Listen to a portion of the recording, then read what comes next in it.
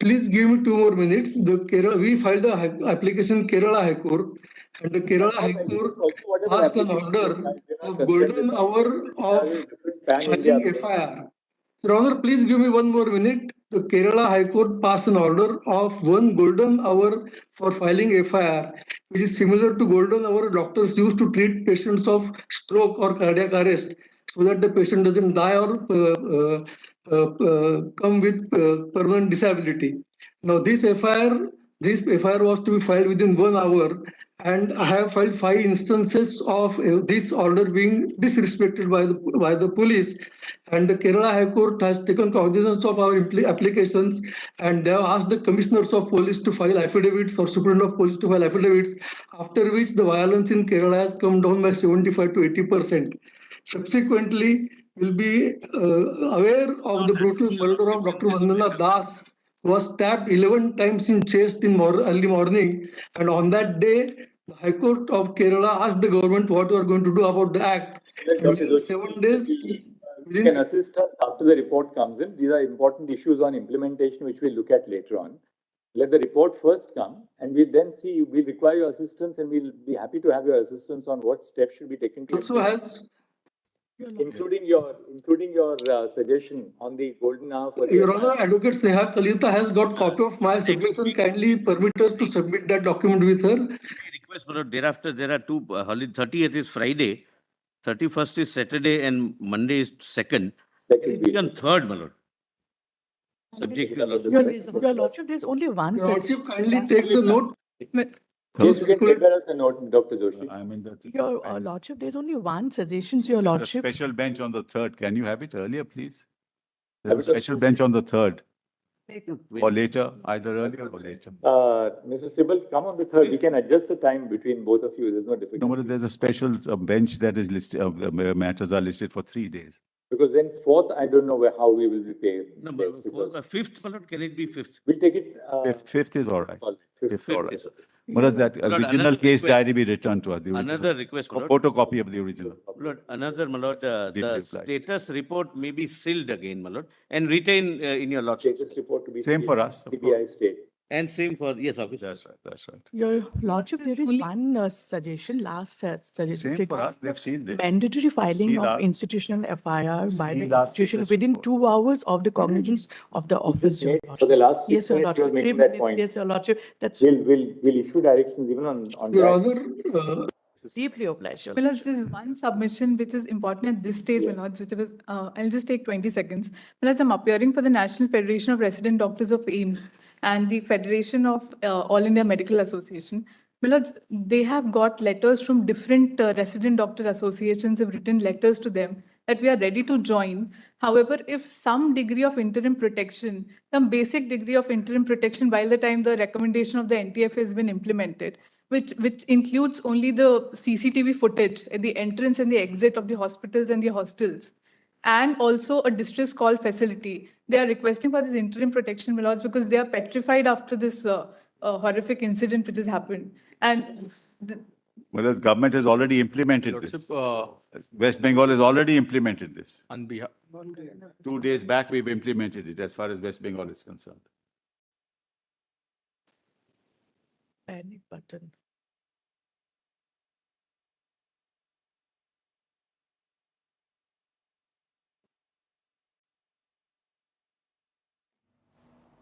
So on day 2 of the hearing in the Supreme Court in the Kolkata rape and murder case, and of course this is what is being said in the case regarding many questions that are being raised in the next hearing is going to be coming up on the 5th of September. But, you know, what is the reason for the 14-hour delay in filing the FR is the question that has been raised. What in the meantime? What are the steps which the state governments can take in the meantime pending the report of the... What I would suggest, apropos what is in furtherance, the health secretary can have a meeting with the chief secretary and the director general of police instead of health secretary of the state, and convey that you take care of this apprehension. This apprehension appears to be justifiable apprehension, because law and order would be a state subject. We can only accelerate or we can assist. During the course of the hearing, counsel representing several resident doctors associations have indicated to the court that the doctors are willing to go back to work without any condition. However, it has been submitted that, don't say without any condition, are willing to go back to work and their duties. However, it has been submitted that the state governments may take a considered view on putting into place at least some safety measures to assuage the concerns of the doctors. Full stop. In order to enable this exercise, full stop, we consider the suggestion to be fair. Full stop. In order to facilitate this, we direct that the Secretary in the Ministry of Health and Family Welfare of the Union Government shall engage with the Chief Secretaries and the Directors General of Police so as to ensure that the state governments, stroke UTs, put into place certain basic minimum requirements pending the receipt of the report of the task force to assuage the concerns of the doctors over their safety at the workplace. With your lordship permission.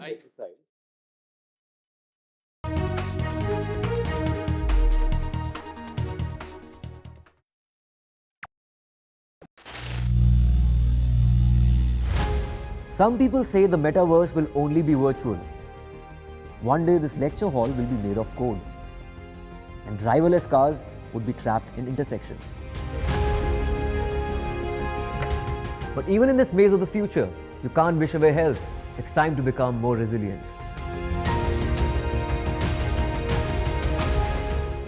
"10 years of Banega Swasth India, we have grown and achieved so many milestones.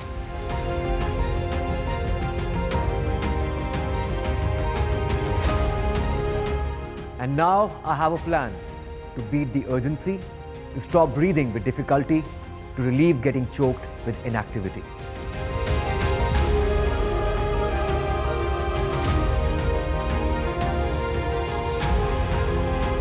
Energize our government, our environment, our society, and ourselves. Everyone, everywhere, every day.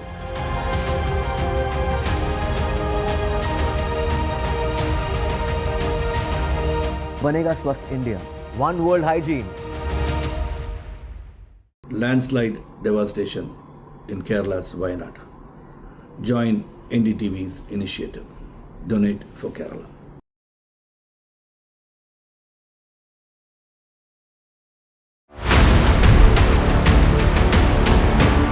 This week on India Ascends. Prime Minister Modi in Ukraine. Is New Delhi now a key voice in global conflicts?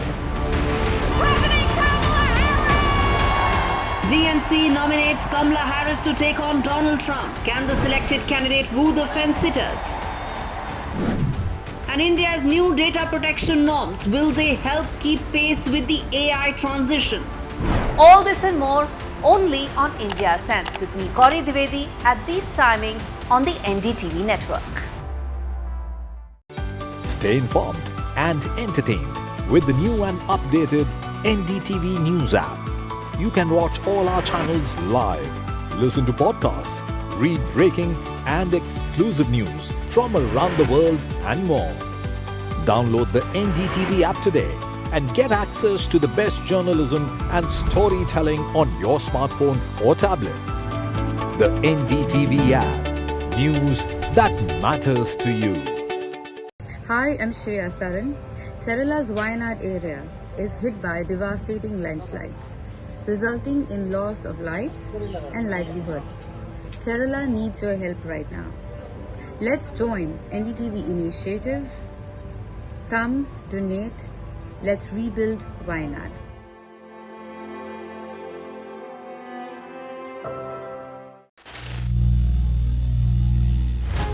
Some people say the metaverse will only be virtual.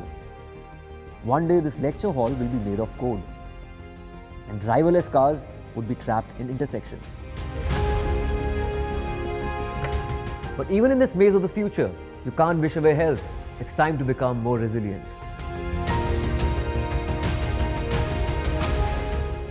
10 years of Banega Swasth India, we have grown and achieved so many milestones.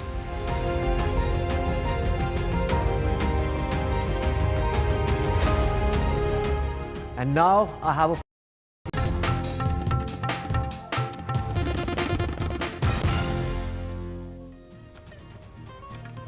Hello and welcome. You're watching NDTV. Up ahead, all the top news stories. We'll get to the latest in the Supreme Court as it hears the Kolkata rape and murder case. Also, the latest on the Prime Minister's visit to Poland. Let's take a look at the headlines.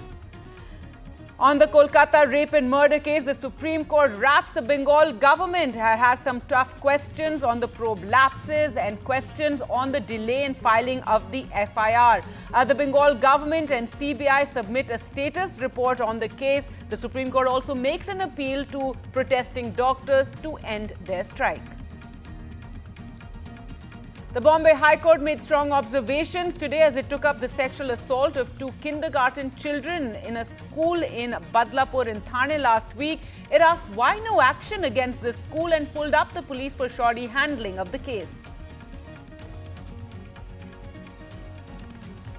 A biker was killed after a car that he allegedly chased him on the streets of Bengaluru rammed his motorcycle from the back on Wednesday night. The police say the incident took place after an argument between the two escalated into road rage. It was caught on camera. The UP government's diktat to all the government staff. The Yogi government says declare your property or lose your salary. The Yogi government has set a 31st of August deadline and nearly 18 lakh UP government staff will be impacted. The Assam government tables a land amendment bill. This amendment to the Land Revenue Regulation Act to regulate Hindu-Muslim land deals. The opposition protest walks out.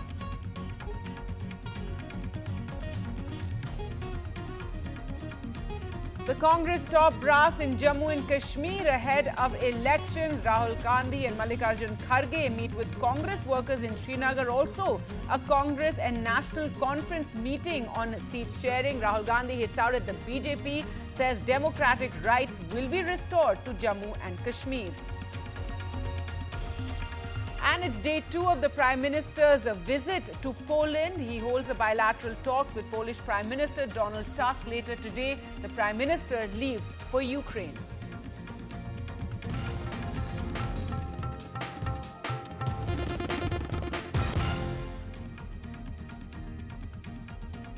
Our top story now in the Kolkata rape and murder case. The Supreme Court wraps the Bengal government and had some tough questions as well for the police in Kolkata over the delay in filing of the FIR. In fact, the Supreme Court, the CBI submitted its status report to the Supreme Court on its probe into the rape and murder of a junior doctor that took place in a Kolkata hospital, the incident that has sparked nationwide strike by doctors. In fact, both the CBI and the Kolkata police submitted reports while the CBI is handling the investigation. The Kolkata police is examining vandalism that took place following protests at the site. It's the second hearing that is taking place today, and several tough questions were asked to the Bengal government on procedures followed in the investigation in this entire matter. The Supreme Court pointing out what seemed to be multiple procedural lapses. Justice Pardiwala said he had never seen such a case in 30 years of his career. The Bengal government, represented by Kapil Sibal, claimed that due process was followed and that there was a delay in filing of the FIR on instructions of the father of the victim. Now, the Supreme Court also appealed to doctors to finally end their strike and said that people are suffering. They also have their heart with the doctors, but they are in a situation where poor people who come to those institutions cannot be left behind in the lurch. Yes, sir. That they take appointments 2 years before the actual date, and then suddenly you are told that you will not be attended to. Let them all resume work. Ask them to first return to work. Yes. Once they return to work, then if nobody is going to take any adverse action against the doctors. That all will come back to work. Word from your lordship will work not for them. Let them first come back to work, and then if there's any difficulty, just talk to us in the court here. We'll make sure that there is no adverse action against the doctors. And now the record reveals the report which we have in our hand that UD was registered after the inquest Panchanama, after the postmortem. You may be right, Mr. Sibal. This is something which even the Criminal Procedure Code doesn't prescribe. Yes, exactly. The entire procedure Yeah. which has been followed by your police, Yes. police of the state, it is something which at least I have not come across Yes. in 30 years of my, I know. let them investigate. This has been inserted later in point of No, time. no, no, no, page 4. Yes, It's prima facie, prima four, facie madam. it appears. All right, let's go across to Tanushka now for more on this entire matter. And Tanushka, some very, stern observations by the Supreme Court pulling up the Bengal government, questioning the manner in which this case was handled by the police, but also, the CBI submitting its report, the Supreme Court making an appeal to doctors to finally call off this strike. You've been covering the doctors for the last couple of days, and I can see you're at a protest march right now. Doctors waiting to see what the final Supreme Court, what it decides to make that decision on calling off strike?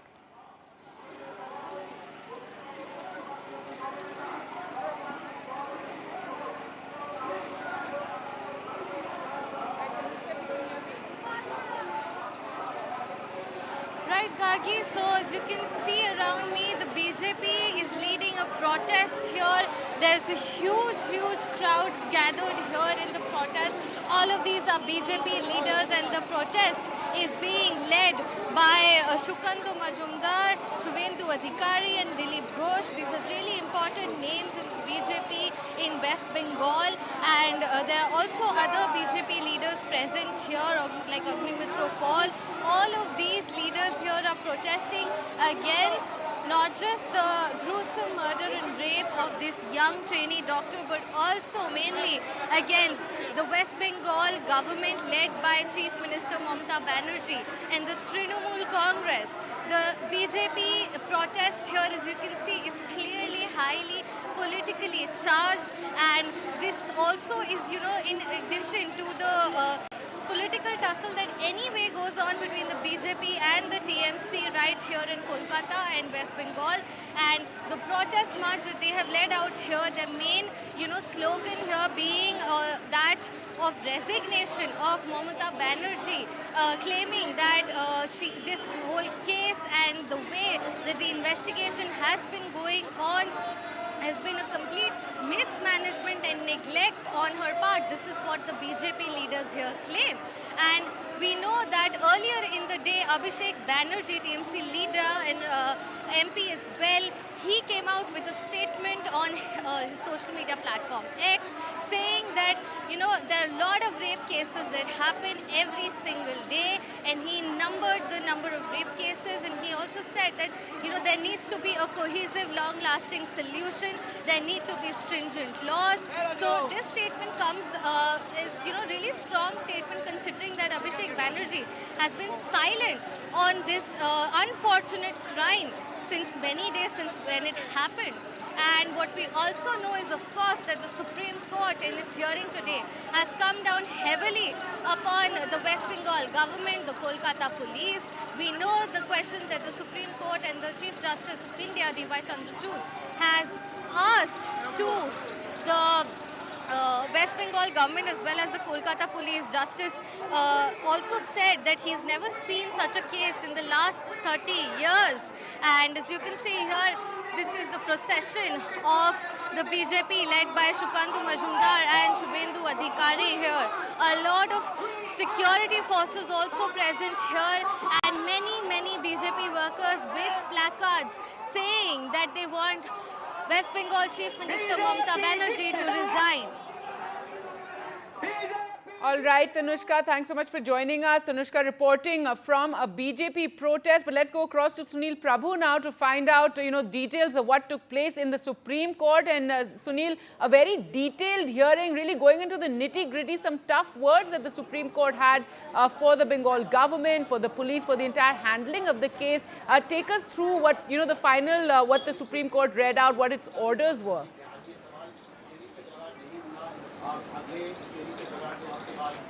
Well, as you rightly pointed out, Gargi, and I think no less than the Chief Justice of India saying you can't justify the delay in filing the FIR, even though you might have done all the mandatory things that you wanted to do. The fact is that the FIR was lodged only at 11:45. Why the delay for that? And as you heard Justice Pardiwala say that I haven't come across a case like this in my 30 years as a judicial officer. That being said, as you rightly pointed out, 3 or 4 important issues which have been reflected. One, that doctors must resume work. And as Chief Justice of India himself said, we can't have justices protesting outside the court. We have to have doctors back at work. And I think that's clearly something that they have done. They have also asked the state director generals of police as well as the chief secretaries to have a discussion with the health secretaries for safety of doctors, especially in government hospitals. So that also has to be looked into. The other, of course, that there will be no coercive action.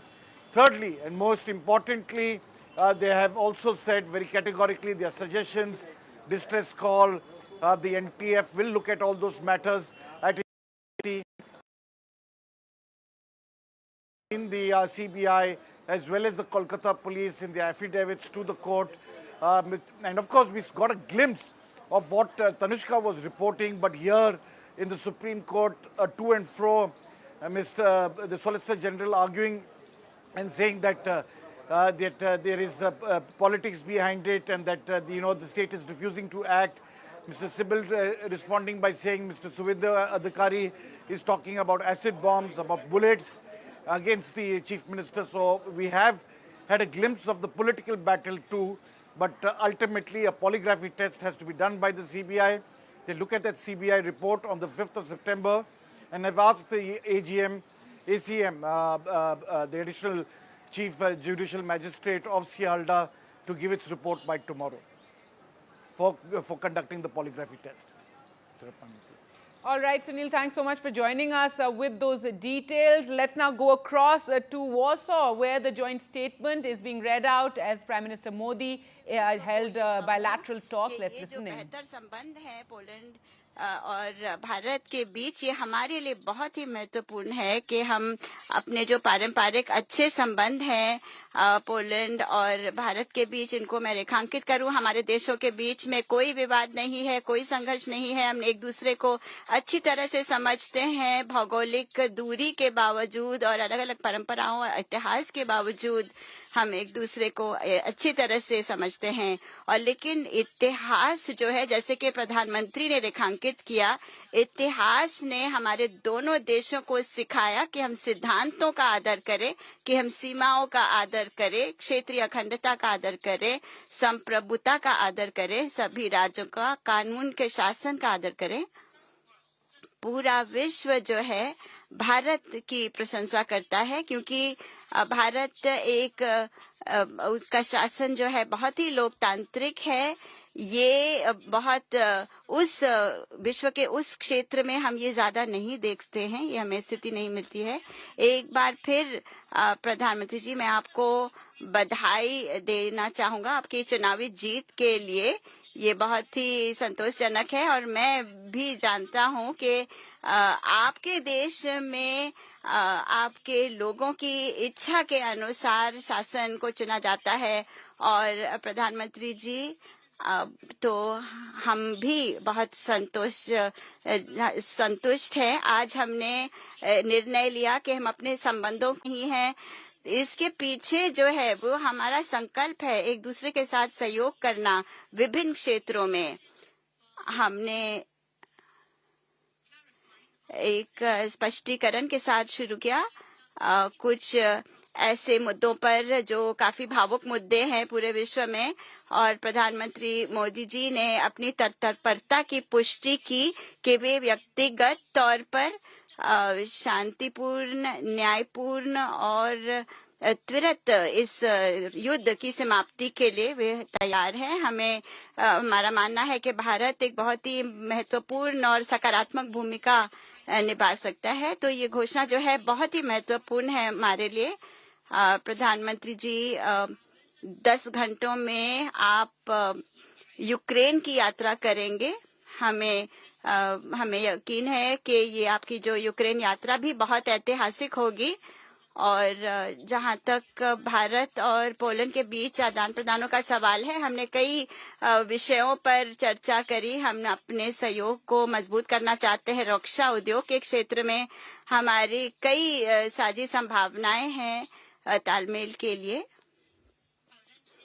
Poland पूरी तरह से तैयार है भारत के सैन्य उपकरण के आधुनिकीकरण में भाग लेने के लिए। हमारे पास आवश्यक तकनीकी क्षमता है, विशेषज्ञ है हमारे ये। मुझे बहुत खुशी है कि हमें न केवल रक्षा के क्षेत्र में लेकिन सैन्य मुद्दों पर भी नहीं, लेकिन टेक्नोलॉजी के क्षेत्र में भारत एक वैश्विक नेता है कृत्रिम बुद्धिमत्ता के क्षेत्र में। और जो मानव जो इन तकनीकों का उपयोग हम कई क्षेत्रों में कर रहे हैं, रक्षा समेत। और हमें आपने जो हमारी कंपनियों को और आपने देश में आमंत्रित किया है उसके लिए भी हम बहुत आभारी हैं। हम जानते हैं कि इससे के रक्षा क्षेत्र में भी काफी निवेश हो और हम एक दूसरे के साथ मिलकर सहयोग करें। और अगर हम ऊर्जा ट्रांजिशन की बात करते हैं तो ये भारत और पोलैंड दोनों के लिए लाभकारी हो सकता है। और हम चाहेंगे कि हमारी कंपनियां जो है वो भारत में काम करें ताकि वो हरित तकनीक, हरित विकास के मुद्दों पर मिलकर एक दूसरे के साथ सहयोग करें। पोलैंड इस क्षेत्र में भारत को काफी कुछ दे सकता है और उनके साथ साझा कर सकता है। और हम काफी चीजों पर हमने बातचीत करी है और इन सभी को हम आगे लेकर जाएंगे। अगर हम एग्री फूड क्षेत्र की बात करें तो हम एक सहयोग पर हमारी सहमति बनी है ताकि पोलिश के जो एंटरप्रेन्योर्स हैं वो भारत में आ सके और भारत के एंटरप्रेन्योर्स पोलैंड में आ सके। इस क्षेत्र में खास तौर पर हमने कई बातों पर जो सूचना है वो साझा करी। हमने वीजा की नीति के बारे में भी प्रधानमंत्री को बताया है और उन्होंने इस पूरे मुद्दे को अच्छी तरह से समझा है और वो पूरी तरह से सहमत है कि हमें इन सभी का समाधान मिलकर ढूंढना होगा ताकि हम वीजा के क्षेत्र में जो एक तरह का जो जटिलताएं आ जाती हैं या मुश्किलें पैदा हो जाती हैं उनको हम अच्छी तरह से उनका हम निफा कर सकें। हम भारतीय जो नागरिक हैं उनका हमेशा से ही पोलैंड में स्वागत करते रहे हैं और करते रहेंगे और उनसे हमें बहुत ज्यादा लगाव है, लेकिन हम वीजा की प्रणाली को बेहतर करना चाह रहे हैं। प्रधानमंत्री जी, आज मैं काफी सकारात्मक हूँ। मुझे लगा कि आपसी जो हमारी बातचीत हुई और जिस तरीके से हमने अपने सोच विचार एक दूसरे के साथ साझा किए तो उससे हमारी समझ जो है वो काफी बड़ी है, न सिर्फ युद्ध के क्षेत्र में लेकिन और बाकी बहुत जो क्षेत्र है उनके बारे में भी। प्रधानमंत्री जो है वो पूरी तरह से प्रतिबद्ध है पोलैंड के साथ अपने संबंधों को आगे ले जाने के लिए और यूरोपीय यूनियन के साथ भी वह सहयोग करना चाहते हैं।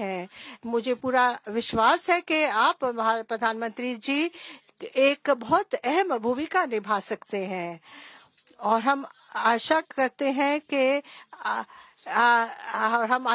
कि हमारा सहयोग जो है वो और भी बेहतर होगा। मैं आपको माइक देता हूं। धन्यवाद। मैं प्रधानमंत्री मोदी को मैं आमंत्रित करता हूं कि वह अब अपनी स्पीच दे। धन्यवाद। Your Excellency, Prime Minister Donald tusk, दोनों देशों के डेलीगेट्स, मीडिया के साथियों, नमस्कार। वारसो जैसे खूबसूरत शहर में गर्मजोशी भरे स्वागत, भव्य आतिथ्य सत्कार और मित्रता भरे शब्दों के लिए मैं प्रधानमंत्री टस्क का हृदय से आभार व्यक्त करता हूं। आप लंबे समय से भारत के अच्छे मित्र रहे हैं। भारत और पोलैंड की मित्रता को मजबूत करने में आपका बहुत बड़ा योगदान है। फ्रेंड्स, आज का दिन भारत और पोलैंड के संबंधों में विशेष महत्व रखता है। आज 45 साल के बाद किसी भारतीय प्रधानमंत्री ने पोलैंड का दौरा किया है। मेरे तीसरे कार्यकाल की शुरुआत में ही मुझे यह सौभाग्य मिला है। इस अवसर पर मैं पोलैंड की सरकार और यहाँ के लोगों का विशेष आभार व्यक्त करता हूं। आपने 2022 में यूक्रेन कॉन्फ्लिक्ट में फंसे हुए भारतीय स्टूडेंट्स को निकालने के लिए जो उदारता दिखाई, उसे हम भारतवासी कभी नहीं भूल सकते। फ्रेंड, इस वर्ष हमने अपने राजनयिक संबंधों की 70वीं वर्षगांठ मना रहे हैं। इस अवसर पर हमने संबंधों को स्ट्रेटेजिक पार्टनरशिप में परिवर्तित करने का निर्णय लिया है। भारत और पोलैंड के संबंध डेमोक्रेसी और रूल ऑफ लॉ जैसी साझा मूल्यों पर आधारित है। आज हमने संबंधों को एक नई दिशा देने के लिए कई इनिशिएटिव्स की पहचान की है।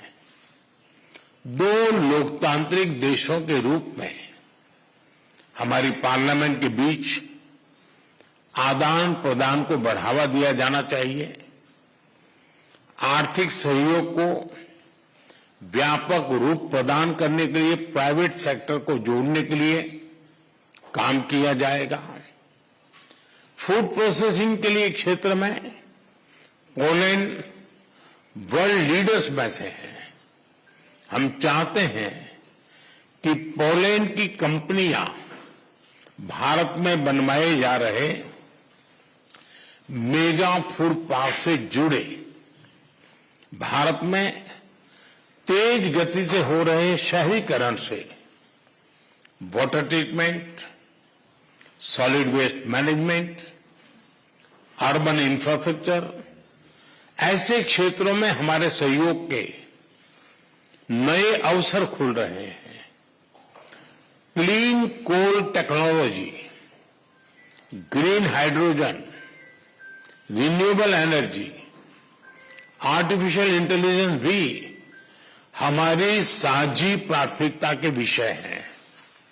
हम पोलैंड की कंपनियों को make in India and make for the world से जुड़ने के लिए आमंत्रित करते हैं। फिनटेक, फार्मा, स्पेस, ऐसे क्षेत्रों में भारत ने अनेक उपलब्धियां हासिल की है। हमें इन क्षेत्रों में अपना अनुभव पोलैंड के साथ साझा करने में खुशी होगी। रक्षा के क्षेत्र में करीबी सहयोग हमारे गहरे आपसी विश्वास का प्रतीक है।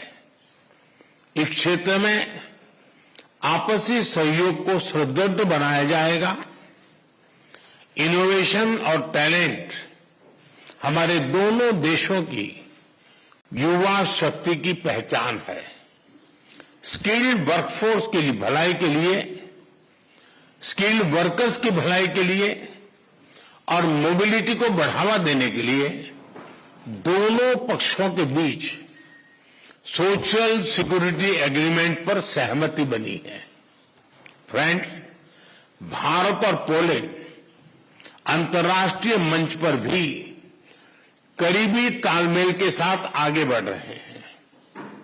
हम दोनों सहमत है कि वैश्विक चुनौतियों का सामना करने के लिए संयुक्त राष्ट्र संघ तथा अंतर्राष्ट्रीय संस्थानों में रिफॉर्म वर्तमान समय की मांग है। आतंकवाद हमारे लिए एक बड़ी चुनौती है। मानवता में विश्वास रखने वाले भारत और पोलैंड जैसे देश ऐसे और अधिक सहयोग आवश्यक है। उसी तरह क्लाइमेट चेंज हमारे लिए साझा प्राथमिकता का विषय है। हम दोनों अपनी क्षमताओं को जोड़कर ग्रीन फ्यूचर के लिए काम करेंगे। जनवरी 2025 में पोलैंड यूरोपियन यूनियन की अध्यक्षता संभालेगा। मुझे विश्वास है कि आपके सहयोग से भारत और ईयू के संबंधों को बल मिलेगा। फ्रेंड, यूक्रेन और पश्चिम एशिया में चल रहे संघर्ष हम सभी के लिए गहरी चिंता का विषय है। भारत का यह दृढ़ विश्वास है कि किसी भी समस्या का समाधान रणभूमि में नहीं हो सकता।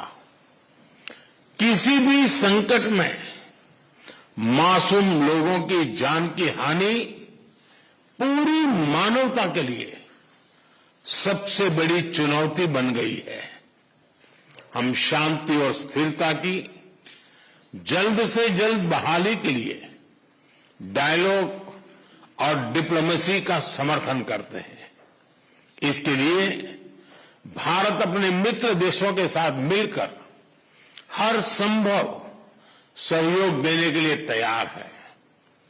फ्रेंड्स, पोलैंड में इंडोलॉजी और संस्कृत का बहुत पुराना और समृद्ध ट्रेडिशन रहा है। भारतीय सभ्यता और भाषाओं में गहरी रुचि से हमारे संबंधों की मजबूत नींव रखी गई है। हमारे गहरे पीपल टू पीपल टाइज का एक प्रत्यक्ष और जीवंत उदाहरण कल मैंने देखा। इंडियन फोर्स के डोगरे महाराजा और कोल्हापुर के महाराज की याद में बनाए गए मॉन्यूमेंट्स पर मुझे श्रद्धांजलि देने का सौभाग्य मिला। मुझे खुशी है कि आज भी पोलैंड के लोग उनके परोपकार और उदारता का सम्मान करते हैं। उनकी स्मृति को अमर करने के लिए हम भारत और पोलैंड के बीच Jam Sahab of Nawanagar youth exchange programme शुरू करने जा रहे हैं। हर वर्ष पोलैंड के 20 युवाओं को भारत यात्रा पर लेकर जाया जाएगा। फ्रेंड्स, मैं एक बार फिर प्रधानमंत्री टुस्क और उनकी मित्रता के लिए हृदय से आभार प्रकट करता हूं और हमारे संबंधों को नए स्तर पर ले जाने के लिए अपनी प्रतिबद्धता दोहराता हूं। बहुत बहुत धन्यवाद। Prime Minister Modi's statement there after talks were held, bilateral talks between the Prime Minister as well as the Polish Prime Minister, talking about the long and significant relationship between the two countries. A strategic partnership is how he described it. The Polish Prime Minister also spoke about easing up the visa process between the two countries. Now the Prime Minister later today will be leaving for Kyiv. He will be in Ukraine, where he will be meeting with Zelensky. With that, we'll slip into a short break. More news coming up on the other side. Stay with us.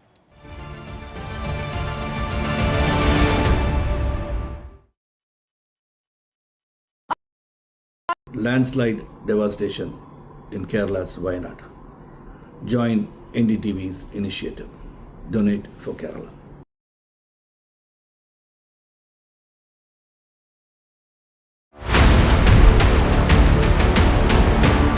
This week on India Ascends. Prime Minister Modi in Ukraine. Is New Delhi now a key voice in global conflicts? DNC nominates Kamala Harris to take on Donald Trump. Can the selected candidate woo the fence-sitters? And in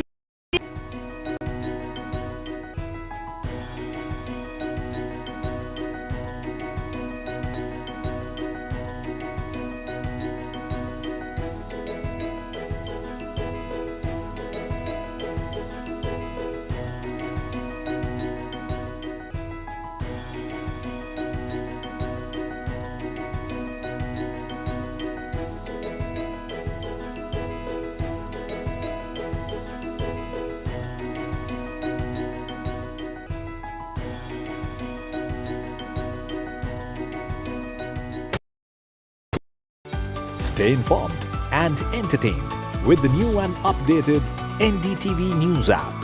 You can watch all our channels live, listen to podcasts, read breaking and exclusive news from around the world and more. Download the NDTV app today and get access to the best journalism and storytelling on your smartphone or tablet. The NDTV app. News that matters to you. Hi, I'm Shreya Saran. Kerala's Wayanad area is hit by devastating landslides, resulting in loss of lives and livelihood. Kerala needs your help right now. Let's join NDTV initiative. Come, donate. Let's rebuild Wayanad.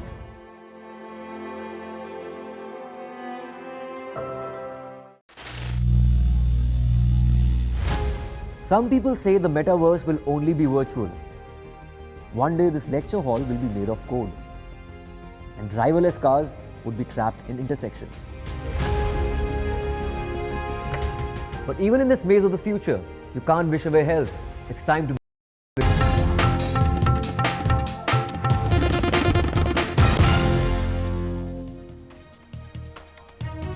Welcome back. The Bombay High Court today had some very strong observations to make as it took up suo moto the sexual assault of two minor children last week at a kindergarten school in Badlapur in Maharashtra's Thane district. Remember, this had led to that massive protest at the railway station for several hours as protesters had blocked the train tracks. Now, the High Court said if schools are not a safe place, what is the point of talking about right to education unless there's a strong outburst? The machinery doesn't work. It reprimanded the local police for failing to register a case. Why are you suppressing facts from us? Questioning why the family of the second victim's statement was not recorded and the school chose to cover up over helping the parents is what the High Court observed. Remember, this outburst of anger and the protest had taken place after initially the police did not file an FIR, and also there were several lapses by the school where this sexual assault occurred allegedly by the cleaner of the school. Today the court was heavily down on the police, the Badlapur police. There was a delay in the registration of FIR. The parents were kept waiting. The court said that we had taken cognizance based off of the news reports that were coming in and the protests that soon followed. The court expressed its disappointment, saying that if the protesters are having to rail roko and because of that the court has to take action, there's not going to be sense of the RTE, the right to education. Will you be seeking more prayers in the days to come? Of course, suo moto has been taken, but will there be any intervention from your part in the days to come? Currently, we are looking into it. We are not very sure. We trust the SIT investigation so far, and we trust that the court is going to look at the larger picture and ensure the safety of the children. They might also issue, we are expecting that the courts also might issue guidelines pertaining to children's safety with regard to POCSO, and even without, irrespective of POCSO, and those statewide schools would have to follow it. That's what we have expected. Any particular directives that you'd like the courts to be issued? Because you had mentioned this a couple of days ago. The court has today mentioned that we are going to look into the matter. We are going to look at the larger picture, and essentially the state schools would have to comply by the POCSO rules, and the court is going to ensure that there are... In terms of larger safety and security. Yes, in terms of larger safety and security of the children, whether the POCSO guidelines are being complied by the schools or not of the state, that the court will look into. All right, joining us for more on this story, we're joined by Advocate Anubha Srivastav Sahai, child rights activist and advocate, Bombay High Court. Thank you so much for joining us. And you know what the High Court said today was very true. It talked about how, just because there has been a hue and cry, this massive protest where train tracks were blocked, is the reason that now suddenly the entire machinery authorities have swung into action, questioning, how the police handled this case, the fact that it's under POCSO, and the case was not even filed against the school, nor was the second victim in this matter even questioned.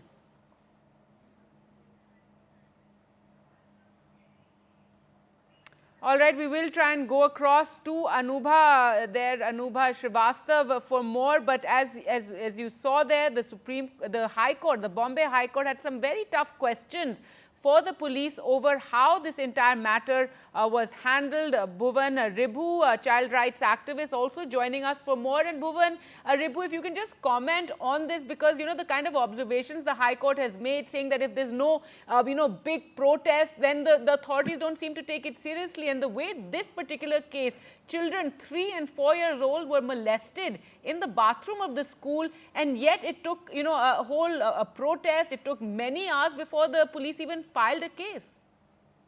It is shameful. And not only is it a responsibility of the state, it's a larger responsibility of the state government. The guidelines issued by the National Commission for Protection of Child Rights that mandated safety and security protocols that have to be followed up by all schools across India have not been notified by the state of Maharashtra, despite Supreme Court directions, despite 4 years having been passed.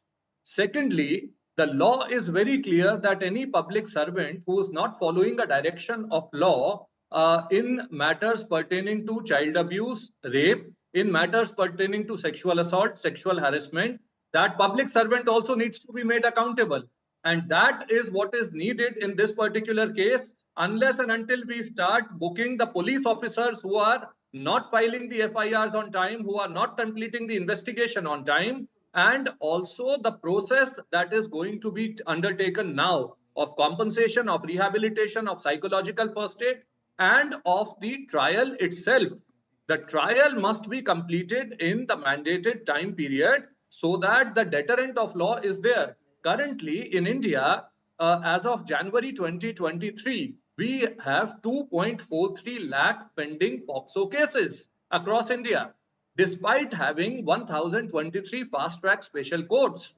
And on top of that, only 8,898 people have been convicted in the year 2022 for POCSO-related offenses, which means that a mere 3% of people who are assaulting our children have been convicted. So that needs to change. It will take 9.5 years, as per a report by the India Child Protection Team. It will take 9.5 years to complete the POCSO backlog. States like Delhi will take 27 years to clear the backlog. These are larger issues that also must be taken into account. And in this particular case, action must be taken against the police officials that have erred, and the investigation should now be completed immediately. The trial should begin, and the trial should be completed within the next 2 months or so. Absolutely. And this is why I wanted to talk to experts like you, and we're joined by Advocate Anubha Srivastav Sahai also, because people should realize that it can't take a protest like this. Train tracks shouldn't have to be blocked every time to get the law to, ensure justice, isn't it? Anubha Srivastav, your comments on this, and now an SIT has been formed that's going to look into this matter, but we can't have an SIT every time. The police, the law, it should all react the way it's supposed to in cases of child molestation. Yes, actually, it's a very horrifying incident. And if law enforcing authorities, if they're not able to take care of our children, then I'm really shocked how our children are going to be safe in days to come. So whatever has happened, whether the police has not taken action or even the CCTVs were not working, administration was at fault, not only school administration, even the education department, the municipal commissioner, he has all the right under Right to Education Act. The education officer has to conduct inspection of all the schools, whether everything is in place or not. Why that has not been done? Because of all these lacunas, because of non-implementation.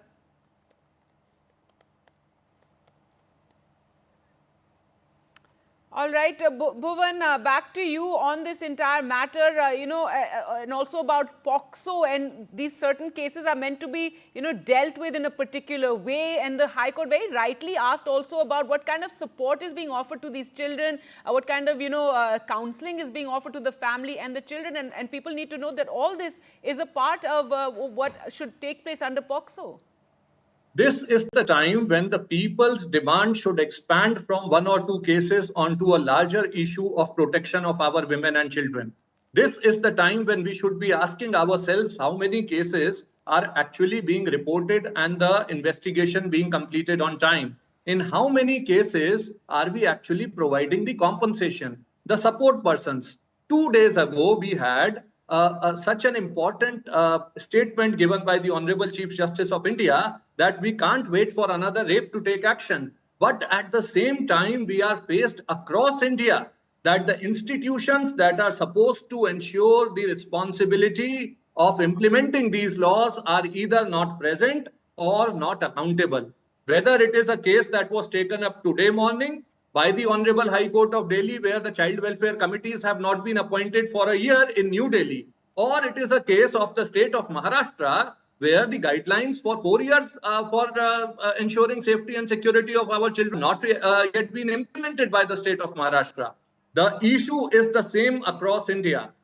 We have to have the transparency in the accountability of police, of our judiciary, of our child welfare committees, of the rehabilitation frameworks that are supposed to ensure education, rehabilitation, and mental health support. And support persons have to be appointed as per the Supreme Court directions immediately across India in all POCSO cases, which have not been done for the last 1 year. The state of Maharashtra should also be asked this question. Right. Why are support persons not being appointed there till now? All right, so lots of lacunae, lots of gaps really in the entire system. We're out of time. Thank you so much both for joining us on the program to talk about this very important issue, as the Bombay High Court took up this matter itself and had some really tough questions and comments on how the police handled this entire matter. But returning now to the Kolkata rape and murder case involving the junior doctor in a government hospital there in Kolkata, and today the Supreme Court second day of hearing took place today, but also a protest is taking place in Kolkata. Let's just listen into what BJP leader Suvendu Adhikari had to say.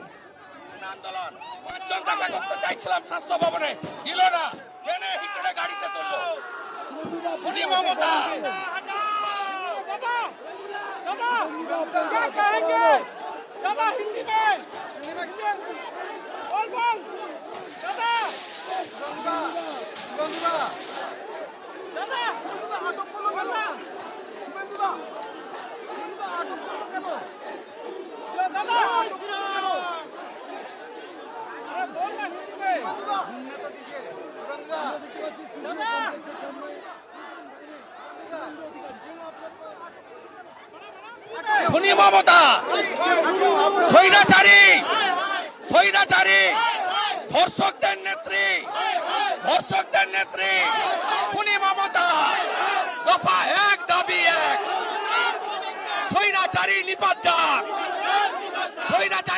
যাক খুনি মমতা হায় ধর্ষকদের নেত্রীকে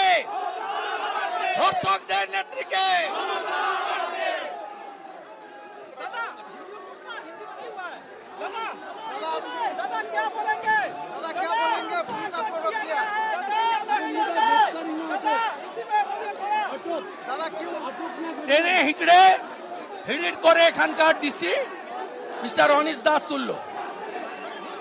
ঠিক আছে এই লড়াই চলছে। আমরা 5 জন স্বাস্থ্য ভবনে যেতে চেয়েছিলাম, অনলি 5। আমি সুকান্ত মজুমদার, দে আর নট অ্যালাউড। টেনে হিচড়ে তুললো।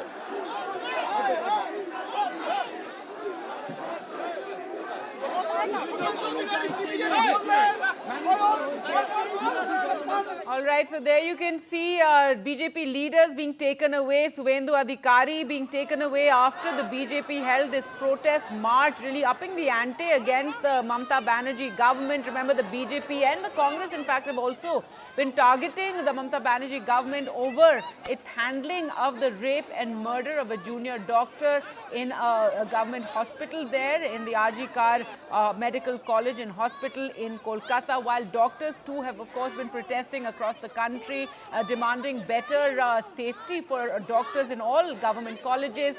Politics over this entire matter as well, and the BJP has used it to attack the Mamata government over its handling of the case. Today there was also a Supreme Court hearing where the Supreme Court too had some tough questions for the Bengal government as well as the Kolkata police over its handling of the rape and murder of a junior doctor in Kolkata. So the BJP there holding a protest march today, yesterday as well. They held a march in Kolkata, and there you can see Suvendu Adhikari and other leaders being taken away in buses.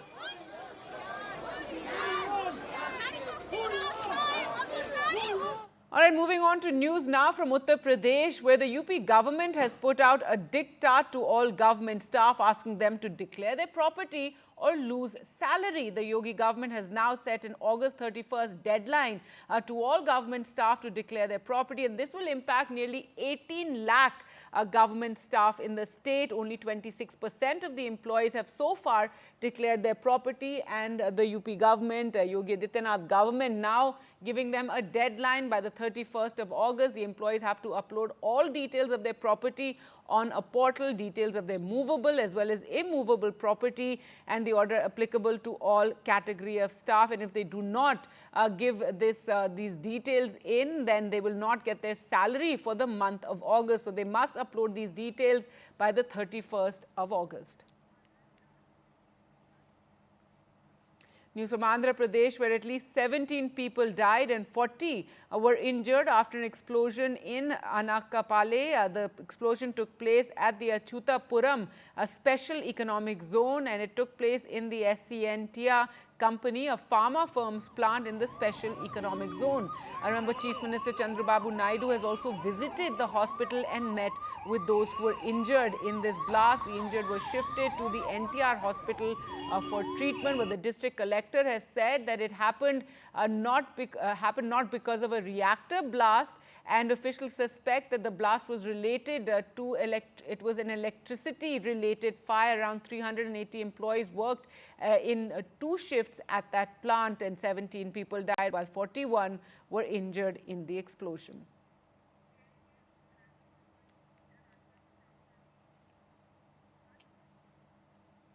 News now from Jammu and Kashmir, where senior Congress leader Rahul Gandhi, party chief Mallikarjun Kharge and other leaders are visiting today. It's a 2-day visit to assess the party's preparations for the upcoming assembly polls, which are to take place finally in the Union Territory. And the Congress also exploring its alliance with the National Conference, also meeting with Farooq Abdullah and Omar Abdullah. The 3-phase assembly polls are scheduled to begin with the first round on September 18th. The other 2 rounds are on 25th and the 1st of October, while the votes will be counted on the 4th of October. Rahul Gandhi hit out at the BJP and said democracy will return to Jammu and Kashmir.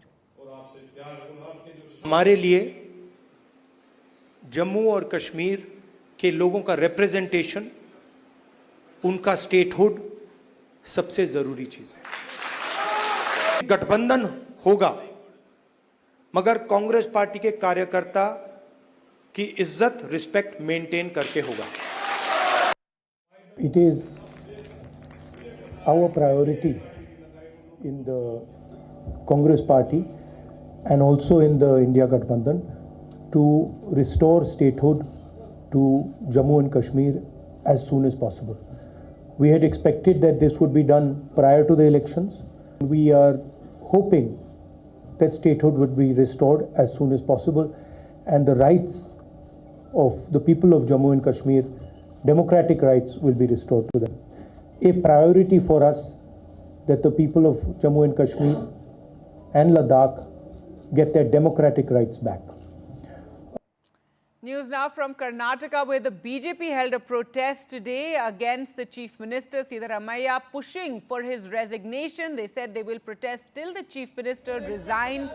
The Congress claiming hypocrisy by the BJP. So this protest was held in Freedom Park in Bengaluru after the governor has given his sanction for the investigations to take place against Chief Minister Siddaramaiah, who's under the scanner for the Muda land scam related to land in Mysore, in which the BJP claims his wife is implicated. The governor had given a prosecution nod for Siddaramaiah to be prosecuted. However, the Congress saying this is hypocrisy by the BJP, as the governor had also given the prosecution nod against BJP leader Yediyurappa. It is a fight against the corruption. It is a fight against it. It is a fight for justice. Impressing upon this Congress party, urging upon this Congress party to take action against this Congress Chief Minister, Mr. Siddaramaiah. Immediately ensure he has been dismissed. Last time when Yediyurappa ji was given the governor's sanction for prosecution, BJP stages anti-governor protest in Karnataka. They called for a Karnataka Bandh when they were in power. And staying with news from Bengaluru, a biker was killed after a car that allegedly chased him on the streets of Bengaluru rammed his motorcycle from the back. This took place on Wednesday night and, as you can see, caught on CCTV. The police say this took place after an argument between the two escalated. Let's go across to Pratibha for more. And Pratibha, really very shocking. What are the details? What was the argument about? And this young man has died after this car rammed into his motorcycle. Well, it was basically an accidental touch. While the biker was riding behind the car, he accidentally touched the car, and that led to heated arguments between the two parties. And soon after that, the biker apparently had two other pillion riders with him. And the guy in the car was chasing him soon after. This happened at the Vidyaranyapura police limits. And as he began chasing, the biker managed to go through the narrow roads of that area and managed to drop the other two. But then in the meantime, towards the last moment is when he rammed against a compound wall there, and the car also touched him then, and that's when he was succumbing to head injury.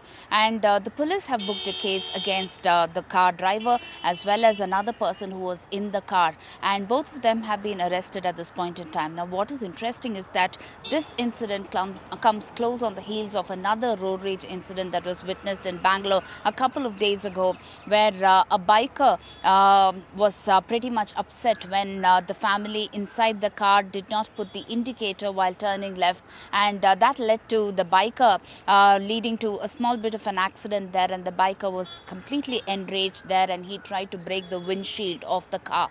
So these kind of incidents have definitely come into the limelight as far as Bengaluru is concerned. Of course, Bengaluru's traffic has always been known for the wrong reasons, and now we have such kind of a road rage incidents that are seeming to be increasing day by day. Back to you. Right, a very shocking case, and that too from Bengaluru. Thanks so much, Pratibha, for joining us with the details. With that, we'll slip into a short break. News updates continue right here on NDTV.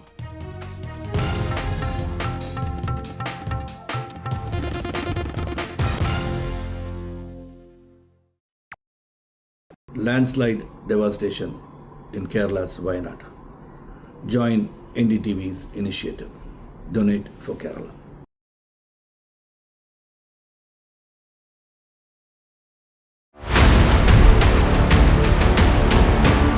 This week on India Ascends. Prime Minister Modi in Ukraine. Is New Delhi now a key voice in global conflicts? DNC nominates Kamala Harris to take on Donald Trump. Can the selected candidate woo the fence-sitters? And India's new data protection norms, will they help keep pace with the AI transition? All this and more only on India Ascends with me, Gauri Dwivedi, at these timings on the NDTV network. Stay informed and entertained with the new and updated NDTV News app. You can watch all our channels live, listen to podcasts, read breaking and exclusive news from around the world and more. Download the NDTV app today and get access to the best journalism and storytelling on your smartphone or tablet. The NDTV app. News that matters to you. Hi.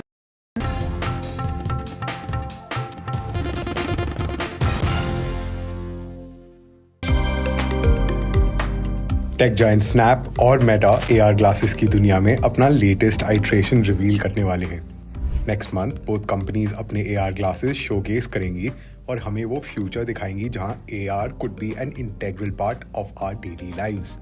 पहले बात करेंगे Snapchat के parent company snap ink की, जो 17 सितंबर को Los Angeles में अपने annual partner summit में स्पेक्टिकल्स AR ग्लासेस की नेक्स्ट जनरेशन रिवील करेंगे। A week later, मेटा भी अपने AR glasses code name Orion को अपने कनेक्ट कॉन्फ्रेंस में लॉन्च करेगा।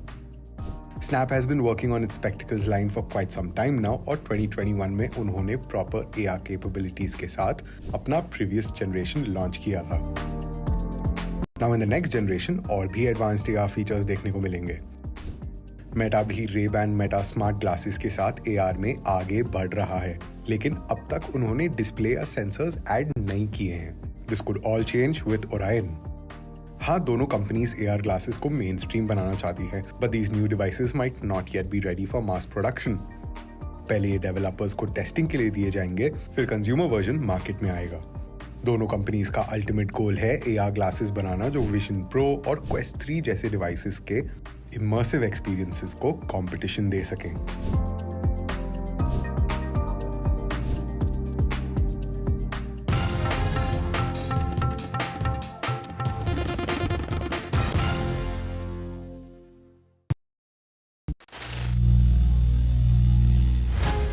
Some people say the metaverse will only be virtual.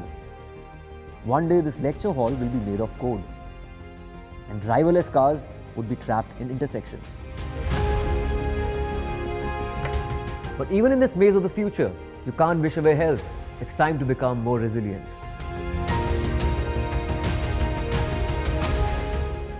"10 years of Banega Swasth India, we have grown and achieved so many milestones.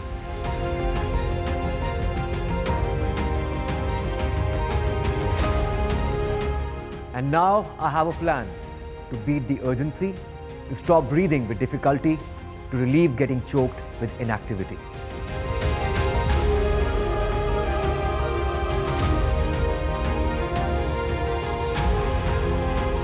Energize our government, our environment, our society, and ourselves.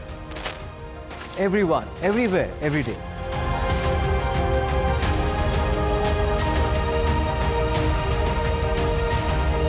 Banega Swasth India. One world hygiene." Landslide devastation in Kerala's Wayanad. Join NDTV's initiative. Donate for Kerala.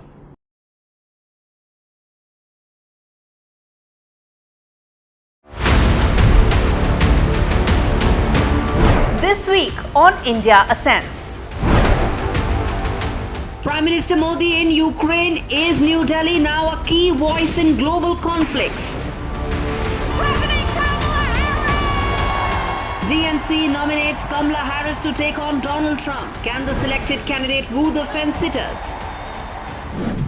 And India's new data protection norms, will they help keep pace with the AI transition? All this and more only on India Ascends with me, Gauri Dwivedi, at these timings on the NDTV network. Stay informed and entertained with the new and updated NDTV News app.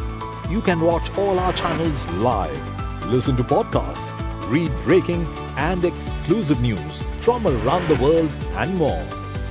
Download the NDTV app today and get access to the best journalism and storytelling on your smartphone or tablet. The NDTV app. News that matters to you. Hi, I'm Shreya Saran. Kerala's Wayanad area is hit by devastating landslides, resulting in loss of lives and livelihood. Kerala needs your help right now. Let's join NDTV initiative. Come, donate. Let's rebuild Wayanad.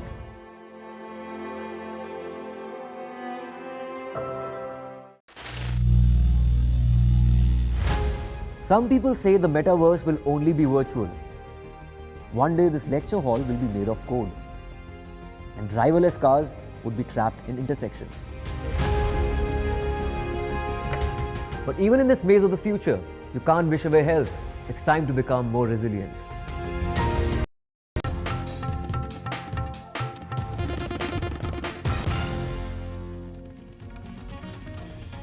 watching NDTV. I am Vedanta Karwal. In a major development, the doctors' body has decided to end their almost 2-week-long protest after the Supreme Court has assured doctors that there will be no victimization.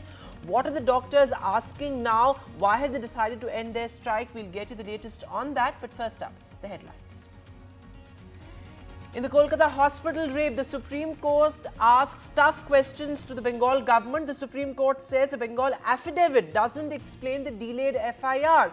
This, as the Supreme Court reminds the Bengal government and asks the Bengal government not to take any coercive action against those protesting peacefully.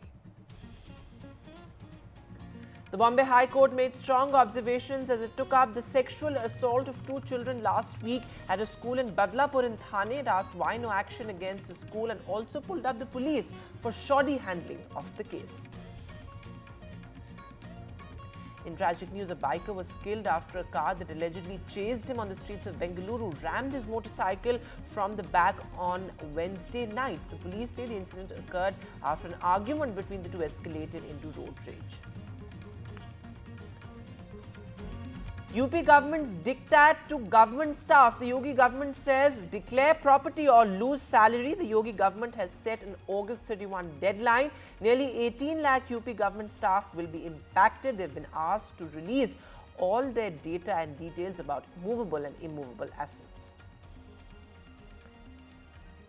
Top Congress leaders in Jammu and Kashmir ahead of the polls, and all eyes on Congress and national conferences meet amid potential seat-sharing talks. Rahul Gandhi says democracy and democratic rights must be restored in Jammu and Kashmir. Prime Minister Modi on a crucial visit to Poland and Ukraine. He recounts Poland's help to India in Warsaw. He says Poland helped India in evacuating students amid the Ukraine war. He also says the conflicts in Ukraine and West Asia are concerning.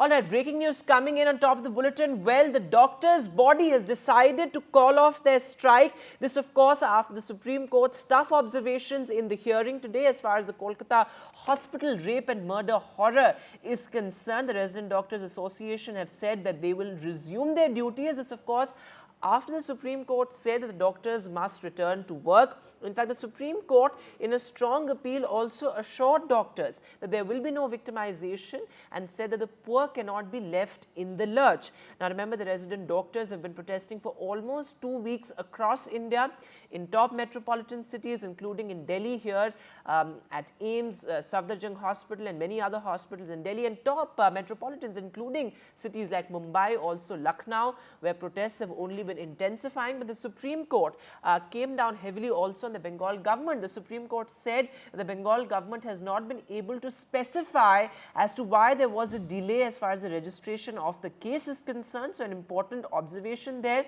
The Supreme Court also cautioned the West Bengal government, saying that there cannot be any coercive action on those protesting peacefully. Now remember, doctors, nursing staff, paramedics and particularly resident doctors, junior doctors have been protesting on the streets of the national capital and all metropolitan cities. Their overarching demand is for a central law against or central law on violence against doctors. Now remember, a couple of important developments have happened, including the constitution of the National Task Force, and now the Supreme Court, in fact in today's hearing importantly, had asked the Health Ministry to open a portal to invite suggestions as far as the National Task Force's working is concerned. The Supreme Court has said that all stakeholders must be represented. Remember, the National Task Force, top doctors, including women doctors, have been given a place in that body. Now, remember, the Supreme Court today also said that ultimately it's a larger question of atrocities as far as doctors are concerned. Remember, the Supreme Court had said that resident doctors must return to work because remember, we have seen that services have been impacted, particularly post-op services in which residents play a very crucial role. They've been impacted, as doctors from across the country have been talking about. Our senior colleague Sunil Prabhu is now joining us live. So, Sunil Prabhu has been reporting on the proceedings in the Supreme Court. Sunil, say important from there that the resident doctors have now decided to call off their strike, and this after the Supreme Court made a strong appeal and also assured doctors that there will be no victimization.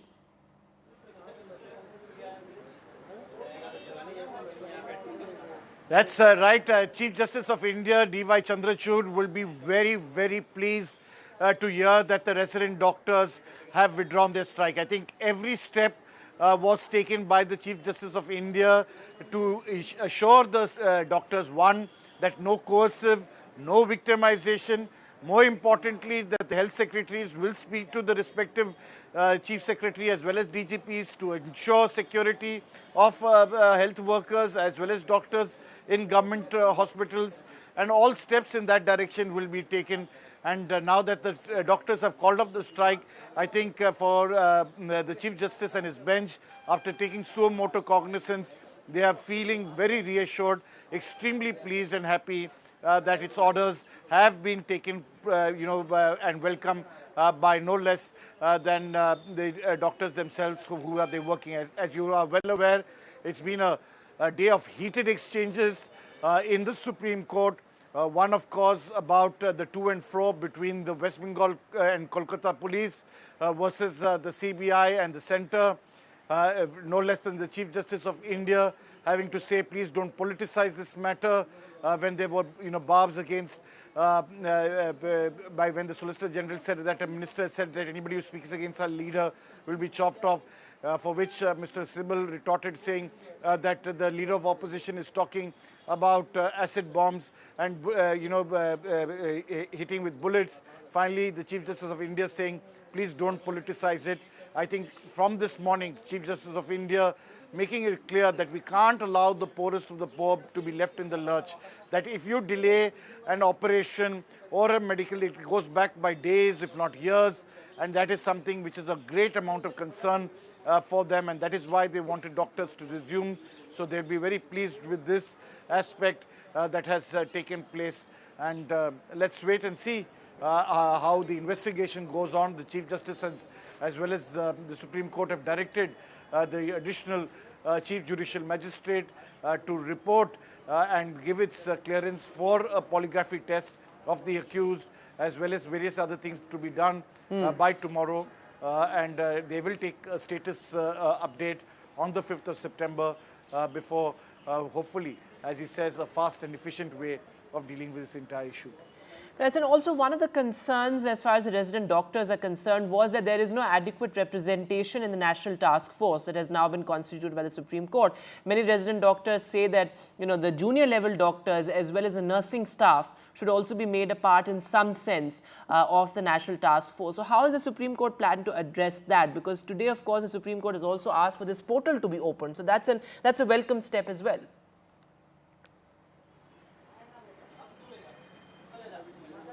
Well, one, of course, as you rightly pointed out, a portal, but for the resident doctors, they can't put them on the panel of the National Task Force. This is a very high-level committee with top directors and, doctors on the board.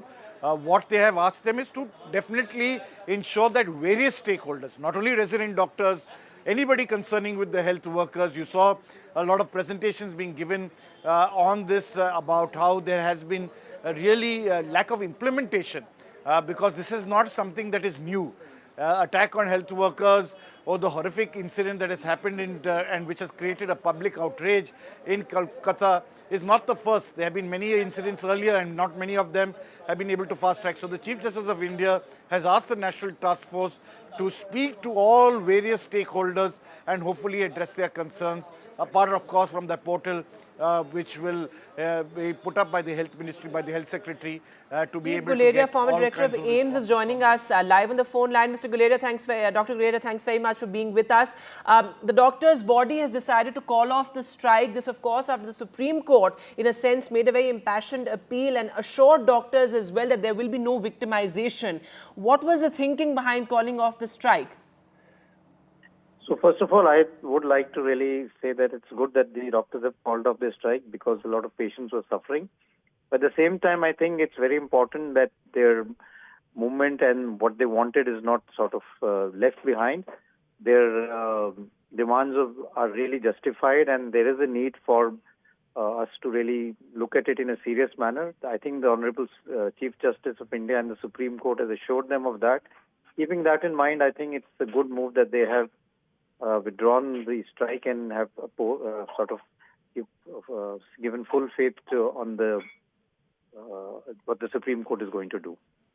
Dr. Koderia, what is the National Task Force's plan of action now? Because, of course, the overarching demand was for a central law on violence against doctors. But in which direction is a National Task Force now planning to work? So I think the mandate of the National Task Force has been clearly given by the Supreme Court in its decision. And they would follow that mandate. They need to also talk to all stakeholders.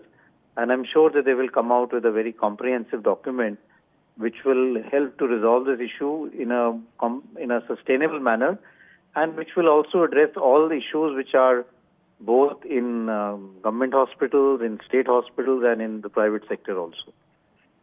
All right, and Dr. Guleria, the resident doctors in fact had raised this concern that there is no adequate representation of junior level doctors in the National Task Force. Of course, the Supreme Court said that it's not perhaps a plausible or reasonable proposition to put junior level doctors on the National Task Force. But do you think that this body will be able to reinstate the faith in junior doctors who feel that they will not be represented adequately as far as the Central Task Force is concerned? Yes, but the task force can take opinions from stakeholders, which includes the junior doctors. We must remember that junior doctors is a moving population. They are residents for a short duration, 3 years, 6 years, and they move on. So there has to be people who have seen the evolution of the whole process. And that is why I think members of the task force are those who have seen, are senior people who have seen how the residency program has evolved. And therefore, they can take advice and consult all stakeholders, but they are probably better positioned in being able to develop a long-term strategy. And Dr. Guleria, as somebody who has headed AIIMS and somebody who's been in the profession for so long, do you think there's going to be consensus as far as various resident doctor bodies are concerned? Because we had seen, a couple of days back, the FODA had called off the strike, but there seemed to have been some sort of miscommunication. Various state resident doctors said that this has not been done in wider consultation, and they continue to protest. Do you think this time around there will be wider consensus on calling off the strike? I think with the appeal that the Supreme Court has made, it is quite likely that there will be wider consensus, and doctors would want to wait and see what the task force comments are and how they are implemented. So I think this is a time to sort of give an opportunity for policymakers and the Supreme Court to implement what the doctors have been demanding, and to see that this is done in a proper manner. If it's not done, then there are other issues that will come up in the near future.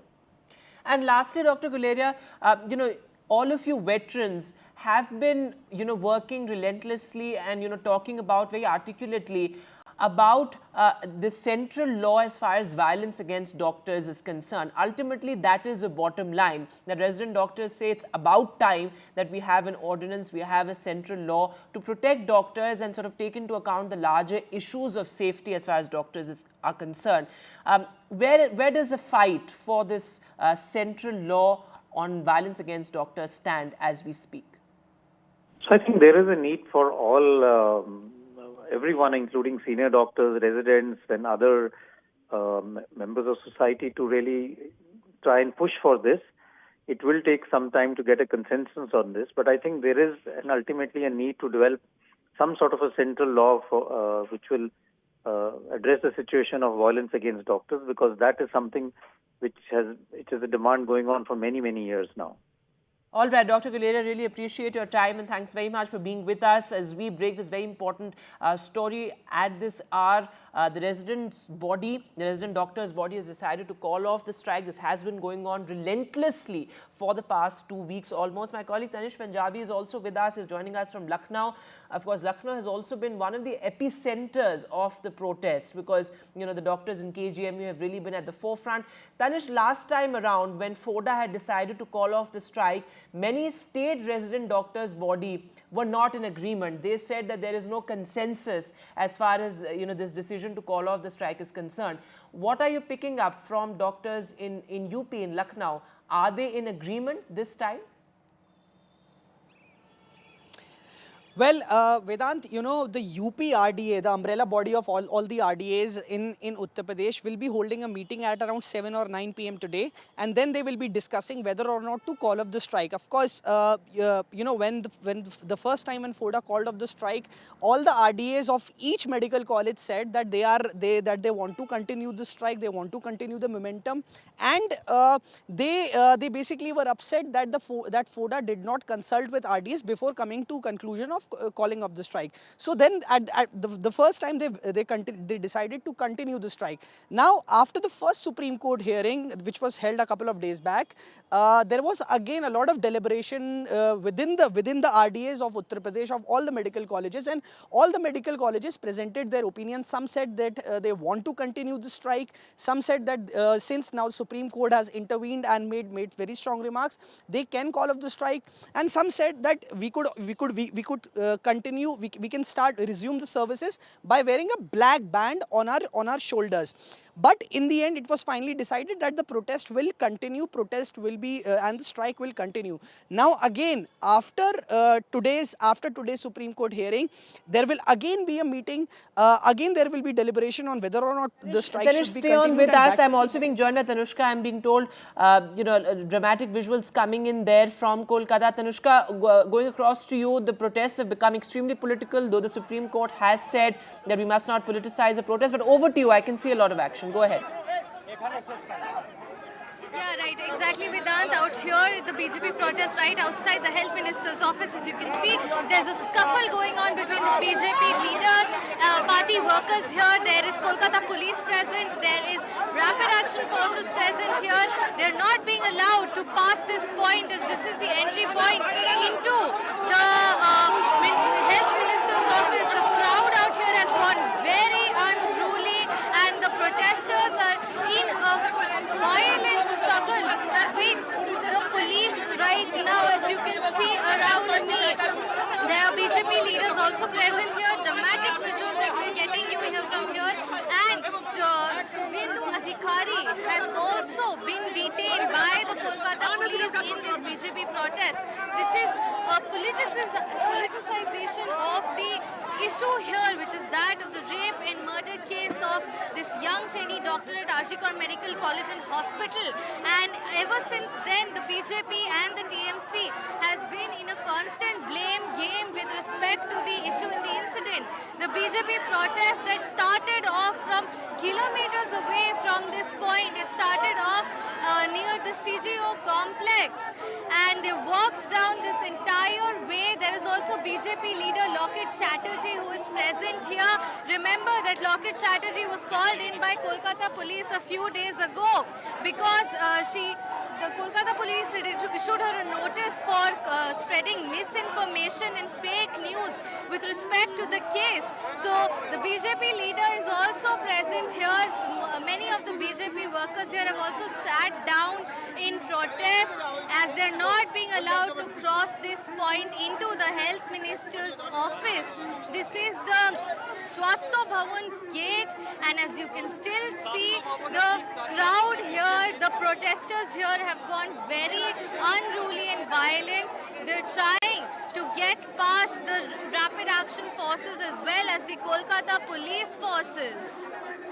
That's right, Tanushka. In fact, as you show us those dramatic visuals, even yesterday, we saw how, a resident doctor's body wanted to submit a charter of demands to the health minister there in Bengal, and they were not allowed. But, speak to some of them, some of the BJP leaders. What are they demanding? Go ahead, over to you.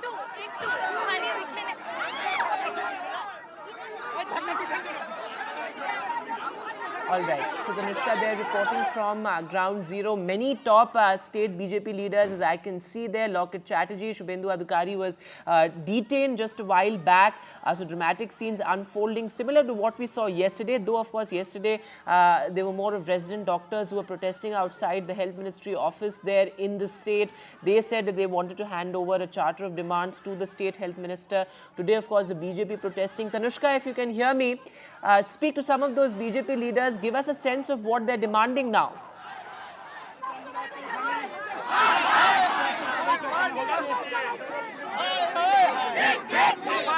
All right, we'll try and reconnect with Tanushka there. But of course, as I said, the BJP has been protesting on, with all those placards. They've been demanding the Chief Minister's resignation. In fact, this, of course, the protests have intensified ever since the Deputy Superintendent of the RG Kar Medical Hospital actually said that there are various corruption allegations as well against the former principal of the medical college, including he made rather damning allegations saying that various unclaimed, unidentified bodies were sold off as well, pointing to some sort of a racket, some sort of a human trafficking nexus within the RG Kar Medical Hospital as well. Those, of course, allegations which will be probed as well. But these protests seem to have become extremely political, and I can see Tanushka there trying to speak to some BJP leaders. We'll try and cue some of those bites as and when we get them. But as I said, these protests have become extremely political. The Supreme Court this morning, in fact, said that we must not politicize this matter after Kapil Sibal representing the Bengal government. Let's try and listen to the audio. जब तक विचार नहीं मिलेगा, justice नहीं मिलेगा, हम लोग रास्ते के ऊपर ही रहेंगे। आज पुलिस रोक रहे हैं, लेकिन पूरा जनता, 10 करोड़ जनता को, पूरा देश को कैसे रखेंगे? हम लोग का ये आंदोलन जारी रहेगा और कंटिन्यू रहेगा जब तक जस्टिस नहीं मिलेगा। Sat down here on the protest. कब तक आप यहाँ पे रहोगे? मेन एजेंडा क्या है अभी? देखिए, अभी पहले वही वांट जस्टिस से शुरू हुआ था। अब चीफ मिनिस्टर का रिजाइन मांग रहे हैं, पदत्याग। तो ये जनरल रोष जो बढ़ रहा है, पब्लिक अभी आंदोलन का हाथ में ले लिया है और ये सरकार या तो जो दोषी उनको सजा दे या तो अपना जगह छोड़ दे, क्योंकि इस प्रकार नहीं। और जब तक ममता बनर्जी सत्ता में होंगे तब तक जस्टिस नहीं होगा। Anushka there speaking to BJP leaders in West Bengal, including Locket Chatterjee and various other BJP netas who have been protesting there. They say that it started with we want justice, it started with the demand for justice, but now, of course, it's about the Chief Minister's resignation. These protests have only become more political after the mob violence and the vandalism that we saw at the RG Kar Medical College a couple of days back, in fact almost a week back, all these allegations of the crime scene being destroyed, of the evidence being tampered with, all these allegations which were heard by the Supreme Court as well. The Supreme Court in fact said that the main point here is, which the Bengal government has failed to answer, is that when was the case actually registered? Why was there a delay in the registration of case? That is a big, most important question, something that the Bengal government and the Supreme Court failed to answer. But on the streets, these dramatic visuals coming in, a caveat there, these are BJP netas, BJP karyakartas of the state protesting against Mamata Banerjee. These are visuals from outside the Health Ministry, the Swasthya Bhavan there in Kolkata. It's the same place where we saw resident doctors yesterday wanting to meet the Health Minister, wanting to submit a charter of demands, but they were not allowed to pass the barricades either. And now these protests becoming extremely political, with the BJP taking on the Mamata government. You had the Mamata government on the other hand say that the BJP is trying to play vulture politics. But of course, this political face-off aside, the fact of the matter is that the Supreme Court has raised many important questions, including the fact that the Bengal police, the local police in a sense, failed to be on the side of the victim and the victim's family. Let's listen to all the political reactions that have come. Ma'am, what is the main agenda of yours from the protest today? And only agenda, we want resignation of Mamata Banerjee. He needs to resign. And other than this, ma'am, we understand there's a lot of politics as well that is going on with respect to the case as well. How do you feel about the politicization of this case? There is no politicization. We want justice. We want justice for Abhaya. We want justice for the men and women of Bengal. And we don't think that there is any law and order over here. Law and order has broken down. There is complete lawlessness, and that is being said by Honorable Supreme Court. Ma'am, you mentioned the Supreme Court hearing. What is your response to that, and what is the expectation as well from the hearing? See, we expect that CBI is going to give us justice, deliver justice.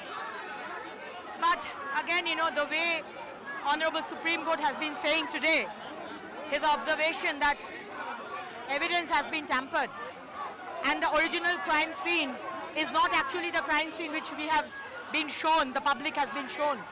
Probably it's the room which has been, broken down by PWD. So if this is the case, then where is the evidence? How will CBI give justice? It's difficult. But still we have hope against hope. And we want Mamata Banerjee should resign. Taking a look at what the Supreme Court said now, well, the Chief Justice of India raised several important questions, even pulling up the Bengal government and reiterating the same question multiple times over as to when was the case actually registered, because the Supreme Court said that there was definitely a significant delay as far as the registration of case is concerned. Importantly, the Supreme Court has now directed the government, the Health Ministry, to open up a portal of suggestions from various resident doctors, nursing officers, because remember, one of the concerns was that they, including the resident doctors, said that they are not adequately represented as far as the National Task Force is concerned. The next hearing is on September the 5th. Listen in to what the Chief Justice of India and other judges on the bench had to say. And now the record reveals the report which we have in our hand that UD was registered after the inquest Panchanama, after the post-mortem. You may be right, Mr. Sibal. This is something which even the Criminal Procedure Code doesn't prescribe. Yes, exactly. The entire procedure which has been followed by your police, police of the state, it is something which at least I have not come across in 30 years of my... I know. Let them investigate. This has been inserted later in point of time. No, page 4. Yes, prima facie it appears. This doesn't justify registration of your FIR. At 11:30 at night, body was recovered in soon after 9:30. What is the reason? I mean, now we've already highlighted that. We needn't go over it all over again. What is the reason why the FIR is lodged almost 14 hours after the discovery of... Because we are... And moving now to the other story that has shocked the nation, and well, that is the sexual assault of 2 minor girls in a kindergarten school in Badlapur in Thane. And now the Bombay High Court has taken suo motu cognizance of the case, and the Bombay High Court also pulled up the local police. In fact, in a strong remark, the Bombay High Court said, if even schools are not safe for children, then what's the point of talking about right to education? The High Court, remember, took suo motu cognizance and said that the local police and even the local administration failed in registering the case at the earliest. Listen in to all the reactions that have come in. Today the court was heavily down on the police, the Badlapur police. There was a delay in the registration of FIR. The parents were kept waiting. The court said that we had taken cognizance based off of the news reports that were coming in and the protests that soon followed. The court expressed its disappointment, saying that if the protesters are having to rail ROCO and because of that the court has to take action, and there's not going to be sense of the RTE, the right to education. Will you be seeking more prayers in the days to come? Of course, suo motu has been taken, but will there be any intervention from your part in the days to come? Currently, I mean, we are looking into it. We are not very sure. We trust the SIT investigation so far, and we trust that the court is going to look at the larger picture and ensure the safety of the children.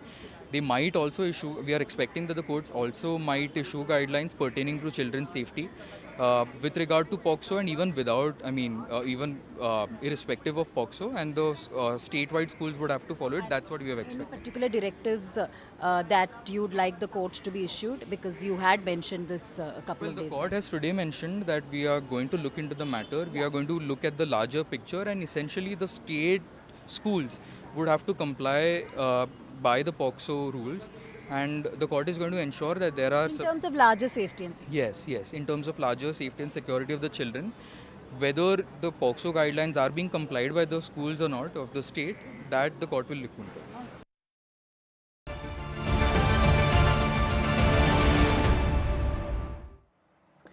And moving now to the other big headline, well, the Prime Minister's crucial visit to Poland and Ukraine. The Prime Minister, in a rather strong statement, said that there is no solution to any problem in the battlefield. He also recounted Poland's help to India in evacuating students amid the Ukraine war. This while the Prime Minister was speaking in Warsaw. Listen in to what the Prime Minister had to say, then I'll bring in my colleague Vishnu from Kiev. आपने 2022 में Ukraine conflict में फंसे हुए भारतीय students को निकालने के लिए जो उदारता दिखाई, उसे हम भारतवासी कभी नहीं भूल सकते। फ्रेंड, इस वर्ष हमने अपने राजनयिक संबंधों की 70वीं वर्षगांठ मना रहे हैं।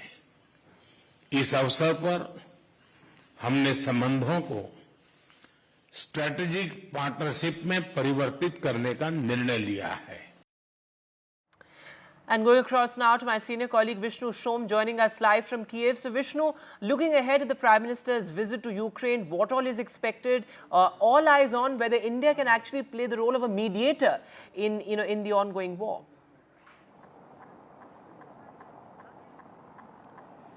Well, that's right. And the big question is, can India play the role of a mediator? India does have political capital both in Moscow and in Kiev. The fact that you've got the Prime Minister coming over here, the fact that you've got likely the External Affairs Minister and the National Security Advisor also coming is an indicator of how important India is using this or sees this visit. It's not just a display of familiarity or of friendship. It's one where India wants to play a role. The question is, what will Ukraine accept? What does Ukraine have in mind?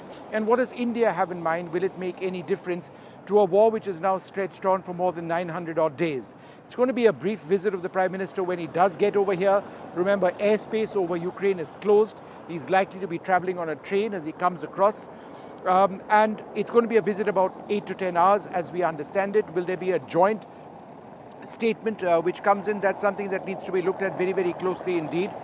But the real hope, and there is a sense of anticipation here, is that India, representing the voice of the global south and as the largest democracy in the world, might actually have out-of-the-box solutions to put on offer. The fact that the Prime Minister has once again reiterated our position that the territorial sanctity of states needs to be protected, that there needs to be, this is not an era of war, that there needs to be a negotiated settlement, affirms what India has been saying, because this is a war where we've seen the loss of tens of thousands of lives in the Russian side, in the Ukrainian side. It's a war which has had a profound economic impact on Europe, and the uncertainty that we've seen as a result of it clearly has to end sooner than later. Vishnu, as somebody who covered the war as it unfolded, a couple of years ago, what are you picking up from the ground as we speak? It's a war that the world seemed to have lost interest in, but it still continues to unleash a lot of damage on property and human life. What is the situation as far as the war is concerned?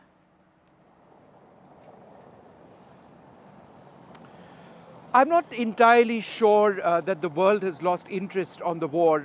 It is the dominant story in Europe. It always will. Because, if you've got a war involving Russia and, a war which directly impacts the land frontier with Poland, a Ukraine which is seen to be such a close ally of all of these European nations. Ukraine wants to be a partner of or a member of the European Union. It wants to become a part of NATO itself. This, and the fact that we are seeing the casualties that we are seeing, means that this remains front and center in terms of an ongoing crisis. What I have seen over here, and let me tell you very honestly, is that, as you see these pretty pictures of Kiev behind me, which is a gorgeous capital, it really betrays what the reality of this situation is. Beyond these wonderful environments over here, there are air raid sirens. I've heard 3 yesterday, none today. The Ukrainian forces have gone into Kursk in the north, which is in Russia, the first time that you've had an incursion made in Russian territory. The Ukrainians feel that this is essential for their military operations.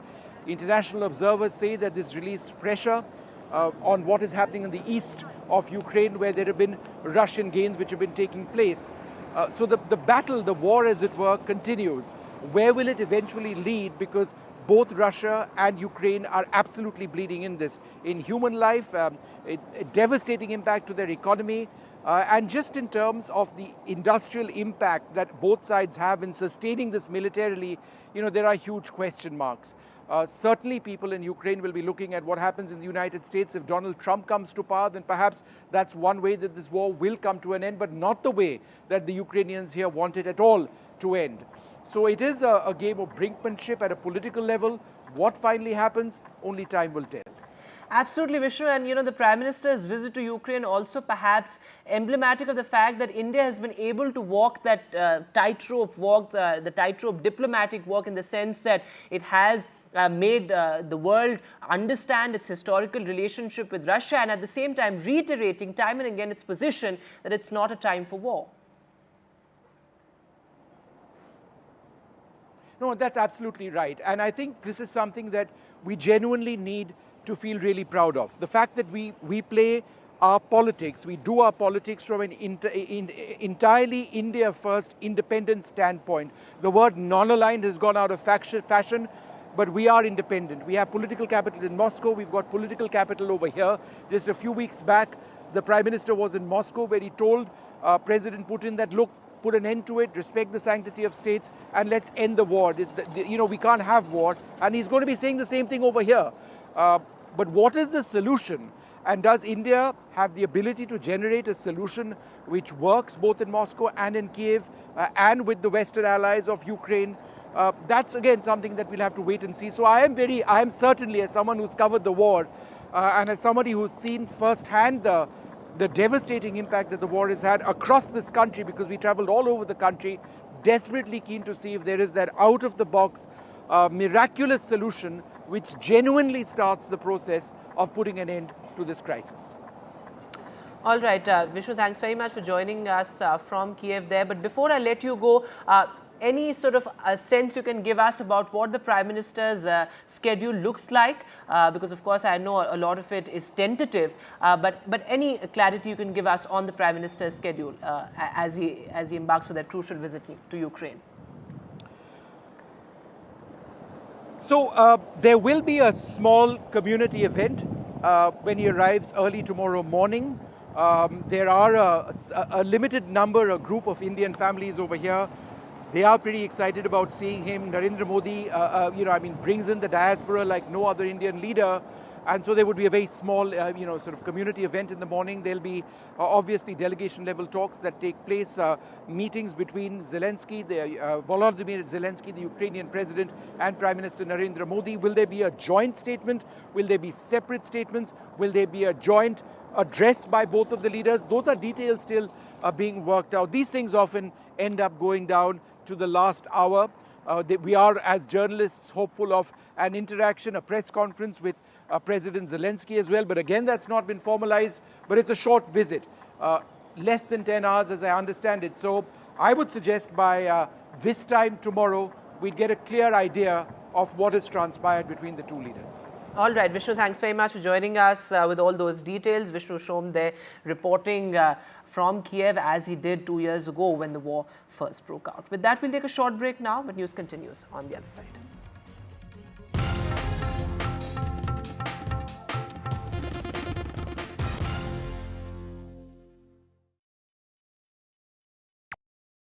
Landslide devastation in Kerala's Wayanad.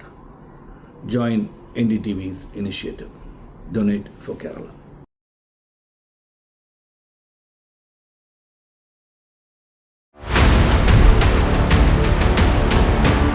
This week on India Ascends.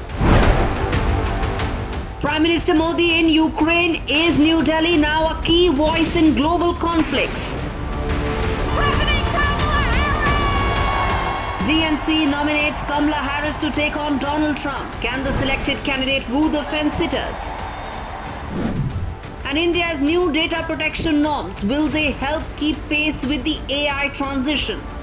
All this and more only on India Sense with me, Gauri Dwivedi, at these timings on the NDTV network.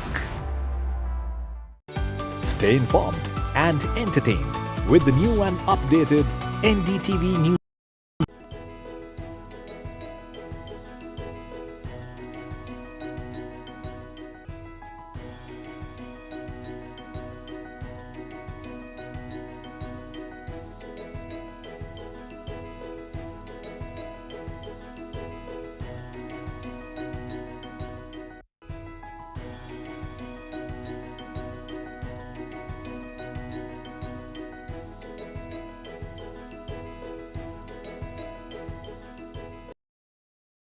Hi, I'm Shreya Saran.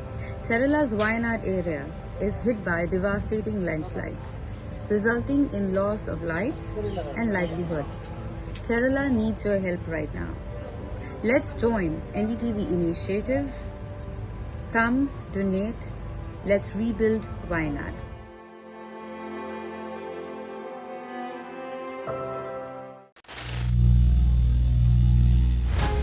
Some people say the metaverse will only be virtual. One day this lecture hall will be made of code, and driverless cars would be trapped in intersections. But even in this maze of the future, you can't wish away health. It's time to become more resilient.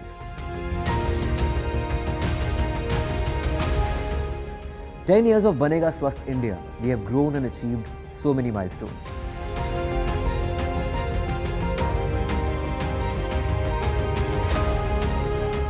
And now I have a plan to beat the urgency, to stop breathing with difficulty, to relieve getting choked with inactivity.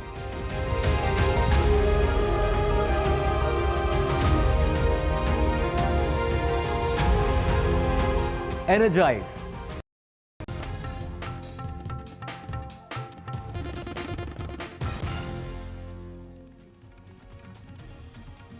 Welcome back. It's going to be a three-phase elections in Jammu and Kashmir, crucial Union Territory elections in which, of course, all eyes on whether Congress and the National Conference will be able to forge an alliance. Well, the Congress brass, including Congress President Mallikarjun Kharge and Leader of Opposition Rahul Gandhi, are on a two-day visit to Jammu and Kashmir. In fact, there you can see those visuals of their meeting with Farooq Abdullah and Omar Abdullah, which, of course, amid buzz over an alliance as far as the Congress and the National Conference are concerned. Well, Rahul Gandhi, in an important statement, said that democracy and democratic rights must be restored in Jammu and Kashmir at the earliest. Listen in.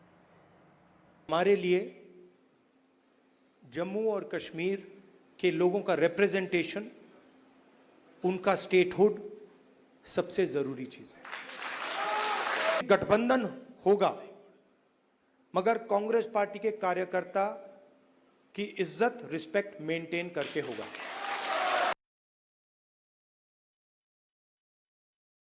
It is our priority in the Congress party and also in the India Gathbandhan to restore statehood to Jammu and Kashmir as soon as possible. We had expected that this would be done prior to the elections. We are hoping that statehood would be restored as soon as possible and the rights of the people of Jammu and Kashmir, democratic rights, will be restored to them.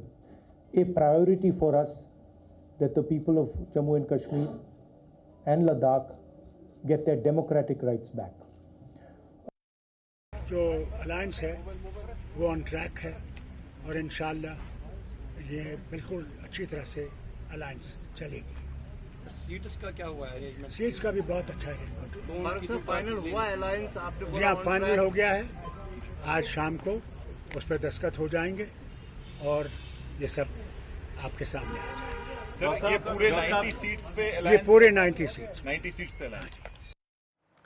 And looking at some other news now, well, disproportionate assets case being probed by the Lokayukta against Deputy Chief Minister of Karnataka, D.K. Shivkumar. This, of course, after the Karnataka government withdrew consent from the CBI, but agency heat only mounting as far as the Congress government is concerned. This comes just a couple of days after the Karnataka governor gave his nod to prosecute Chief Minister Siddaramaiah in a separate case. That was a Muda scam, the alleged Muda scam, and now this is a disproportionate assets case. The allegation is that DK Shiv Kumar amassed disproportionate assets worth 75 crore rupees. So the Lokayukta, or the anti-corruption agency in the state, is investigating this particular case. In other news now, a biker was killed after a car that allegedly chased him on the streets of Bengaluru rammed his motorcycle from the back yesterday night. The police say the incident occurred after an argument between the two. The biker and the car driver escalated into road rage. That CCTV footage actually shows the car on the tail of the motorcycle zooming through a city street. So pretty horrendous there, and a biker has been killed in this accident. In other news now, at least 17 people have died and 40 injured after an explosion in Andhra Pradesh's Anakapalli. Well, the explosion took place in the special economic zone. The explosion occurred at a pharma firm's plant in the special economic zone. The injured have been shifted to a local hospital there, and the local administration says the incident happened not because of a reactor blast. So the exact cause of the accident is yet to be ascertained, but there you can see visuals of the Chief Minister of Andhra Pradesh actually taking stock of the situation and meeting the victims at the local hospital as well. Listen to what the police had to say. DG Fire Safety and also an expert who is going to be part of this team, Mr. Pratap Reddy Garu.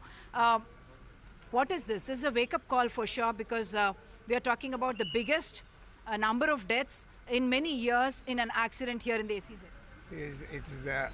It's definitely a very, very tragic incident involving large amount of human loss in the state in the recent times. We are taking it very, very seriously.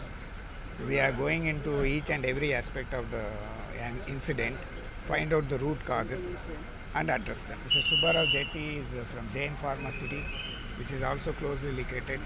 Normally small incidents keep happening also there, and we want to see that these kind of tragedies are not repeated.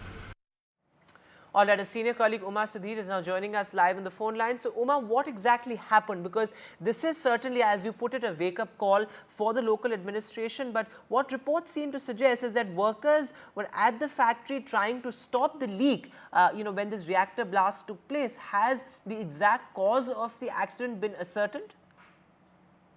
Vedant, there were at least about 50 people in the very place where this accident in fact happened. Otherwise, the unit has about 381 people that it employs. It's a 5-year-old unit, and it makes both intermediary chemicals as well as the active pharmaceutical ingredients. And this is a firm where a chemical called MTBI is the chemical that we are talking about, and that had leaked and it had fallen on some electrical wiring there, and subsequently that's what led to the vaporization of the solvent itself, and that solvent's flash point is said to be minus 18 degrees. While all that sounds very technical, what I must say is that it vaporizes at that temperature and can get inflamed at that temperature, and a leakage in the tube there, that is what has caused the accident. And subsequently, of course, it blew over because there was a reactor in the same place. With the fire starting, the reactor also burst and led to this huge human loss of life. What we also understand is that the first floor of this 4-story building, in fact, the floor collapsed, because of which people who were there, the workers who were in the ground floor, they also got buried under the debris, causing this huge numbers of loss. 3 significant things that I must point out. One, that the Deputy Chief Minister has also said that there have been several accidents that are taking place at the frequency of almost 1 every 2 to 3 weeks, and that's a matter of big concern for the government, and therefore safety audits is something that they want to bring in certainly.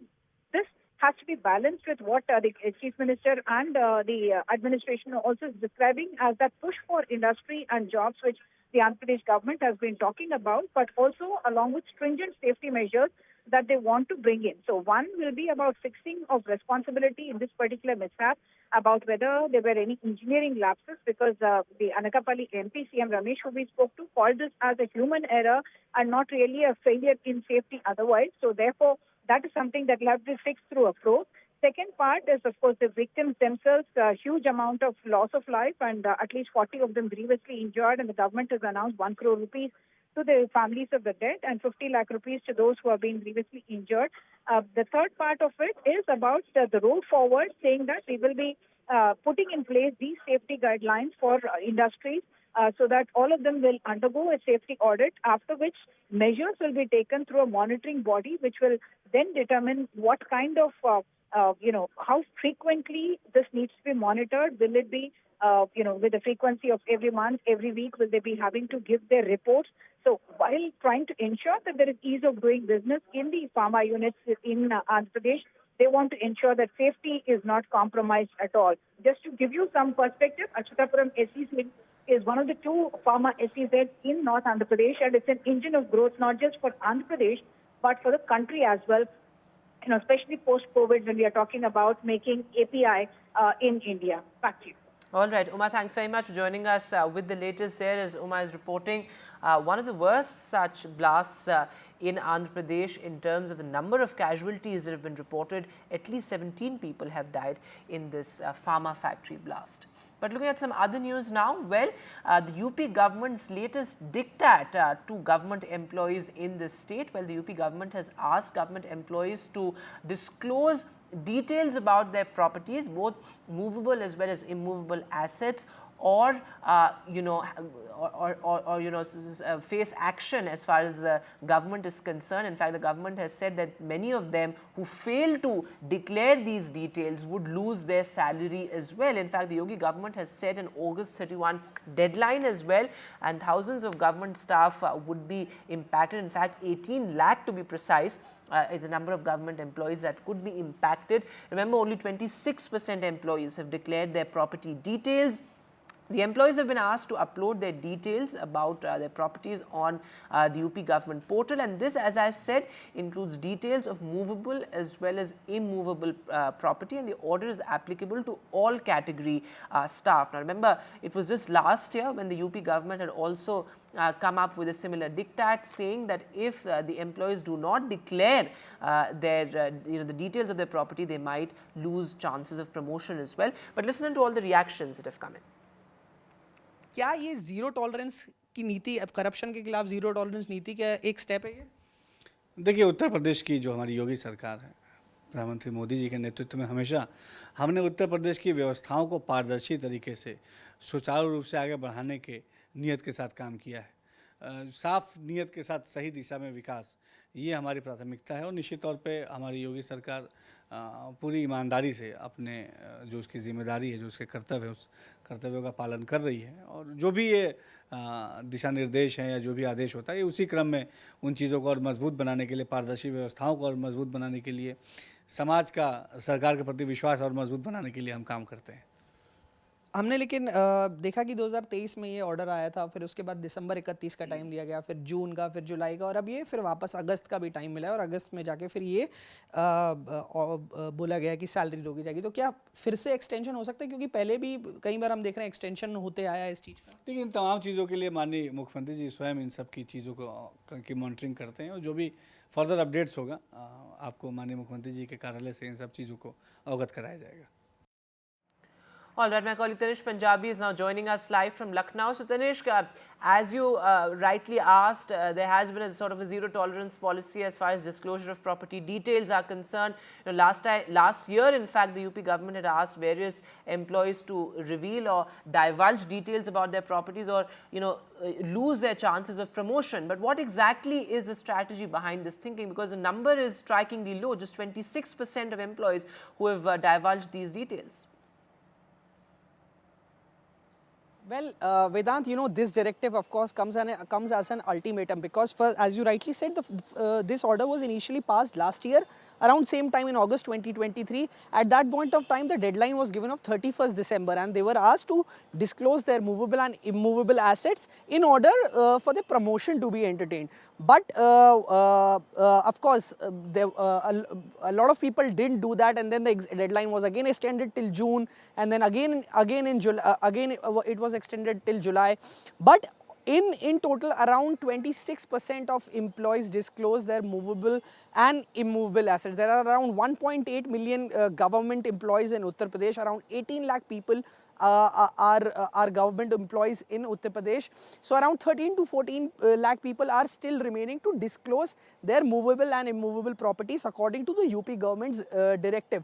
Now this latest directive saying that if it is not disclosed by 31st of August, then the salary of the month of August will be withheld. This of course comes as an ultimatum to all the employees. Yes. All right, Tanish, thanks very much for joining us with the latest there. So the UP government's ultimatum, as Tanish says, to government employees there. And well, that's all the time that we have on the show, but news continues on the top of the hour.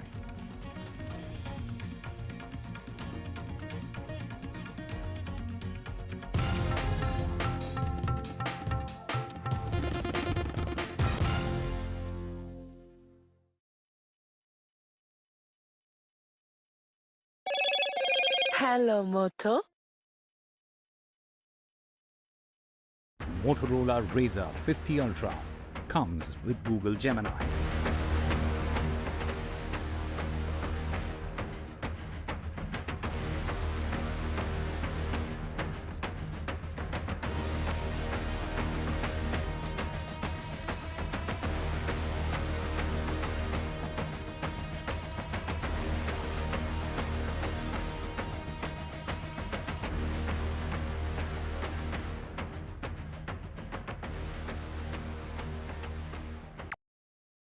Landslide devastation in Kerala's Wayanad. Join NDTV's initiative. Donate for Kerala.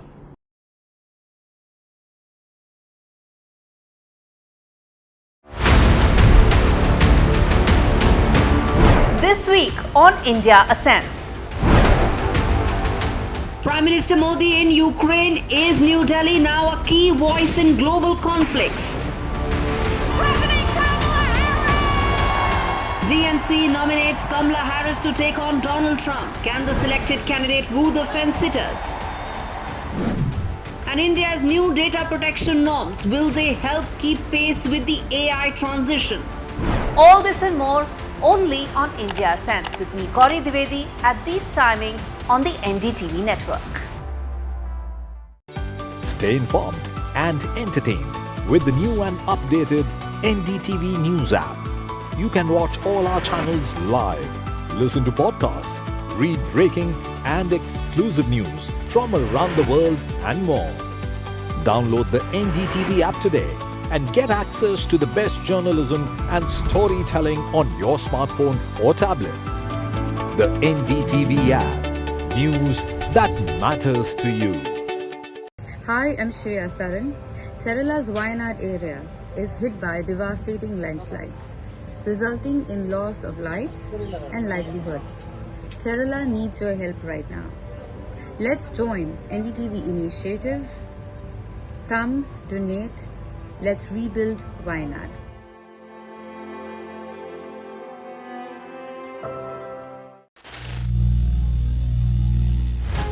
Some people say the metaverse will only be virtual. One day this lecture hall will be made of code, and driverless cars would be trapped in intersections. But even in this maze of the future, you can't wish away health. It's time to become more resilient.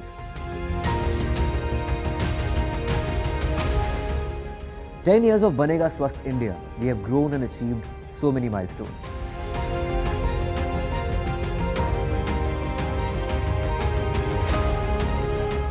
And now I have a plan to beat the urgency, to stop breathing with difficulty, to relieve getting choked with inactivity.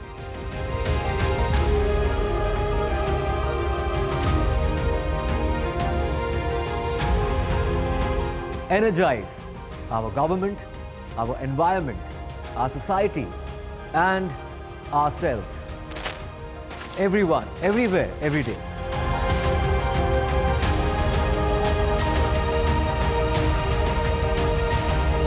Banega Swasth India. One world hygiene. Landslide devastation in Kerala's Wayanad. Join NDTV's initiative. Donate for Kerala.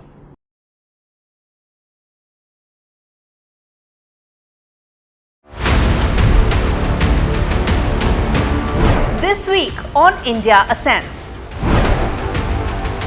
Prime Minister Modi in Ukraine. Is New Delhi now a key voice in global conflicts? DNC nominates Kamala Harris to take on Donald Trump. Can the selected candidate woo the fence-sitters? And India's new data protection norms, will they help keep pace with the AI transition? All this and more only on India Ascends with me, Gauri Dwivedi, at these timings on the NDTV network. Stay informed and entertained with the new and updated NDTV News app. You can watch all our channels live, listen to podcasts, read breaking and exclusive news from around the world and more. Download the NDTV app today and get access to the best journalism and storytelling on your smartphone or tablet. The NDTV app. News that matters to you. Hi, I'm Shreya Saran. Kerala's Wayanad area is hit by devastating landslides, resulting in loss of lives and livelihood. Kerala needs your help right now. Let's join NDTV initiative. Come, donate. Let's rebuild Wayanad.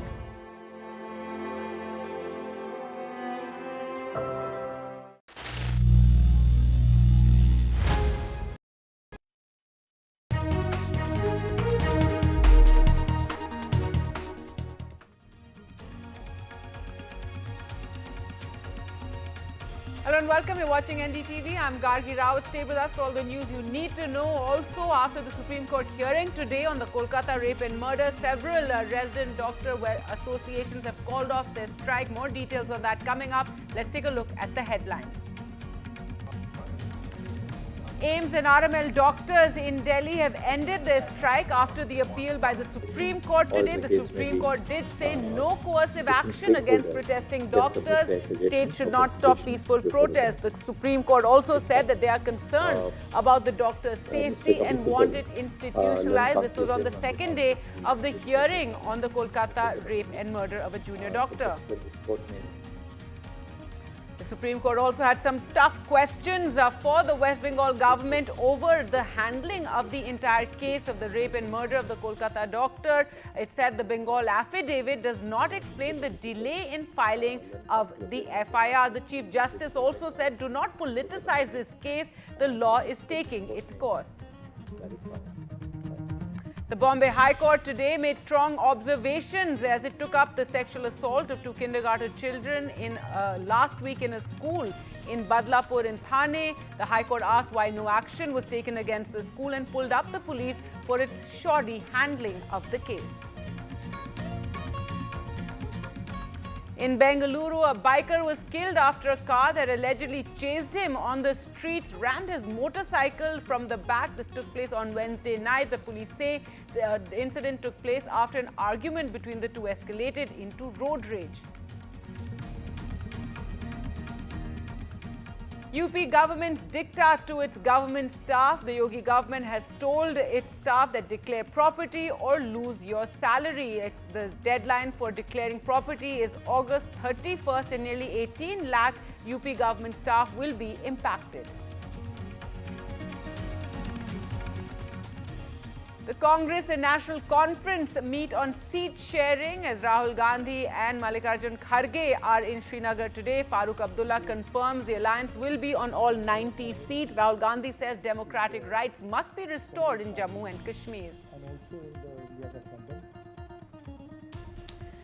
And after the bilateral in Warsaw, the Prime Minister recounts Poland's help to India. He says Poland helped India in evacuating students amid the war and that Ukraine and West Asia conflicts are concerning. The Prime Minister will leave later today for Kiev.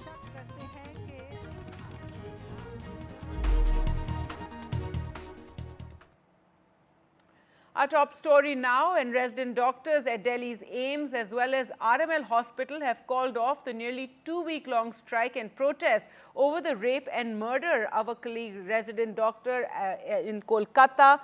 This is after an appeal. This was at the RG Kaur Hospital earlier this month. Now, in a statement issued today, the Residents Doctors Association said they have done so after receiving assurances from the Supreme Court, which called on medical professionals across the country to please trust us and return to their duties. In fact, the Supreme Court also said that no coercive action will be taken against the protesting doctors. Well, let's go across to Sunil Prabhu, and Tanishq also joins us for more from Lucknow. And Sunil, first to you. Today, the Supreme Court once again appealing to doctors to return to work, also assuring them on their safety. Give us more details of what took place in the court today.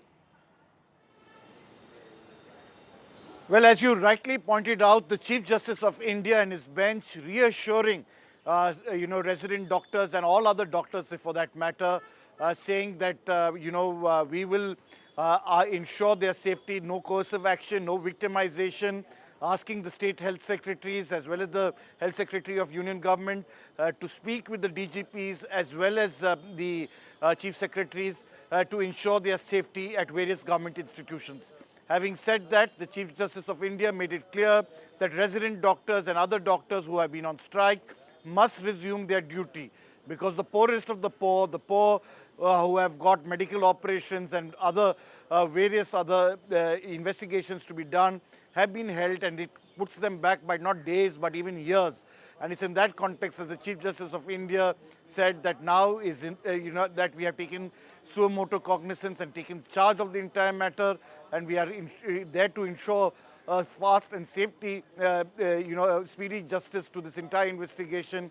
We would urge doctors to resume duty, and the National Task Force will look into all their aspects, even resident doctors and all other various stakeholders who are involved in the health sector in terms of their security and various other measures that have been pointed out.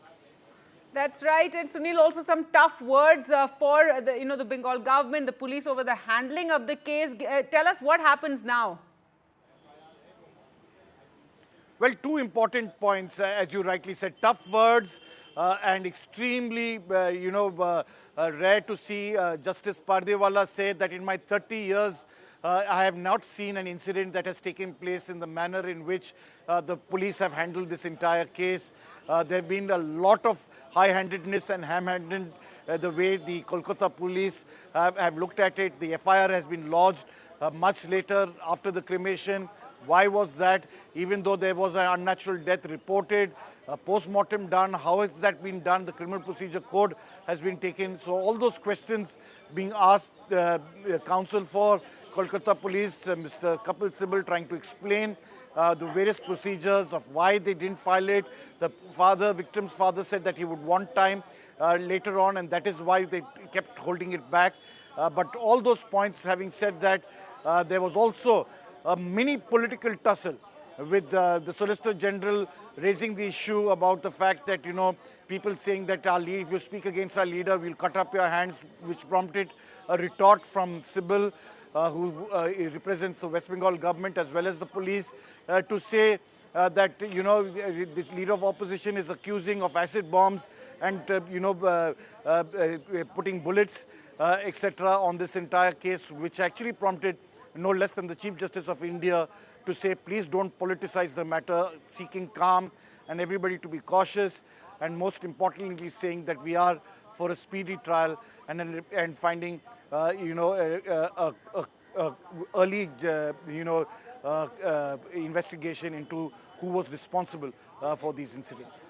All right, Sunil, thanks so much for joining us with those details of what happened in the Supreme Court. But on the issue of doctors returning to work, we do know that RML and AIIMS doctors have said they will return after the Supreme Court appeal. Let's go across to Tanishq now for more. And Tanishq, what has been decided there in UP, because doctors there have also been striking in solidarity, with what happened in Kolkata? Well, Gargi, the UPRDA is going to meet today at around 9 p.m. and then they will decide whether or not they should continue the strike, they should continue the protest, or whether they should end it. You know, the first time when FODA called up the strike, deliberations were held. UPRDA consulted with all RDAs of all the colleges, and all of them said that they do not want to end the strike and they want to continue the strike, particularly because of the reason that they do not want to lose momentum of this movement, and also that FODA did not consult them while calling of the strike. So these were the main reasons why RDAs decided to continue the protest. Now, after the first Supreme Court hearing, where strong remarks were made by the Supreme Court, then again, opinions of all the RDAs of all the medical colleges were taken by UPRDA, and different options were kept in front of them, whether or not to call off the strike, whether we should continue the protest, or we should resume our services with wearing a black band on our shoulders. So these were the three options that were kept in front of all the RDAs, and all of them collectively decided that the protest will continue and they will continue the strike. But again, now after today's Supreme Court's hearing, again a meeting has been called of UPRDA at around 9 p.m. after which opinions of all the RDAs of all the medical colleges will be taken into account, and then a final decision or conclusion will be given. Yes. All right, so that decision in Lucknow by this evening. Thanks so much, Tanishq, for joining us. With those details, we're also now joined on the phone line by Dr. Kumari Archana, Senior Resident, Department of Neurology, RML Hospital in Delhi. Thank you so much for joining us. Ma'am, your comments on the developments, and now RML and AIIMS doctors have decided to call off the strike. So really reassured by the words of the Supreme Court? First, I would like to correct that we are not calling off the strike. We are just withholding the strike. Because yes, the Supreme Court, thanks to Supreme Court and the judiciary in this country, that they have acknowledged all our problems, and they have assured us, because they have made a national task force also, and our concern was that no resident was there in the national task force. But they have assured that residents will also be included in the national task force. And since CBI has also been given this case earlier, and so we believe in CBI also. And the court has also, gone harsh on the West Bengal government, and it has also scolded the police out there. So we believe in the court, we believe in the Supreme Court, and because the court has requested doctors to resume their work, and we are also sensitive towards the health care of our patients. So we unanimously decided that yes, we will resume the work, but we will be observing if any point of time we find that the justice promised to us is not served, then we again will go to strike, and that will be in much severe form than this time. Like all the emergency services also will be closed at that time. So it's not a call off, it's just a withhold. All right, so that too is a positive development. The Supreme Court asking all of you to return to work. So you're saying, but the protest in a sense continuing even now. With what the Supreme Court has announced, the setting up of the task force and looking at all these grievances, looking at the safety issues in hospitals, that is something that has helped the doctors. It's reassured you, and also what more is wanted? Of course, justice for the doctor who was killed. That case should be handled properly. But what more in terms of doctor safety is it that you're looking for? Yeah, actually, our demand was for the Central Protection Act. So that directly they have not given, but in form of National Task Force. So National Task Force will give their opinions, and then I think they will come with some new, central health protection type of assurance will be there. And we would like to also tell that we continue to give support to our, West Bengal people and our Arjikar, soldiers. So we are with them, and we will be continuing our protest after our duties in some other form, like gathering and doing marches, etc. But we will be continuing the duties. But still, symbolically, we will be with them, and for that we'll gather now and then, and we will show our support. All right. Thank you so much. That was Dr. Kumari Archana from the RML hospital speaking to us, saying, yes, we are going to return to work, but in a sense, the strike continues, the protest continues, and that they will keep a watch on what is finally delivered to the doctors as they have been protesting, asking for justice in this case and better safety for doctors. Well, if we talk about what took place in the Supreme Court today in this hearing, this was the second hearing that took place, and the CBI and the West Bengal government submitting their status report on the case. However, the Supreme Court had some tough words for the Bengal government, also saying that you shouldn't act on the peaceful protesters, that striking doctors must resume work, and Bengal not following criminal procedure code. As the Supreme Court went into detail, looked at the case diary as to how this entire case was handled that took place 13 days ago, where a junior doctor was raped and murdered in the RG Kaur hospital in Kolkata. The Supreme Court saying never seen such a case, many questions unanswered, especially about the delay in filing of the FIR. The Bengal government on its part said the centre is attempting to muddy waters. The Supreme Court saying West Bengal government unable to, however, clarify delay in registering of case, can't accept Bengal government's explanation, and so questioning the procedure that was followed and irregularities in the diary entry. The hearing in the case now will take place on the 5th of September.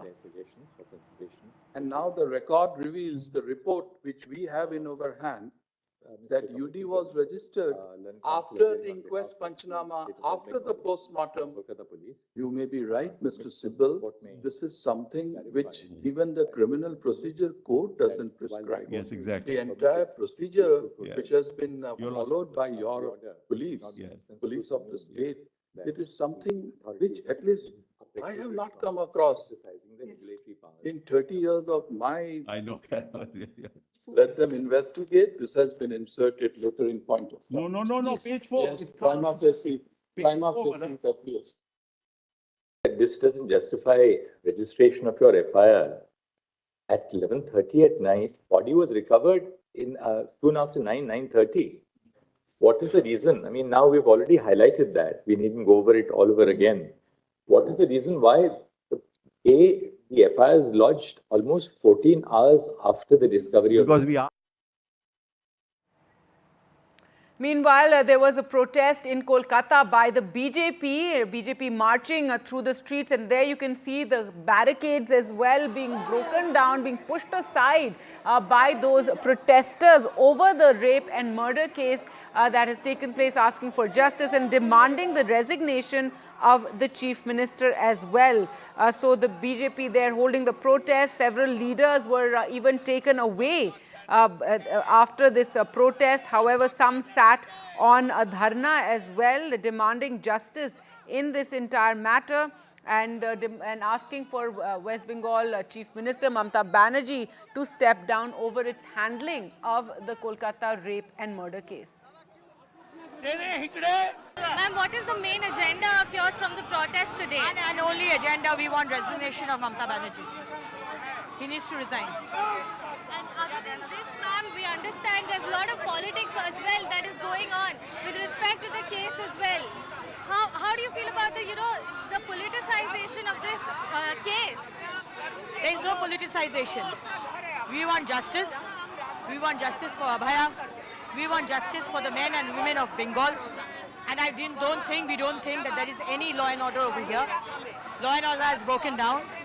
There is complete lawlessness, and that is being said by Honorable Supreme Court. Ma'am, you mentioned the Supreme Court hearing. What is your response to that, and what is the expectation as well from the hearing? See, we expect that CBI is going to give us justice, deliver justice. But again, the way Honorable Supreme Court has been saying today, his observation that evidence has been tampered and the original crime scene is not actually the crime scene which we have been shown, the public has been shown.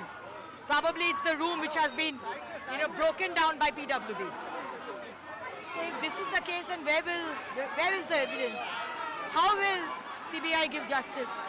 It's difficult. But still we have hope against hope.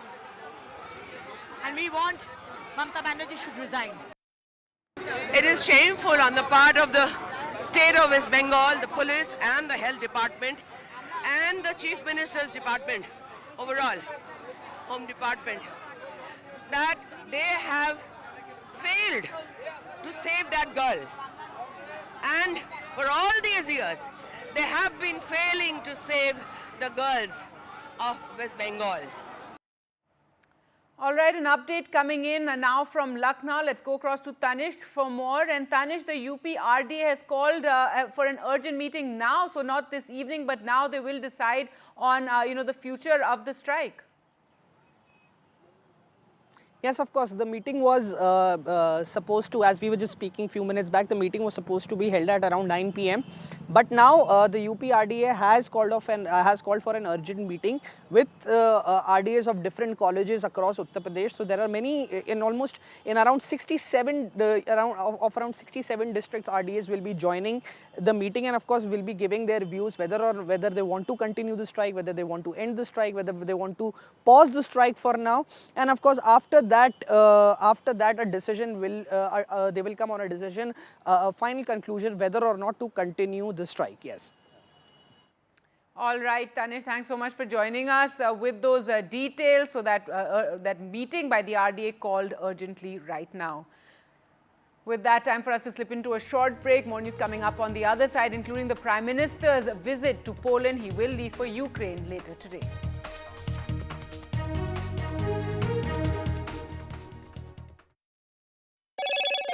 Hello, Moto. Motorola Razr 50 Ultra comes with Google Gemini.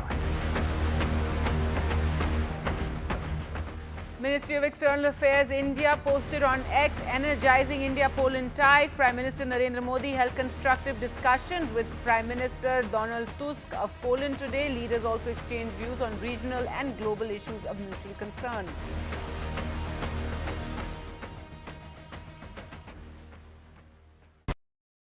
Landslide devastation in Kerala's Wayanad. Join NDTV's initiative. Donate for Kerala.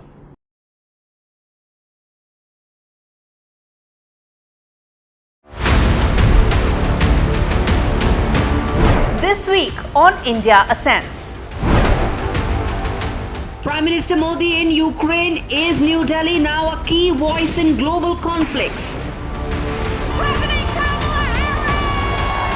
DNC nominates Kamala Harris to take on Donald Trump. Can the selected candidate woo the fence-sitters? And India's new data protection norms, will they help keep pace with the AI transition? All this and more only on India Ascends with me, Gauri Dwivedi, at these timings on the NDTV network. Stay informed and entertained with the new and updated NDTV News app. You can watch all our channels live, listen to podcasts, read breaking and exclusive news from around the world and more. Download the NDTV app today and get access to the best journalism and storytelling on your smartphone or tablet. The NDTV app. News that matters to you. Hi, I'm Shreya Saran. Kerala's Wayanad area is hit by devastating landslides, resulting in loss of lives and livelihood. Kerala needs your help right now. Let's join NDTV initiative. Come, donate. Let's rebuild Wayanad.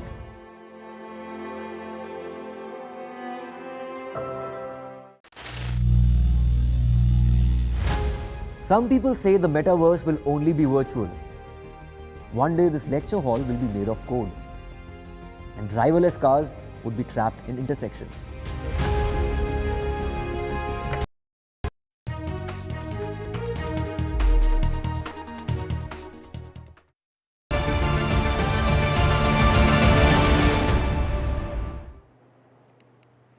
Welcome back. Now, the latest on the Prime Minister's visit to Poland, and Prime Minister Modi today kicked off day 2 of his Poland visit with a bilateral meeting with Polish Prime Minister Donald Tusk.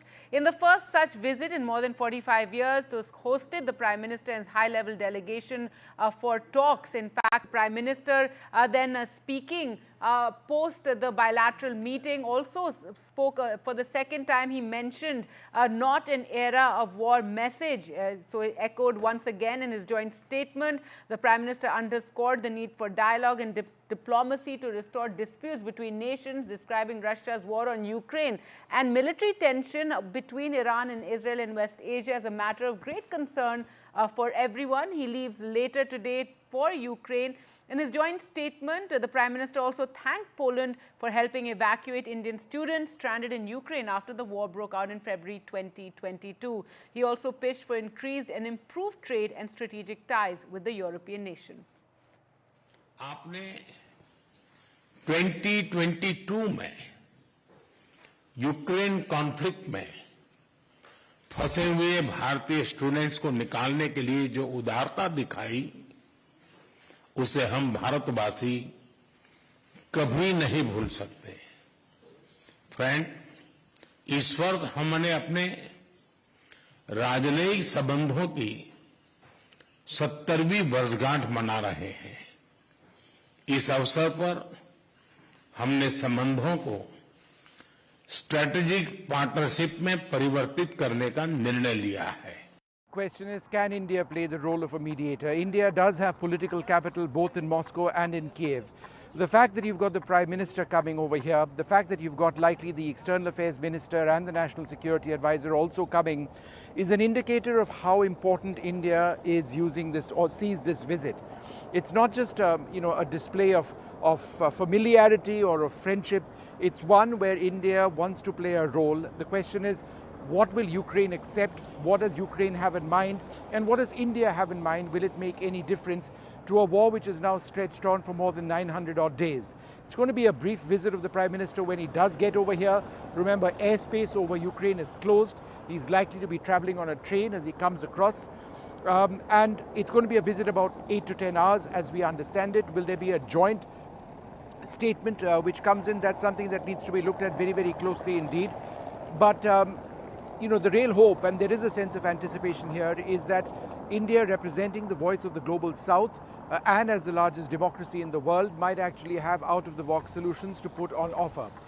The fact that the Prime Minister has once again reiterated our position that the territorial sanctity of states needs to be protected, that there needs to be, this is not an era of war, that there needs to be a negotiated settlement, affirms what India has been saying, because this is a war where we've seen the loss of tens of thousands of lives in the Russian side, in the Ukrainian side. It's a war which has had a profound economic impact on Europe, and the uncertainty that we've seen as a result of it clearly has to end sooner than later.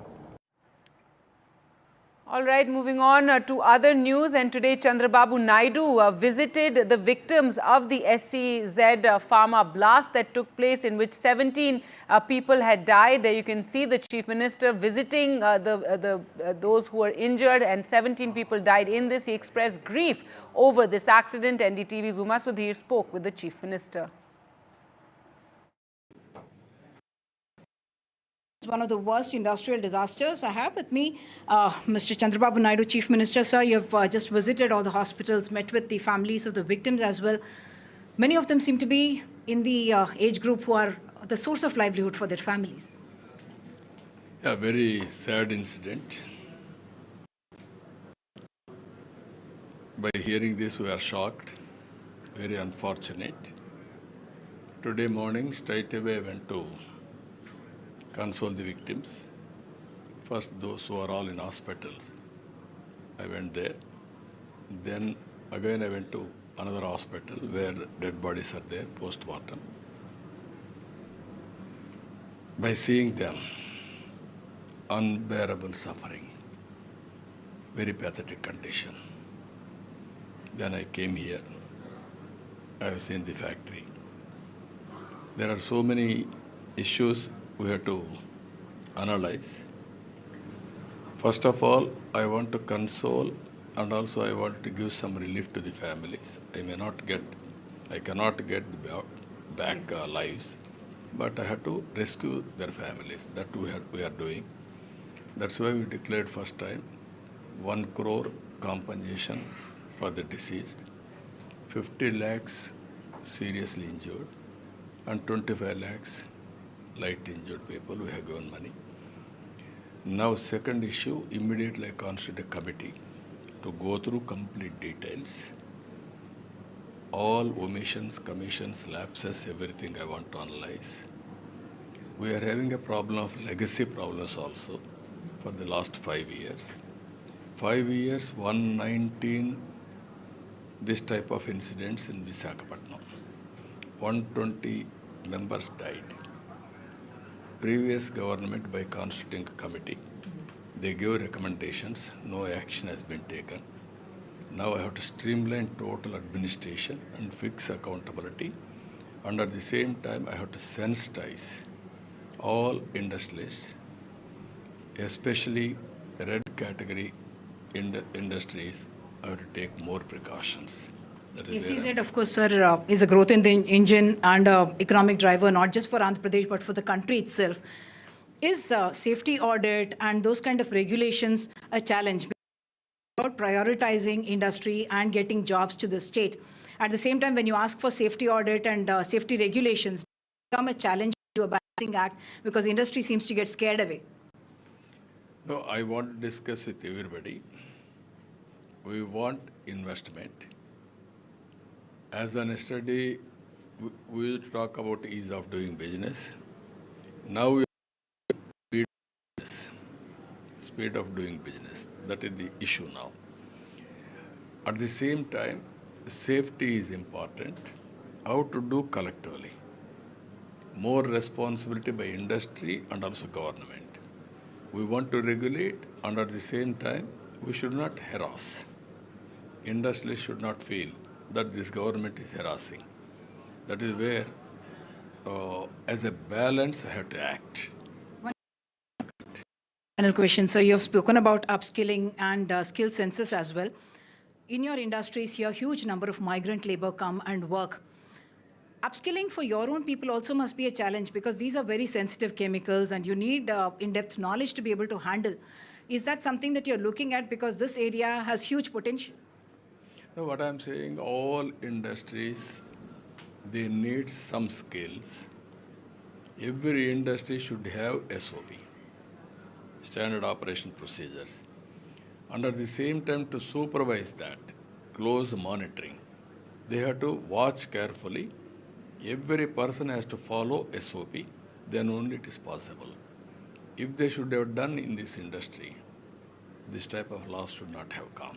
I am confident on that. You spoke about fixing responsibility. Yeah, even company has to fix responsibility among their functionaries.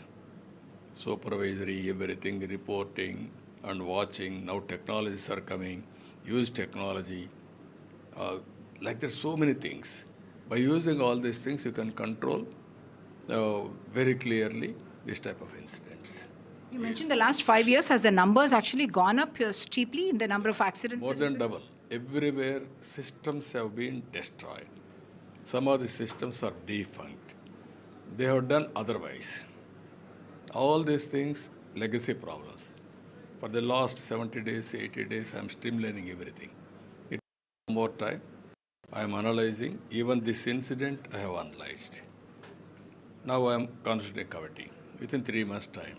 Here there is no trauma center. So many industries are coming. How to do it, we'll work it out. Thank you so much, sir. So the Chief Minister is saying that they are going to be taking safety very seriously, even as they welcome industry and trying to create jobs in the state. With camera person Nagraju, Uma Sudhir, NDTV. All right, so that exclusive interview with Chandrababu Naidu after he met with the workers who had suffered injuries, as you can see, grievous injuries, a very shaken Chandrababu Naidu who said it's unbearable suffering. He also blamed legacy in this worst industrial disaster that has taken place in Andhra Pradesh, in which 17 people have died. He said he wanted to console and support the families. He, speaking about Andhra Pradesh, he said, we want investment, but we also have to ensure safety. We don't want to scare away industry. He said that last 5 years, a lot of accidents and the system has been destroyed. So in that exclusive interview with Chandrababu Naidu, him expressing his grief over this accident, over the number of people who've died and have been injured, saying that Andhra Pradesh is going to look very closely at this, at safety in industry, but at the same time, they don't want to scare away those who want to invest in the state. All right, let's now go across to Poland, where the Prime Minister is visiting the War Memorial. The Prime Minister is on this 2-day visit to Poland. He arrived in Warsaw yesterday and will be leaving later for Ukraine. Earlier, this is the memorial for the unknown soldier in Warsaw. The Prime Minister earlier held bilateral talks with the Polish Prime Minister, where they spoke about the two countries and the relationship, and he also once again echoed his previous statement about not a time for war. Let's just take a look at this Prime Minister interview there.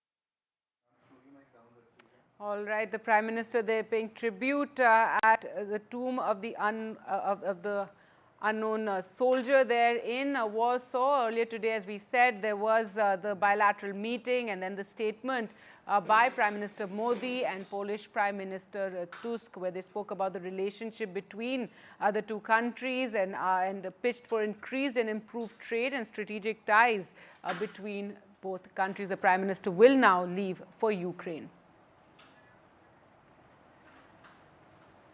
Well, let's now go across to news now from Karnataka, where the BJP held a protest today asking for the Chief Minister Siddaramaia's resignation. This is after the governor had given a nod for the Chief Minister to be investigated for a probe into the Muda scam, that is the land scam in Mysuru, in which the Chief Minister's wife is said to be implicated. Now, the Congress, however, hit back, saying that this is hypocrisy by the BJP, that earlier the governor had also given prosecution nod against BJP leader and former Chief Minister of Karnataka, Yediyurappa.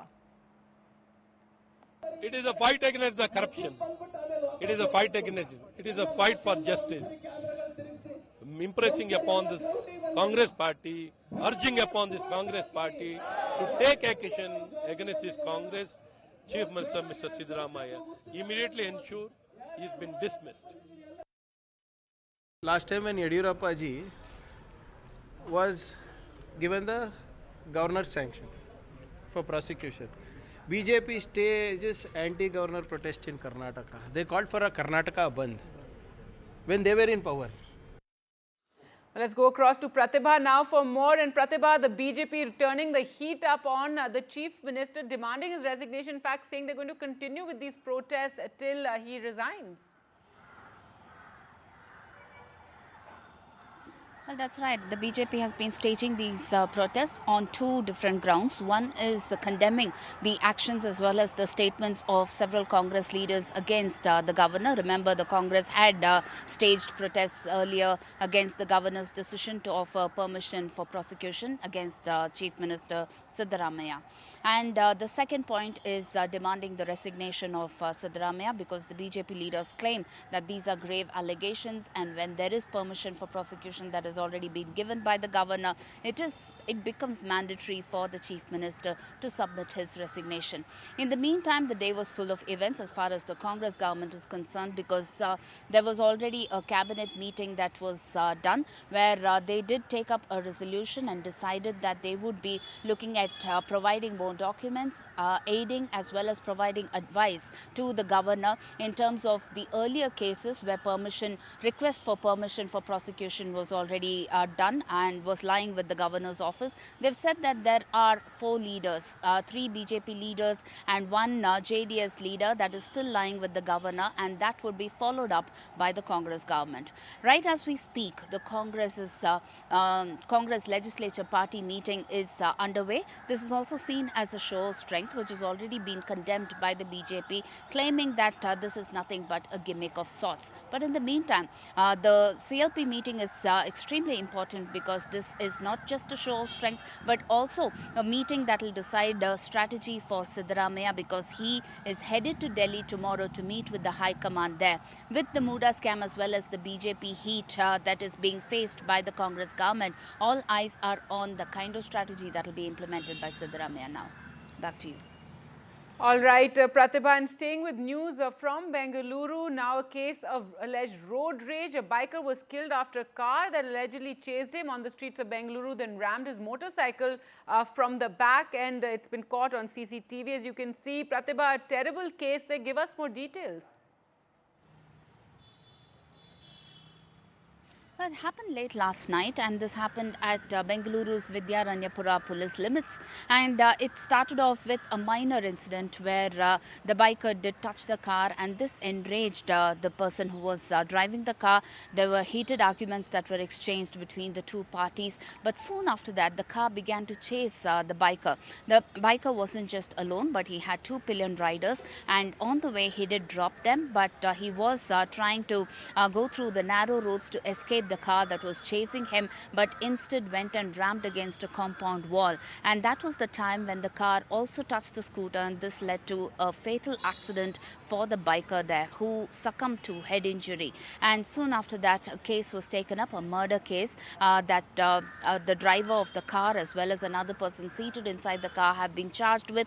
Both of them have been arrested now. What is also surprising is that this comes close on the heels of another road rage incident that was witnessed in Bengaluru, where similarly it was an argument that ensued between a biker and a family inside the car. It all happened with the car not turning on its indicator while taking a left turn, and that enraged the biker because he was almost going to meet with an accident. And that enraged biker immediately took another weapon of sorts, a rod of sorts, and tried to break the windshield of the car. And this was captured on the mobile phone of the family, and this video also went viral. So increasing number of cases of road rage that is being witnessed in Bengaluru. Bengaluru is already infamous for its traffic, and now we are seeing these type of cases of road rage that are also kind of increasing here. Back to you. All right, thanks so much, Pratibha, for joining us with all those details. News from Uttar Pradesh now, where the UP government, in a diktat to all the government staff, has asked them to declare their property by the end of the month or lose their salary for the month of August. The Yogi government has set 31st of August as the deadline for the government staff to declare their property. Nearly 18 lakh UP government staff will be impacted, and the government has said that this is for more transparency in governance. क्या ये zero tolerance की नीति, अब corruption के खिलाफ zero tolerance नीति का एक स्टेप है ये? देखिए, उत्तर प्रदेश की जो हमारी योगी सरकार है, प्रधानमंत्री मोदी जी के नेतृत्व में हमेशा हमने उत्तर प्रदेश की व्यवस्थाओं को पारदर्शी तरीके से सुचारू रूप से आगे बढ़ाने के नियत के साथ काम किया है। साफ नियत के साथ सही दिशा में विकास, ये हमारी प्राथमिकता है, और निश्चित तौर पे हमारी योगी सरकार पूरी ईमानदारी से अपने जो उसकी जिम्मेदारी है, जो उसके कर्तव्य है, उस कर्तव्यों का पालन कर रही है। और जो भी ये दिशा निर्देश हैं या जो भी आदेश होता है, ये उसी क्रम में उन चीज़ों को और मजबूत बनाने के लिए, पारदर्शी व्यवस्थाओं को और मजबूत बनाने के लिए, समाज का सरकार के प्रति विश्वास और मजबूत बनाने के लिए हम काम करते हैं। हमने लेकिन देखा कि 2023 में ये ऑर्डर आया था, फिर उसके बाद दिसंबर 31 का टाइम दिया गया, फिर जून का, फिर जुलाई का, और अब ये फिर वापस अगस्त का भी टाइम मिला है, और अगस्त में जाके फिर ये बोला गया है कि सैलरी रोकी जाएगी। तो क्या फिर से एक्सटेंशन हो सकता है, क्योंकि पहले भी कई बार हम देख रहे हैं एक्सटेंशन होते आया है इस चीज़ का? लेकिन तमाम चीज़ों के लिए माननीय मुख्यमंत्री जी स्वयं इन सब की चीज़ों को की मॉनिटरिंग करते हैं, और जो भी फर्दर अपडेट्स होगा आपको माननीय मुख्यमंत्री जी के कार्यालय से इन सब चीज़ों को अवगत कराया जाएगा। Aren't they dealing with corruptions in last 7 years? I think till from 2017, it's been 7 years. Why this order has not been implemented from 2017? Our Yogi ji has realized that their officers are doing corruption across the state, and that's what we are seeing. So this order has to be came at 2017 and should be implemented strictly 7 years ago. At this juncture of time, when Uttar Pradesh government is basically on the back foot, Bharatiya Janata Party and Mukhyamantri Yogi Adityanath Singh basically wanted to divert these issues and don't want to come the main issues on the mainstream, and so they are giving these follow-up orders. This directive, of course, comes as an ultimatum, because, as you rightly said, this order was initially passed last year, around same time in August 2023. At that point of time, the deadline was given of 31st December, and they were asked to disclose their movable and immovable assets in order for the promotion to be entertained. But of course, a lot of people didn't do that, and then the deadline was again extended till June, and then again in July, again it was extended till July. But in total, around 26% of employees disclose their movable and immovable assets. There are around 1.8 million government employees in Uttar Pradesh. Around 18 lakh people are government employees in Uttar Pradesh. So around 13 to 14 lakh people are still remaining to disclose their movable and immovable properties according to the UP government's directive. Now this latest directive saying that if it is not disclosed by 31st of August, then the salary of the month of August will be withheld. This of course comes as an ultimatum to all the employees. This directive, of course, comes as an ultimatum, because, as you rightly said, this order was initially passed last year, around same time in August 2023. At that point of time, the deadline was given of 31st December, and they were asked to disclose their movable and immovable assets in order for the promotion to be entertained. But of course, a lot of people didn't do that, and then the deadline was again extended till June, and then again in July, again it was extended till July. But in total, around 26% of employees disclose their movable. News now from Jammu and Kashmir, and Congress President Mallikarjun Kharge and Member of Parliament Rahul Gandhi are in Srinagar, where they met with National Conference President Farooq Abdullah to discuss a possible pre-poll alliance for the upcoming Jammu and Kashmir elections. Rahul Gandhi said that the alliance will be formed for the upcoming assembly elections while maintaining the respect of the Congress party workers. They met at Farooq Abdullah's residence, and Farooq Abdullah described the meeting, which took place, as cordial and on track, adding that the alliance has been done on all 90 seats. हमारे लिए जम्मू और कश्मीर के लोगों का representation, उनका statehood सबसे जरूरी चीज है। गठबंधन होगा, मगर कांग्रेस पार्टी के कार्यकर्ता की इज्जत, रिस्पेक्ट मेंटेन करके होगा। It is our priority in the Congress party and also in the India Gathbandhan to restore statehood to Jammu and Kashmir as soon as possible. We had expected that this would be done prior to the elections. We are hoping that statehood would be restored as soon as possible, and the rights of the people of Jammu and Kashmir, democratic rights, will be restored to them. A priority for us that the people of Jammu and Kashmir and Ladakh get their democratic rights back. जो alliance है वो on track है, और इंशाल्लाह ये बिल्कुल अच्छी तरह से अलायंस चलेगी। सीट्स का क्या हुआ है? सीट्स का भी बहुत अच्छा अरेंजमेंट फाइनल हुआ अलायंस, आपने जी हाँ, फाइनल हो गया है। आज शाम को उस पर दस्तखत हो जाएंगे और ये सब आपके सामने आ जाएगा। सर ये पूरे 90 सीट्स पे ये पूरे 90 सीट्स 90 सीट्स पे alliance. All right, let's go across to Nazir Masoodi now for more. So Nazir, the alliance seems a done deal, but clearly a lot to be worked out, a lot of nitty-gritties, seat sharing, etc. to be worked out. Rahul Gandhi is saying earlier that the sentiments of the Congress workers will be kept in mind. Yeah, exactly. There were also, already 3 rounds of talks between the Congress and National Conference leaders on seat sharing formula.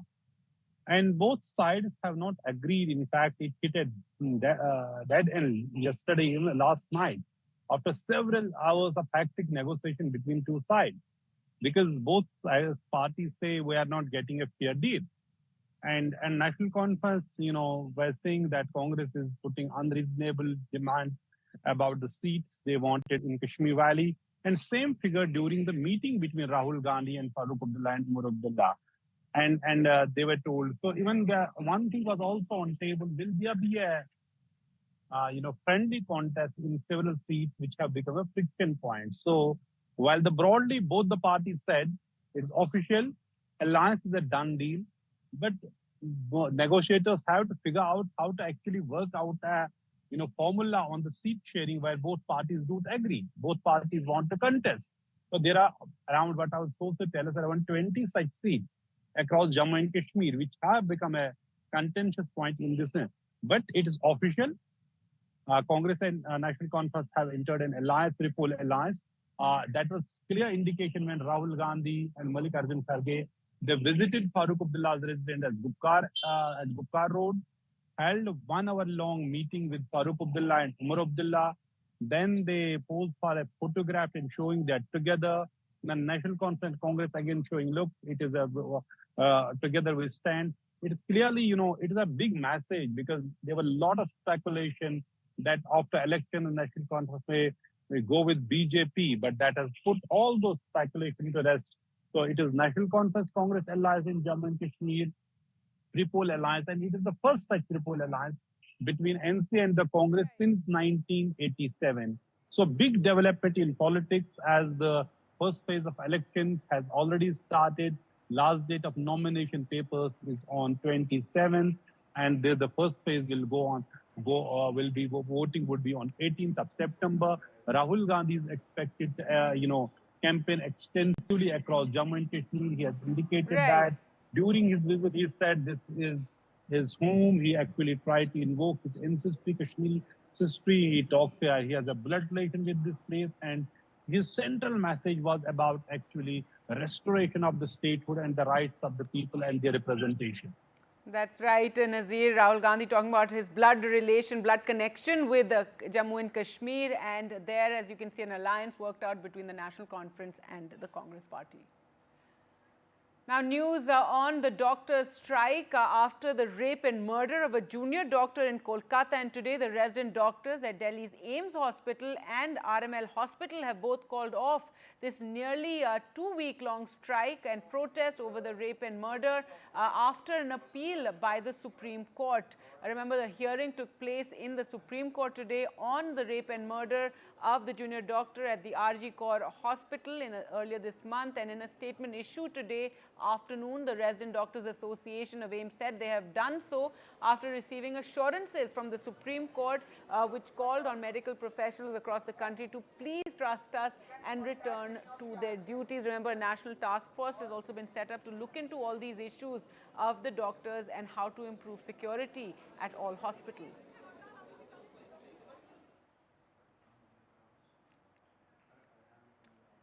The next hearing in the Supreme Court on the rape and murder case will now be held on the 5th of September, and today the top court had some tough words for the Bengal government and the police over the handling of this case and over the delay in filing of the FIR. Also, it said that the Bengal government shouldn't act on peaceful protesters as doctors continue to protest. Now, as far as the case and the handling of the investigations go, the Supreme Court said Bengal not following criminal procedure code. That never seen such a case in 30 years is what one of the justices said. Many questions unanswered, and that the Bengal government, however, claimed the centre is attempting to muddy the waters doctors. But the Supreme Court said that the government is unable to clarify the delay in registering of the case and can't accept the explanation on the probe and probe irregularities in the diary entry is what the Supreme Court observed. As we said, now the next hearing in the matter will take place on the 5th of September.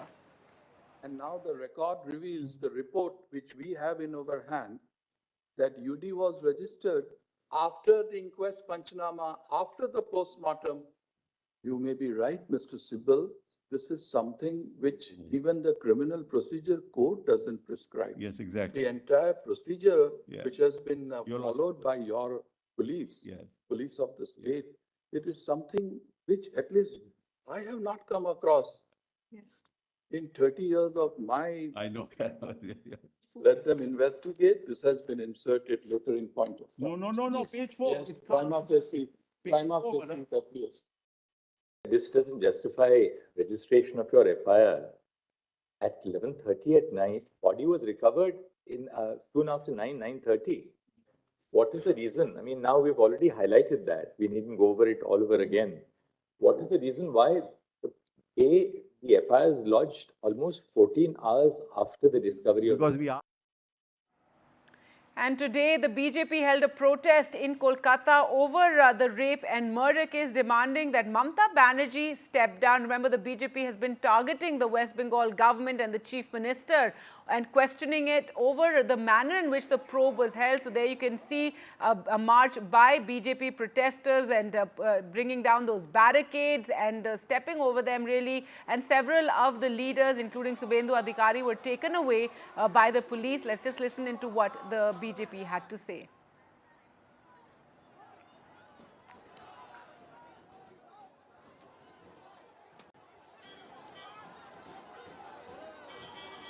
All right, moving on to other news now from Tamil Nadu, and top Tamil actor Vijay has launched his political party's flag while unveiling his party flag and symbol. The actor took a pledge along with party workers and leaders at the new office in Chennai, and a rally is also planned for the last week of September. The actor plans to shift to politics after finishing his last film, Thalapathy 69, which will be completed by February of 2025. என் நெஞ்சில் குடியிருக்கும் தமிழ்நாட்டு மக்கள் அனைவரும் அவங்க முன்னாடியும் சரி இன்னைக்கு வந்து அந்த கொடியை அறிமுகப்படுத்துறதுல எனக்கு ரொம்ப ரொம்ப பெருமையா நினைக்கிறேன். இதுவரைக்கும் நாம நமக்காக உழைச்சோம். இனி வரப்போற இயர்ஸ்ல நம்மள ஒரு கட்சி ரீதியா நம்மள தயார்படுத்திக்கிட்டு தமிழ்நாட்டுக்காகவும் தமிழ்நாட்டு மக்களின் உயர்வுக்காகவும் நாம எல்லாரும் சேர்ந்து உழைப்போம். Thank you very much for your time. How significant is today's development, hoisting the flag and introducing the flag? Flag, Talaivar, Thalapathy have been introduced today. All cadres are very, very happy. District president, district wing leaders, and all are very happy today. Mr. Vijay will fight elections alone, or will he join any other alliance? All will inform to you by Talaivar. Will inform what, in your view, are the strengths of Mr. Vijay, sir? We know him as an actor, as a politician. What are his strengths? Sir, we know our Thalapathiyoda strength. We know. What? You also very well know. If you can say that. You know. Like what? What means public and the people strength are. Then all are happy. Popular star and TVK party chief actor Vijay today launched his party's flag, hoisted it, and also introduced his party's anthem. He didn't speak much, but all he would say is the flag of his party is not for his party, but also it's a flag for the state and for the state's victory. In fact, Vijay has been nurturing political ambitions for quite some time. Over the last 2 years, he has been reaching out to young first-time voters by rewarding Class 12 toppers selected constituency-wise across Tamil Nadu and also encouraging their parents.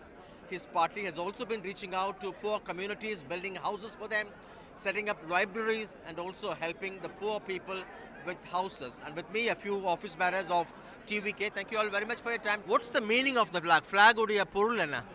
இந்த ஃப்ளாகோடைய இந்த பொருள் வரலாறை சொல்ல போகிறாரு. இதோடைய அர்த்தம் என்னன்னா, தமிழக வெற்றி கழகத்தின் சார்பாக தமிழர்களுடைய பண்பாடு கலாச்சாரம்னாலே ஒரு மஞ்சள் குங்குமத்தோடு தான் நம்ம ஆரம்பிப்போம். எது ஆரம்பிக்கிறதா இருந்தாலும் அதுபடி மஞ்சள் நிறத்திலையும் சிவப்பு நிறத்திலையும் ஒரு மங்களகரமான ஒரு ஃப்ளாகை இந்த தளபதி அவர்கள் அறிமுகப்படுத்தியிருக்கிறாரு. அது வந்து தமிழக மக்களுடைய பண்பாடு கலாச்சாரம் குறிக்கும் வகையில் அமைஞ்சிருக்கு. He says the flag reflects the Tamil culture. The yellow color and the saffron or the maroon color in the flag symbolizes the yellow powder Tamils would use for all auspicious occasions. With that, time for us to slip into a short break, and news updates continue on the other side. Stay with us.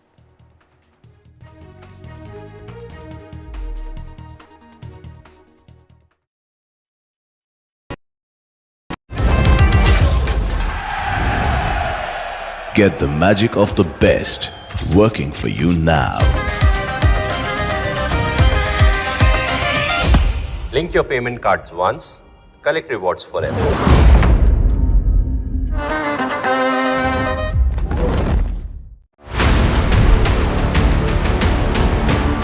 This week on India Ascends. Prime Minister Modi in Ukraine. Is New Delhi now a key voice in global conflicts? DNC nominates Kamala Harris to take on Donald Trump. Can the selected candidate woo the fence-sitters? And India's new data protection norms, will they help keep pace with the AI transition? All this and more only on India Ascends with me, Gauri Dwivedi, at these timings on the NDTV network.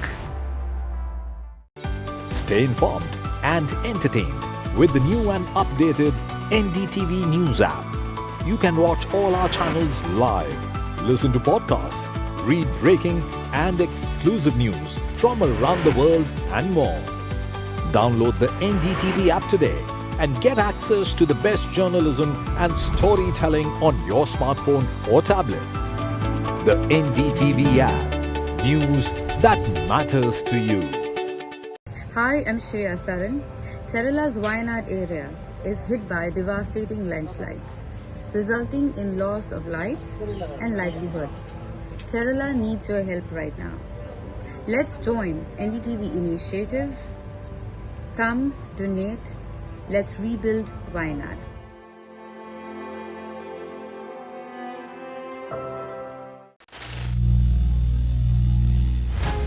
Some people say the metaverse will only be virtual.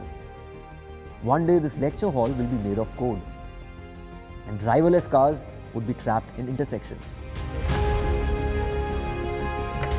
But even in this maze of the future, you can't wish away health. It's time to become more resilient.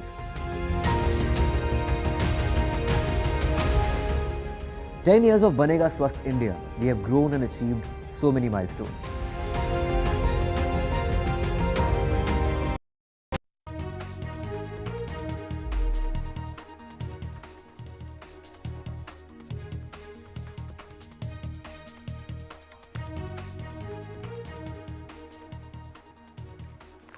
Hello, good evening and welcome to NDTV. I am Ankit Tyagi. It's 6 p.m. on the clock, time for Newsroom News Break. Ladies and gentlemen, our top focus will be, of course, we'll take you to Tamil Nadu.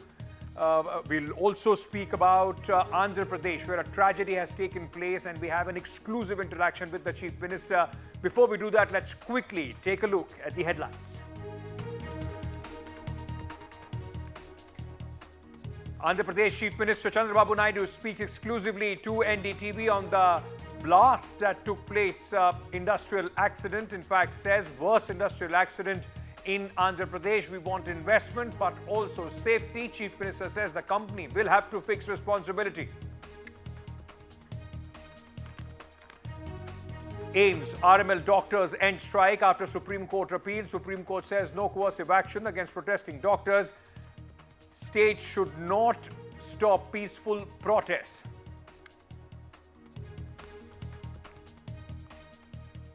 Tough questions once again by the Supreme Court for the Bengal government. The Supreme Court says Bengal affidavit doesn't explain delayed FIR, don't politicize this. The law is taking its own course, says the Chief Justice of India. Uttar Pradesh government dicta to government officers. Yogi government says declare property or lose your salary. Uttar Pradesh government sets the deadline for August 31st. Nearly 18 lakh government staff to be impacted. Prime Minister recounts Poland's help to India in Warsaw.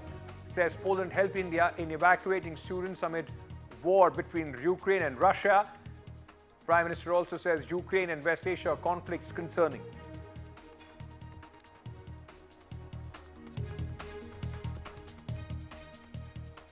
Strong observations by the Bombay High Court as it took cognizance of the sexual assault of 2 children last week at a school in Badlapur, Thane. The High Court has asked why no action against the school and pulled up the police for shoddy handling of the case.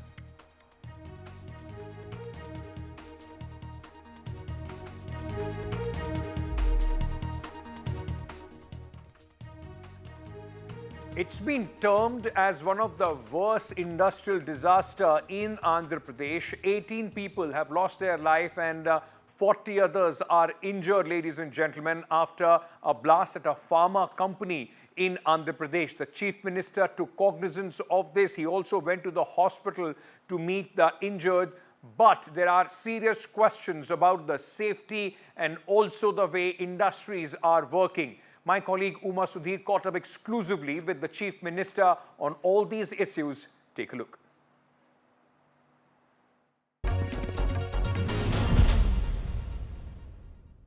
I have with me Mr. Chandrababu Naidu, Chief Minister. Sir, you've just visited all the hospitals, met with the families of the victims as well.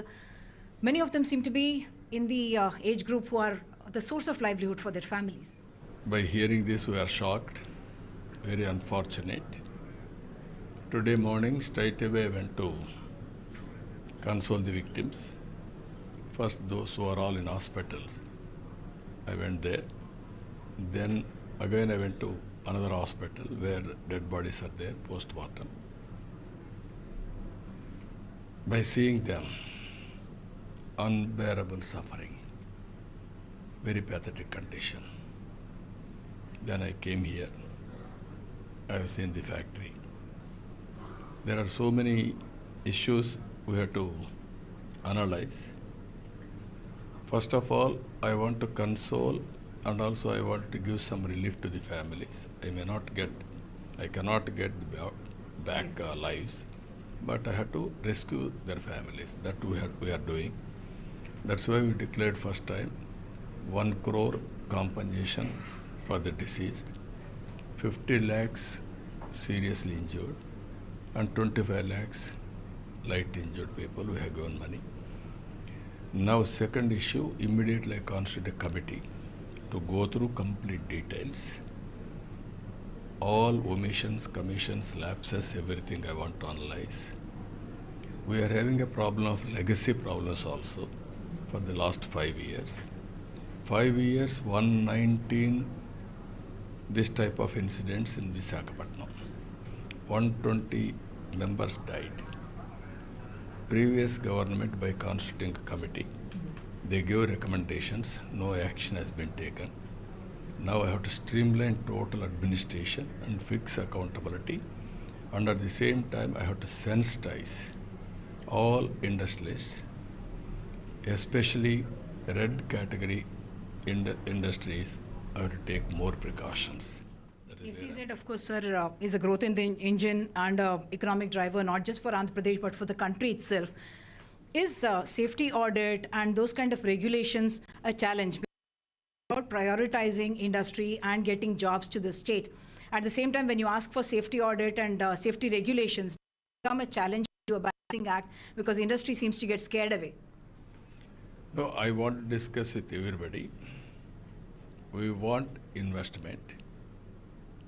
As on yesterday, we will talk about ease of doing business. Now we are speed of doing business. That is the issue now.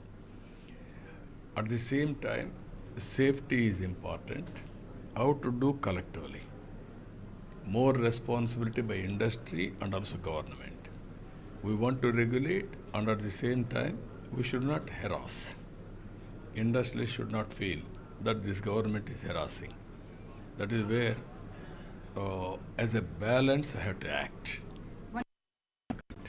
Final question. So you have spoken about upskilling and skill census as well. In your industries here, huge number of migrant labor come and work. Upskilling for your own people also must be a challenge because these are very sensitive chemicals and you need in-depth knowledge to be able to handle. Is that something that you're looking at because this area has huge potential? No, what I'm saying, all industries, they need some skills. Every industry should have SOP, standard operation procedures. Under the same time, to supervise that, close monitoring, they have to watch carefully. Every person has to follow SOP, then only it is possible. If they should have done in this industry, this type of loss should not have come. I am confident on that. You spoke about fixing responsibility. Yeah, even company has to fix responsibility among their functionaries. Supervisory, everything, reporting and watching. Now technologies are coming, use technology. Like there's so many things. By using all these things, you can control very clearly this type of incidents. You mentioned the last 5 years, has the numbers actually gone up steeply in the number of accidents? More than double. Everywhere systems have been destroyed. Some of the systems are defunct. They have done otherwise. All these things, legacy problems. For the last 70 days, 80 days, I'm streamlining everything. It takes more time. I am analyzing. Even this incident, I have analyzed. Now I am constituting a committee. Within 3 months' time. Here there is no trauma center. So many industries are coming. How to do it, we'll work it out. Thank you so much, sir. So the Chief Minister is saying that they are going to be taking safety very seriously, even as they welcome industry and trying to create jobs in the state. With camera person Nagraju, Uma Sudhir, NDTV. That was Andhra Pradesh Chief Minister Chandrababu Naidu speaking to my colleague Uma Sudhir. But what's the latest situation as far as the victims are concerned and what is happening with the investigation? Let me straight take you to Uma Sudhir at this moment. Uma is joining us live. Uma, the Chief Minister, you spoke to him, spoke about fixing accountability, but first give our viewers the situation, the condition of those who have been injured and where is the investigation at this moment? So 17 people is the official number of people who have succumbed in this particular tragedy accident, and at least 41 of them are still in hospital, and a few of them, at least I'm told that at least 6 of them are in a very critical state. Burn injuries, what does happen is that it takes a day or two and then sometimes it aggravates because secondary infections start, and therefore it's a very pathetic kind of situation in the hospitals where we are seeing these victims. Not just that the victims are suffering, are in great suffering, but also the fact that they were all, most of them are very, very young. Some of them as young as 20 years of age, and they are in fact the earners of livelihood for their families, and that is what is a big concern as well.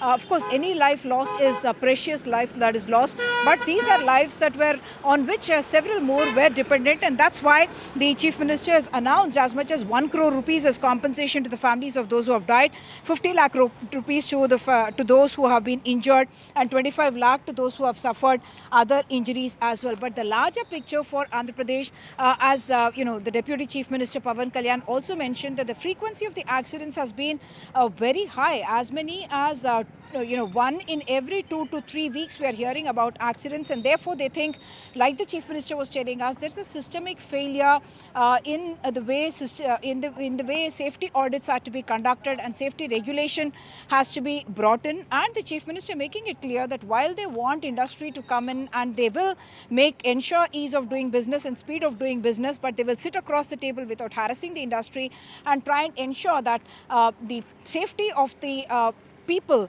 is not compromised. And he has spoken about using technology, which also means AI-related kind of technology, which can monitor round the clock, because this is not something where you can have a yearly inspection, a monthly inspection, or even a weekly inspection, because this is equipment and wear and tear and maintenance is very critical. Many of these solvents, in this case, I was speaking to some of the experts who are going into the probe. Their report is not yet final, but Mr. Subbarao, who's part of the probe team, in fact told me that this was a leak that happened inside of a chemical called MTBI, whose flash point is minus 18 degree. Flash point is a point at which any chemical actually vaporizes and it can get inflamed, and that's what has happened in this case. A small leakage has led to it falling on some electric wires, and that was the trigger for the fire starting. And I was inside that unit just a short while ago, a few minutes ago, and the door, and the impact of it has been that the wall actually collapsed and the door has been flung about 100 meters away. I mean, there are in all sides you can see the debris which has been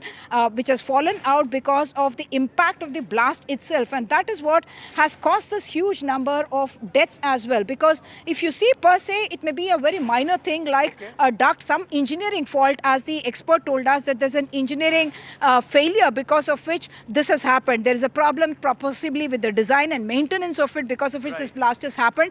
But the loss of lives that it has caused is huge. Thankfully, at 2:15 p.m. when this incident took place, there was a changeover of the shift, and the number of people who were inside was relatively less. Otherwise, 381 people work in 2 shifts here. At that particular time, there were only about 50 people, but still led to this huge tragedy of an accident, which will serve as a wake-up call. That's what the premises CM has promised us, that there is going to be stringent regulation to ensure that safety is never compromised. Back to you. Thank you, Uma, for joining us with that detailed report. Moving on now to Uttar Pradesh, where a government dicta to the officers and the people staffed with the government of Uttar Pradesh has now, in fact, set a lot of frenzy. The Uttar Pradesh government, Yogi Adityanath government, has said that all government staff have to declare their property details or lose salary. Yogi government has set the deadline for 31st of August. The government staffers will have to declare their property details. Nearly 18 lakh government staff of Uttar Pradesh will be impacted by this. Only 26% employees so far have declared their property and assets. The employees have time to upload details on a portal.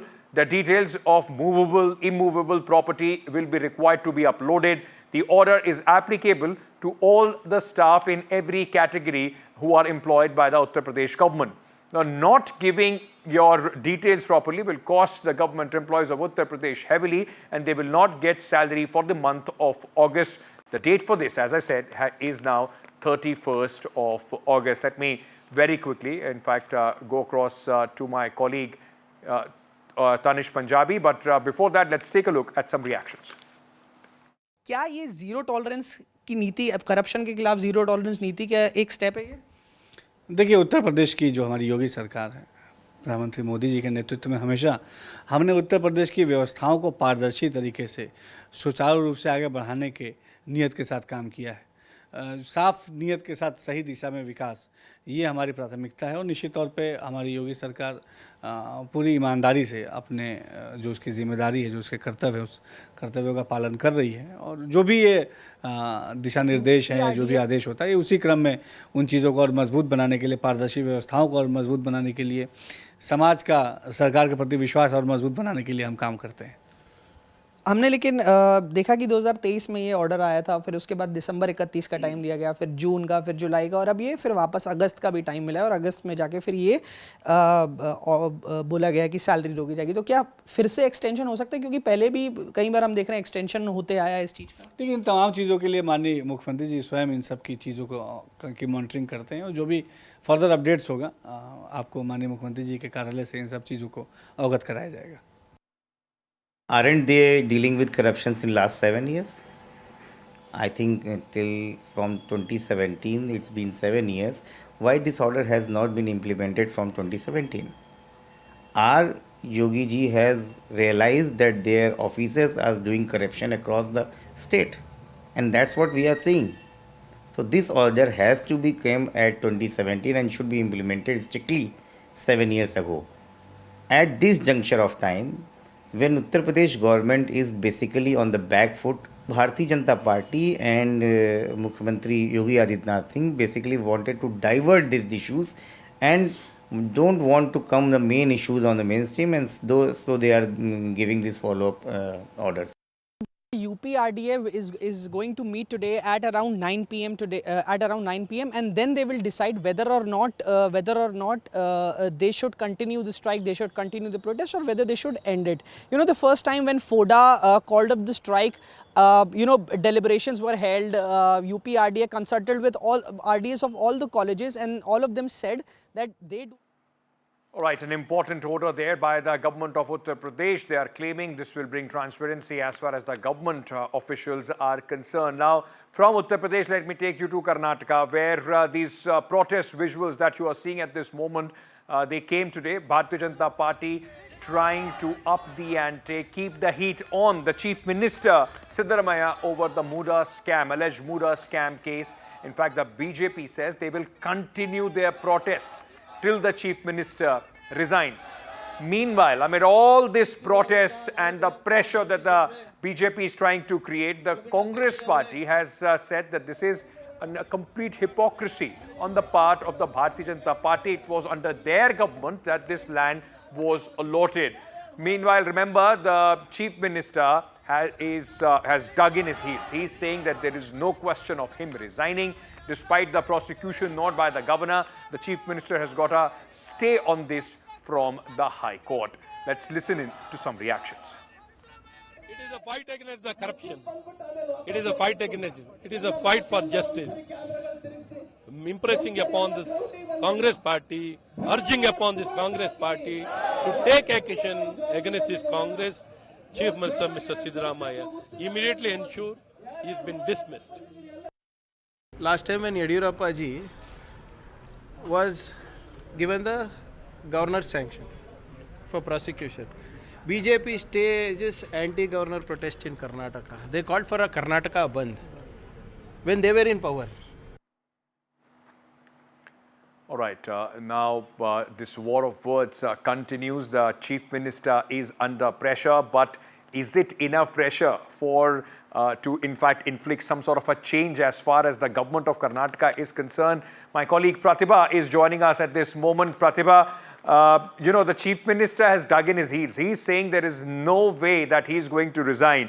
The protests from the Bharatiya Janata Party also continue. How do you see this going forward? Is the Congress party completely backing the Chief Minister? In fact, the answer definitely lies in the court as far as the destiny of Chief Minister and his chair is concerned.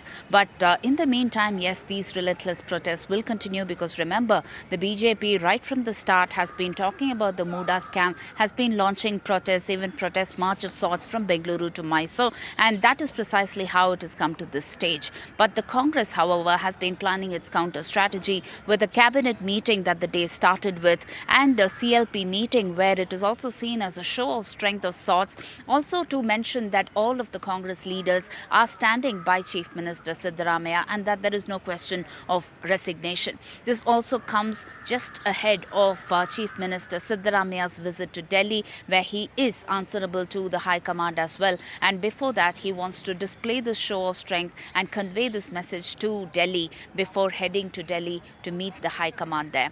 This is what we see on ground as far as the political corridors of Karnataka is concerned, but there is definitely an interim relief for Chief Minister Siddaramaiah as far as the Muda scam goes, and the answer definitely lies on August 29th. Back to you. All right, thank you, Pratibha, for joining us with all those details. In fact, reporting on this story that is continuously still, in fact, garners a lot of traction because of the BJP's protest. Moving on now to, in fact, Tamil Nadu, where top Tamil actor Vijay has launched his political party flag on Thursday while unveiling his party flag and the symbol, the actor and chief of his party. Vijay took a pledge along with the party workers and leaders at the office of his party in Chennai. A rally is also planned for the last week of September. The actor plans to shift to politics, his focus completely from acting after finishing his last film, Thalapathy 69, which will be completed by the February of 2025. And then, of course, as sources are telling us, he is going to take a full-fledged jump, his plunge into the politics of Tamil Nadu. என் நெஞ்சில் குடியிருக்கும் தமிழ்நாட்டு மக்கள் அனைவரும் அவங்க முன்னாடியும் சரி இன்னைக்கு அந்த கொடியை அறிமுகப்படுத்துறதுல எனக்கு ரொம்ப ரொம்ப பெருமையா நினைக்கிறேன். இதுவரைக்கும் நமக்காக உழைச்சோம். இனி வரப்போற இயர்ஸ்ல நம்மள ஒரு கட்சி ரீதியா நம்மள தயார்படுத்திக்கிட்டு தமிழ்நாட்டுக்காகவும் தமிழ்நாட்டு மக்களின் உயர்வுக்காகவும் நம்ம எல்லாருமா சேர்ந்து உழைப்போம்.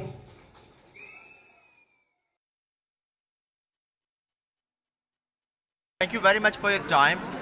How significant is today's development, hoisting the flag and introducing the flag? Flag, Talaivar, Talapati have been introduced today. All cadres are very, very happy. District President, district wing leaders and all are very happy today. Mr. Vijay will fight elections alone or will he join any other alliance? All will inform to you by Talaivar. Will inform what in your view are the strengths of Mr. Vijay, sir? We know him as an actor, as a politician. What are his strengths? Sir, we know our Talapati's strength, we know. What? You also very well know. If you can say that. No, you know. Like what? What means public and people strength are, then all are happy. Popular star and TVK party chief actor Vijay today launched his party's flag, hoisted it and also introduced his party's anthem. He didn't speak much, but all he would say is the flag of his party is not for his party, but also it's a flag for the state and for the state's victory. In fact, Vijay has been nurturing political ambitions for quite some time.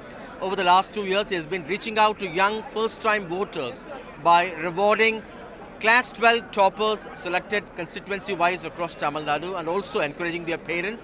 His party has also been reaching out to poor communities, building houses for them, setting up libraries and also helping the poor people with houses. And with me, a few office bearers of TVK. Thank you all very much for your time. What's the meaning of the flag? Flag udiya porul enna? இந்த ஃப்ளாகோடைய இந்த பொருள் வரலாறை சொல்ல போகிறாரு.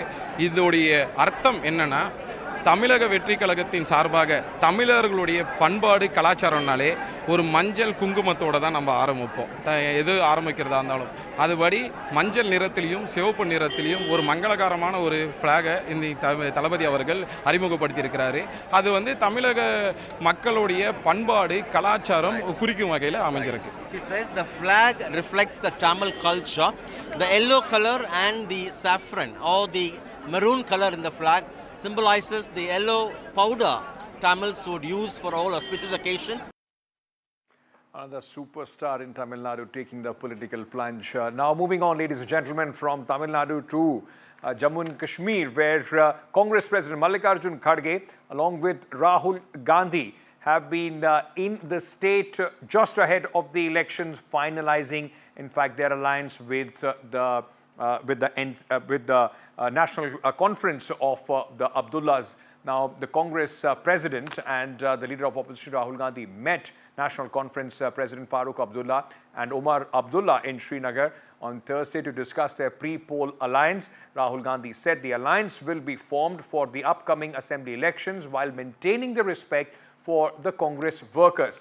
After the meeting, Farooq Abdullah, in fact, described the meeting which took place at his residence as cordial and on track, adding the alliance has been finalized on all 90 seats, which will be seeing political action in 3 phases starting at the end of this month.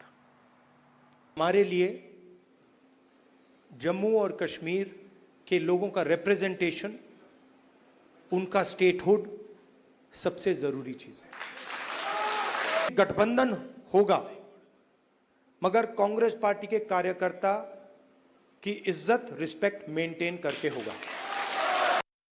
It is our priority in the Congress party and also in the India Gathbandhan to restore statehood to Jammu and Kashmir as soon as possible. We had expected that this would be done prior to the elections. We are hoping that statehood would be restored as soon as possible and the rights of the people of Jammu and Kashmir, democratic rights will be restored to them.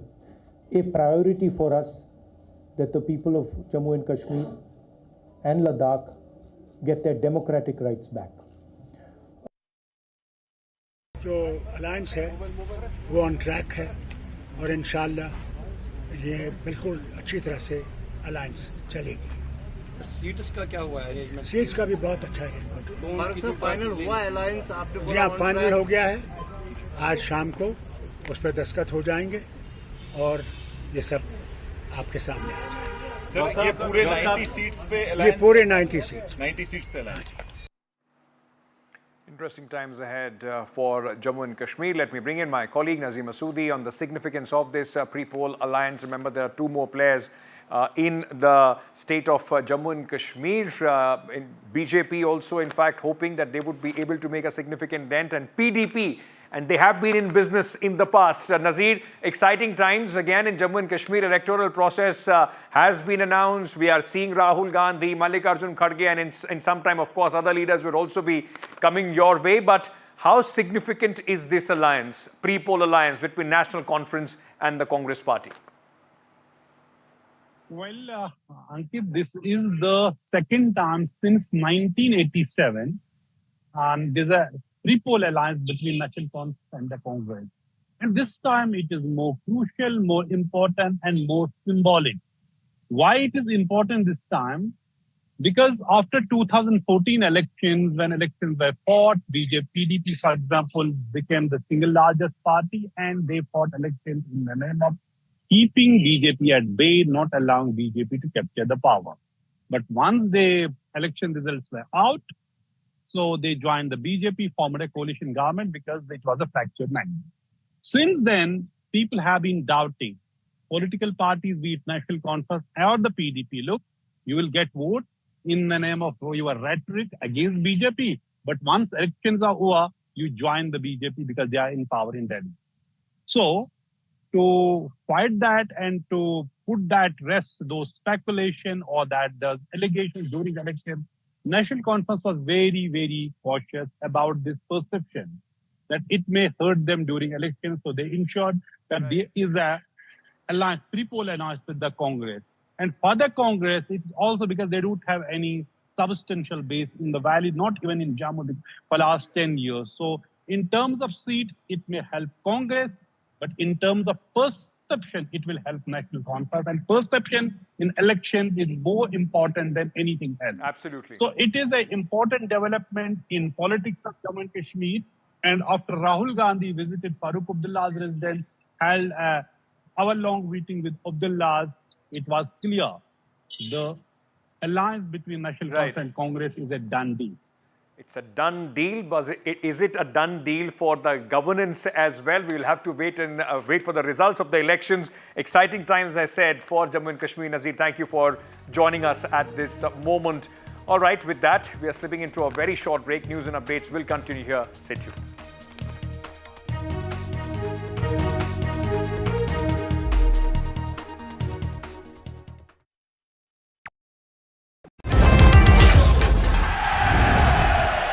Get the magic of the best working for you now.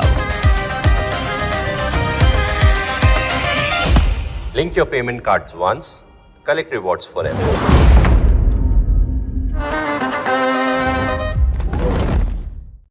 Stay informed and entertained with the new and updated NDTV News app. You can watch all our channels live, listen to podcasts, read breaking and exclusive news from around the world and more. Download the NDTV app today and get access to the best journalism and storytelling on your smartphone or tablet. The NDTV app. News that matters to you. Hi, I'm Shreya Saran. Kerala's Wayanad area is hit by devastating landslides, resulting in loss of lives and livelihood. Kerala needs your help right now. Let's join NDTV initiative. Come, donate. Let's rebuild Wayanad.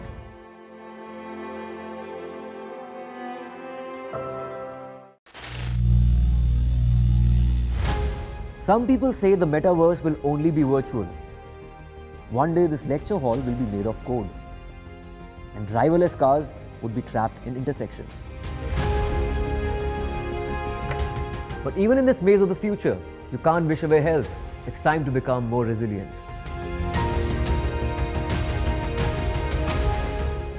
10 years of Banega Swasth India, we have grown and achieved so many milestones.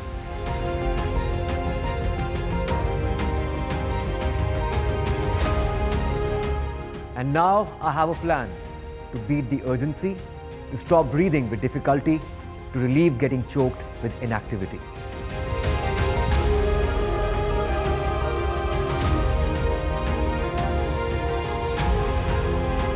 Energize our government, our environment.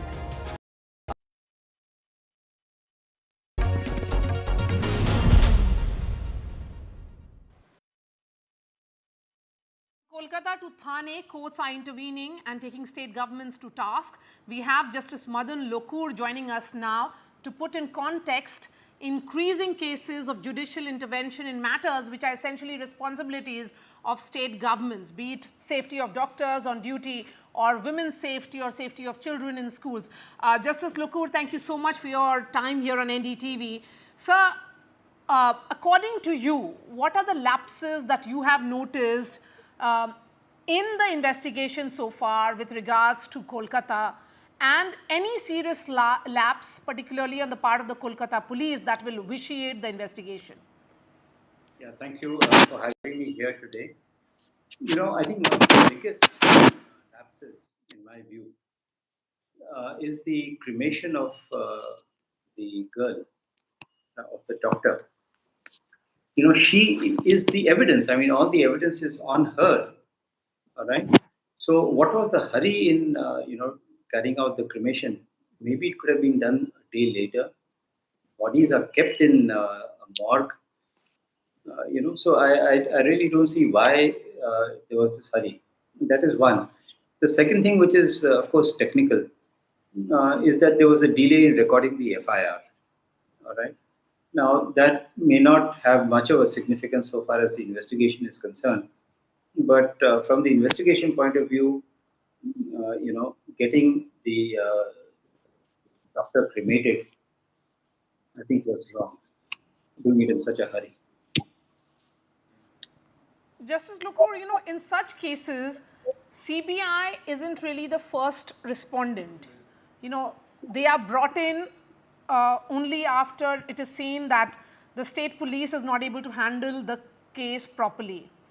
And will it in any way then hamper the CBI's probe? Of course, they are going ahead with investigations. They are carrying out polygraph tests as well. Well, I don't know. I don't think it will hamper the investigation.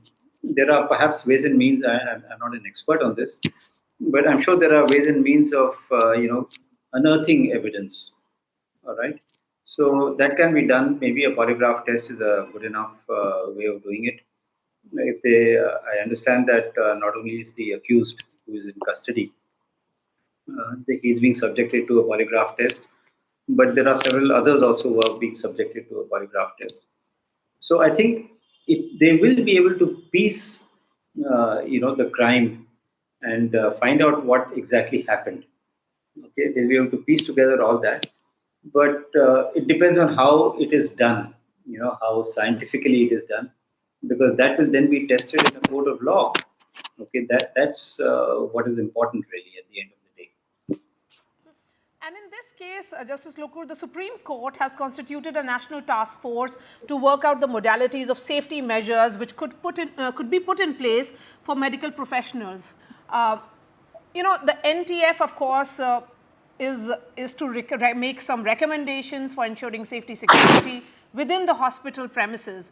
And the Cabinet Secretary and the Union Home and Family Welfare Secretaries will function as ex officio members. But sir, how far can it be helpful? Because health is a state subject. Law and order is a state subject. Yeah, you see, it can give guidance. All right. Now, for example, there was a time when you had this Model Prisons Act or Model Prisons Manual. All right, prisons is a state subject, but once you have that document, it can give guidance to the states. So similarly, if the National Task Force comes out with some kind of recommendations, it will definitely help the states. That's one aspect of it. The other aspect is that there was a time, maybe I think in 2019 or 2020, when a draft legislation was prepared. All right, for some reason it was shelved. Now there is a demand, apparently, that this act should be enacted or this bill should be passed into a law. Now, one of the things that is being said is that, oh, you see, this is a state subject. How can Parliament legislate on it? But the Constitution provides for a situation like this. If you remember, a long time back in the 1970s, when the Wildlife Protection Act was passed, all right, the states passed a resolution saying that we would like Parliament to enact a law. And on that basis, Parliament enacted the Wildlife Protection Act. So similarly, in a situation like this, I don't think any state is going to say that, listen, we don't want Parliament to enact a law. Right? They will agree. Now, since there is already a draft legislation, that can be circulated to the states, inviting their suggestions, comments, and so on and so forth. So if there is a will to do it, it can be done. And I think it should be done. Okay, so, and increasingly we are seeing suo motu cognizance being taken by courts in what are essentially core governance issues, like safety of women. These are law and order issues. Policing is a law and order issue. How are you seeing this transition? Is this some kind of signal or sign of failing governance? In a sense, yes. Why are there public interest litigations? Okay, because there is a failure in governance, and that is being pointed out through the public. Now, if the court takes suo motu cognizance of something, that means there is something wrong, and which needs to be corrected. I remember dealing with a suo motu case about prison reforms. All right, a letter was sent by a former Chief Justice of India to the Supreme Court that was taken up as a public interest petition, suo motu in that sense, and action taken. So you are right. It has something to do with governance.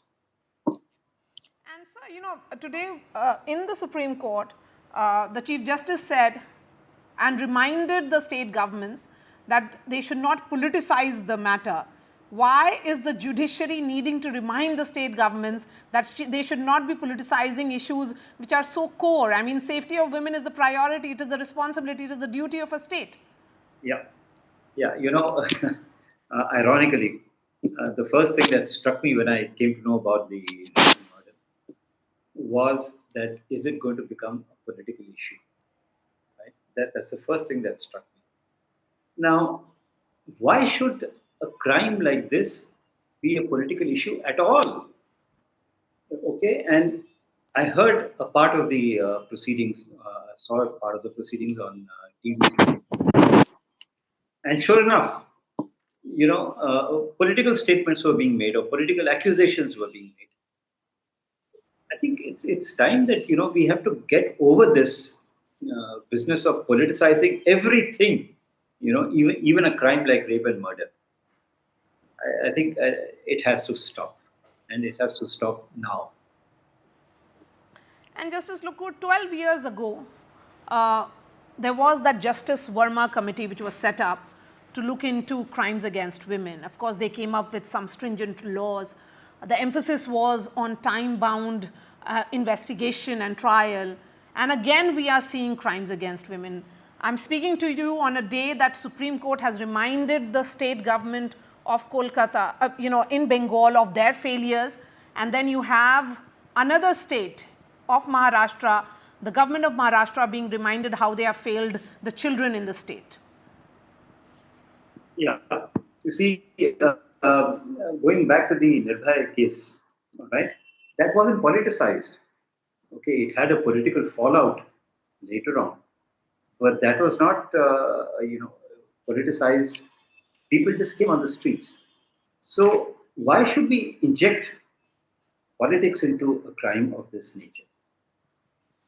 That's one question I think that we have to answer, and we have to deal with this sort of a situation. Now you will have crimes against women, crimes against children. I mean, crimes against children are horrible, and in a very large number. We don't talk about them, unfortunately. They don't have the kind of traction that crime against women have. But yeah, I think the state governments have to wake up and say that, listen, we have to do something about it. The Verma Commission passed several recommendations. Some of them were converted into laws. A Nirbhay fund was set up, a couple of thousand crores, I think about 10,000 crores or something. Has it been utilized? I don't think so. So, I think our governments have to get their act together. Otherwise, these things will go on happening. They've happened in the past between Nirbhaya and today. They've happened several times. They've happened in Unnao. They've happened in Kathua. I mean, now you're facing children in Maharashtra. So unless the government says that, listen, we have to stop this and we have to do something about it, it's this thing will continue. All right, Justice Madan Lokur, pleasure speaking to you, sir. Thank you so much for speaking to NDTV.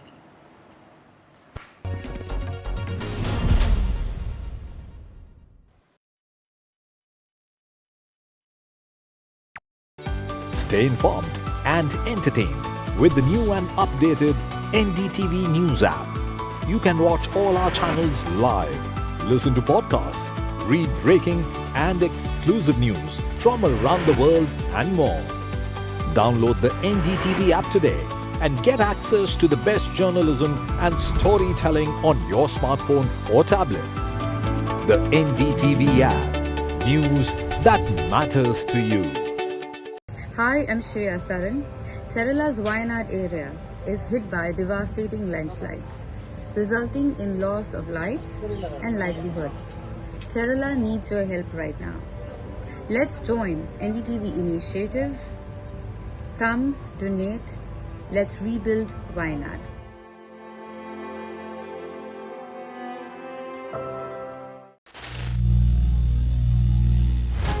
Some people say the metaverse will only be virtual. One day this lecture hall will be made of code, and driverless cars would be trapped in intersections. But even in this maze of the future, you can't wish away health. It's time to become more resilient.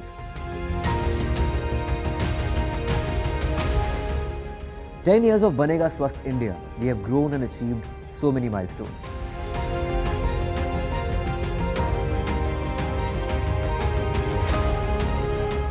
And now I have a plan to beat the urgency, to stop breathing with difficulty, to relieve getting choked with."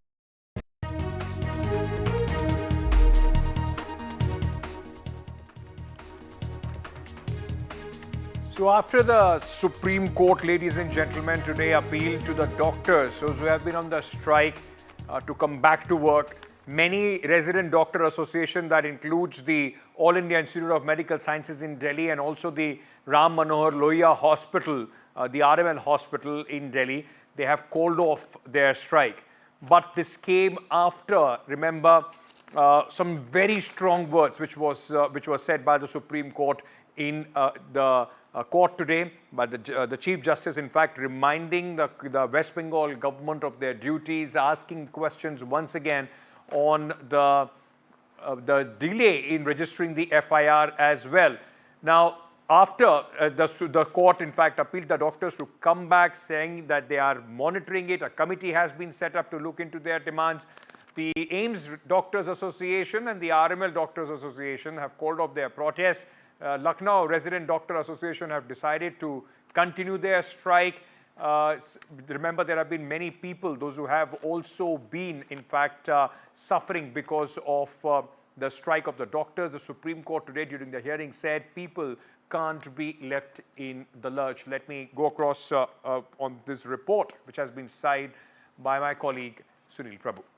Chief Justice of India and his bench reassuring resident doctors and all other doctors for that matter, saying that, we will ensure their safety, no coercive action, no victimization, asking the state health secretaries as well as the health secretary of union government to speak with the DGPs as well as the chief secretaries to ensure their safety at various government institutions.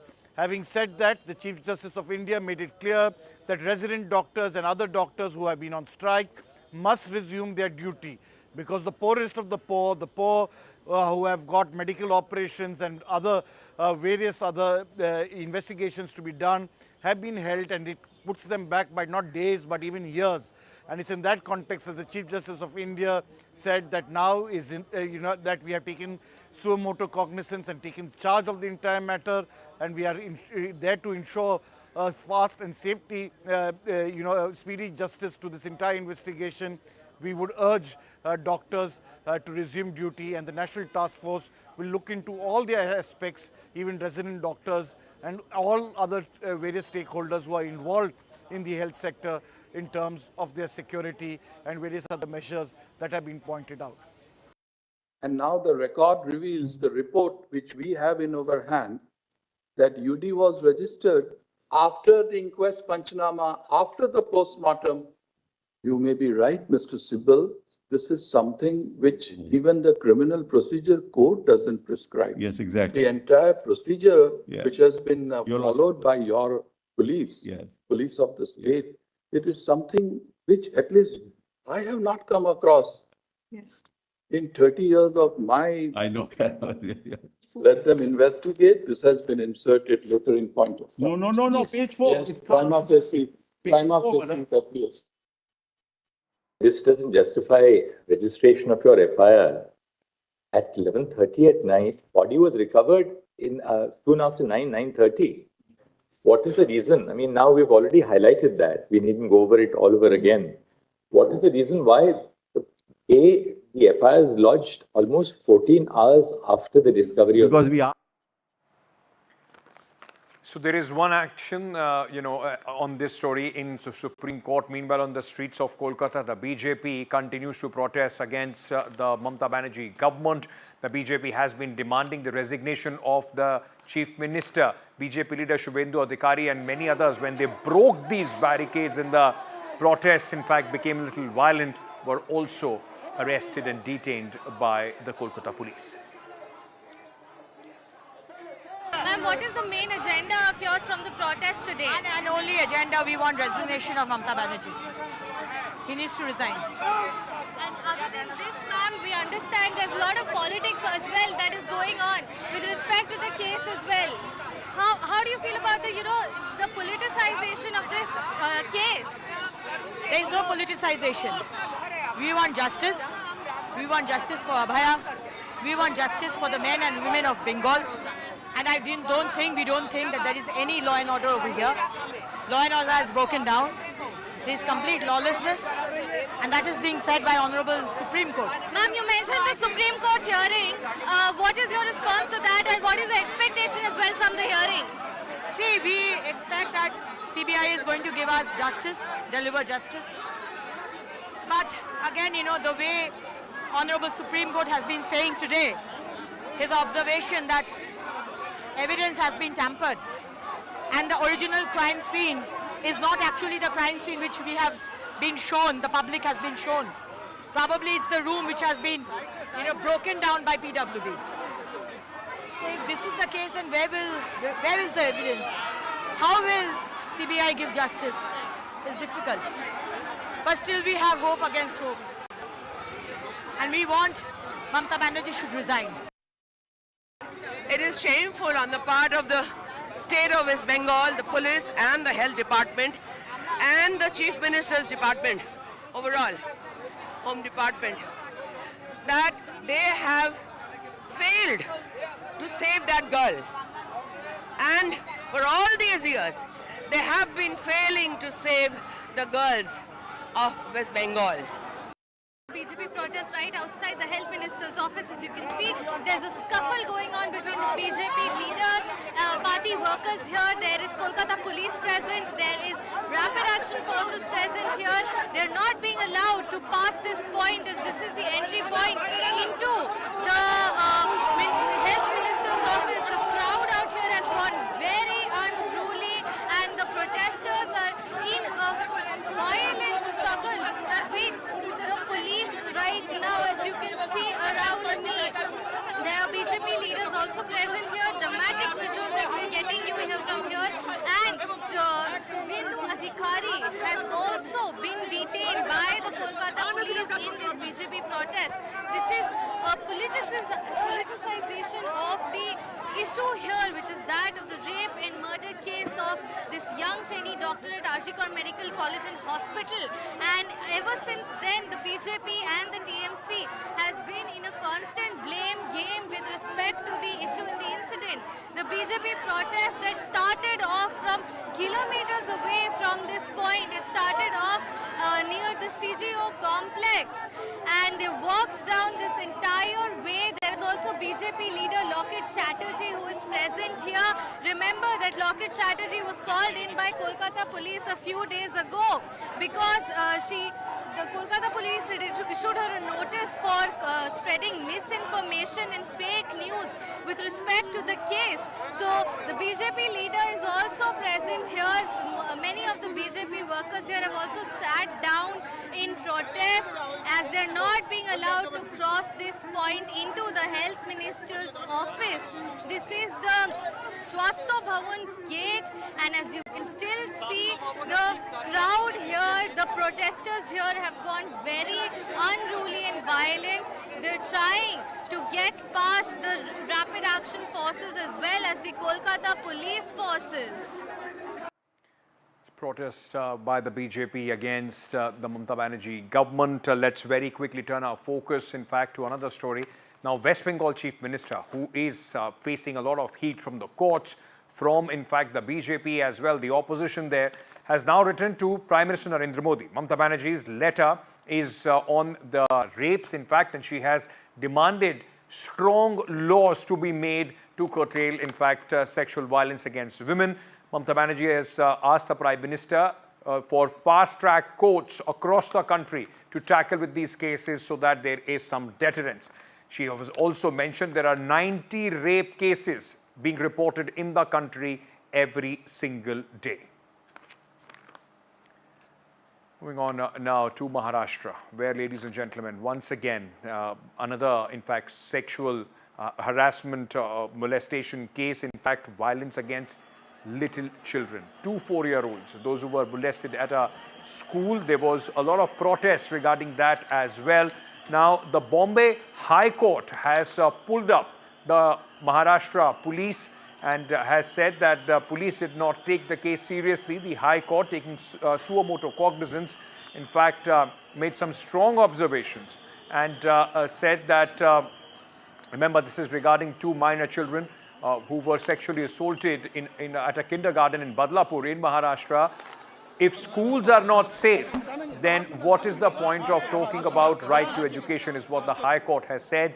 Unless there is a strong outburst, the machinery does not work. This is scathing, in fact, remarks against the Maharashtra police. The court also reprimanded the local police for failing to register the case and said, why are you suppressing the facts from us?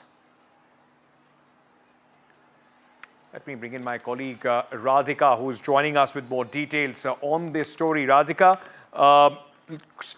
tough talk, very strong observations and questions from the Maharashtra police and the Chief Minister, who so far has been saying that this is now being politicized. Certainly strong remarks by Division Bench of the Bombay High Court. The court coming down heavily on the state government as well as Badlapur police over the probe into the sexual assault case in Badlapur. Of course, the court did speak about procedural lapses as far as the entire FIR is concerned. Why was there no case against the school as mandated under sections of the POCSO Act is something that the court asked. Why was the second victim statement not taken? Why were the victim's statement not taken under 164 of the CRPC? Why was no video recording of the entire proceedings as far as statement recording is concerned not done?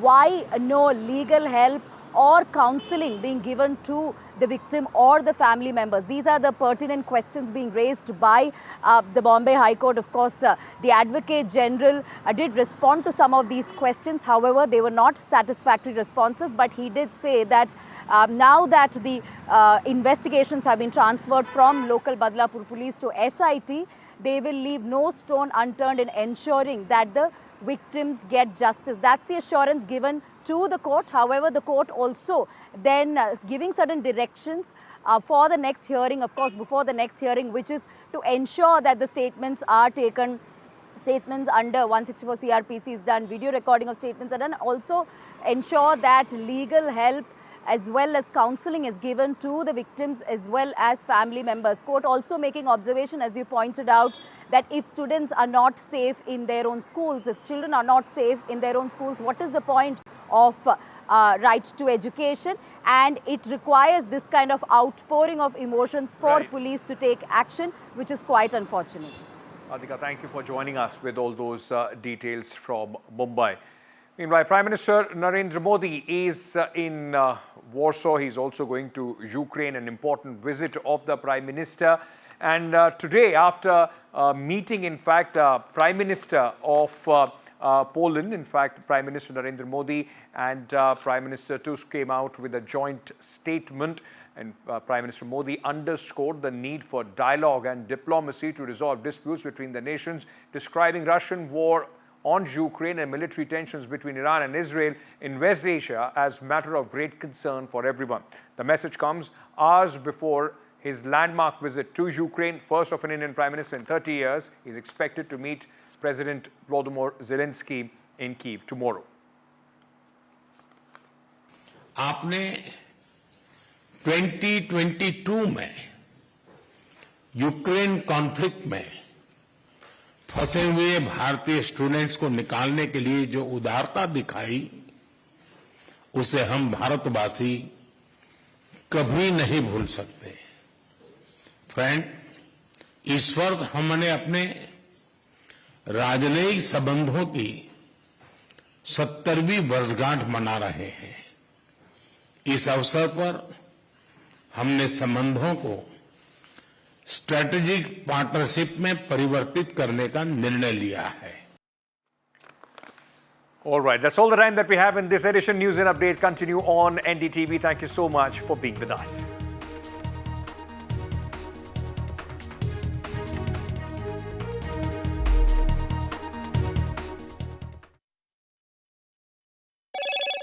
Hello, Moto.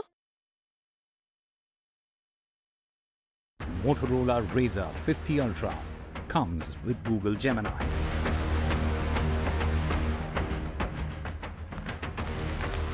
On Prime Minister Modi's visit to Poland, the Ministry of External Affairs on social media website X has put out a post and has said Prime Minister Narendra Modi held constructive discussions with Prime Minister Donald Tusk of Poland today.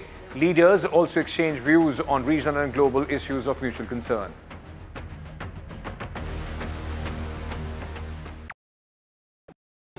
Stay informed and entertained with the new and updated NDTV News app. You can watch all our channels live, listen to podcasts, read breaking and exclusive news from around the world and more. Download the NDTV app today and get access to the best journalism and storytelling on your smartphone or tablet. The NDTV app. News that matters to you. Hi, I'm Shreya Saran. Kerala's Wayanad area is hit by devastating landslides, resulting in loss of lives and livelihood. Kerala needs your help right now. Let's join NDTV initiative. Come, donate. Let's rebuild Wayanad.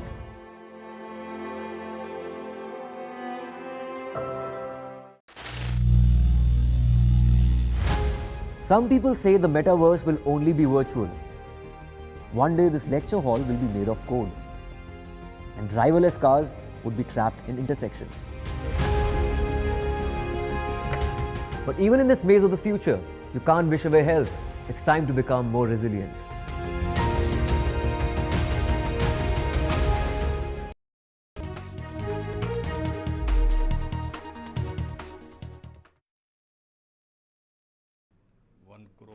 The Chief Minister Chandrababu Naidu speaks to NDTV exclusively on the reactor blast incident. He says it's the worst industrial disaster in the state of Andhra Pradesh. We want investment but also safety. That's what he has said.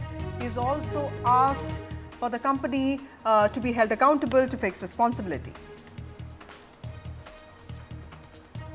AIIMS RML doctors end strike after Supreme Court appeal. Supreme Court had said no coercive action against protesting doctors. Supreme Court had also said that state should not stop peaceful protests. Supreme Court had also said that it was concerned about doctors' safety and wants it institutionalized. Kolkata hospital rape. Supreme Court's tough questions to Bengal. Supreme Court has said that the Bengal affidavit doesn't explain delayed FIR. The CJI particularly has said that there is no need to politicize this matter and that the law is taking its course. UP government diktat to government staff. Yogi government asks all government employees to declare property or lose salary. Yogi government sets August 31st as the deadline for this process. Nearly 18 lakh UP employees could be affected. The Prime Minister has recounted Poland's help to India in Warsaw. Prime Minister has also said that Poland helped India in evacuating students in the midst of the war. Prime Minister Narendra Modi has also said that Ukraine-West Asia conflicts are deeply concerning.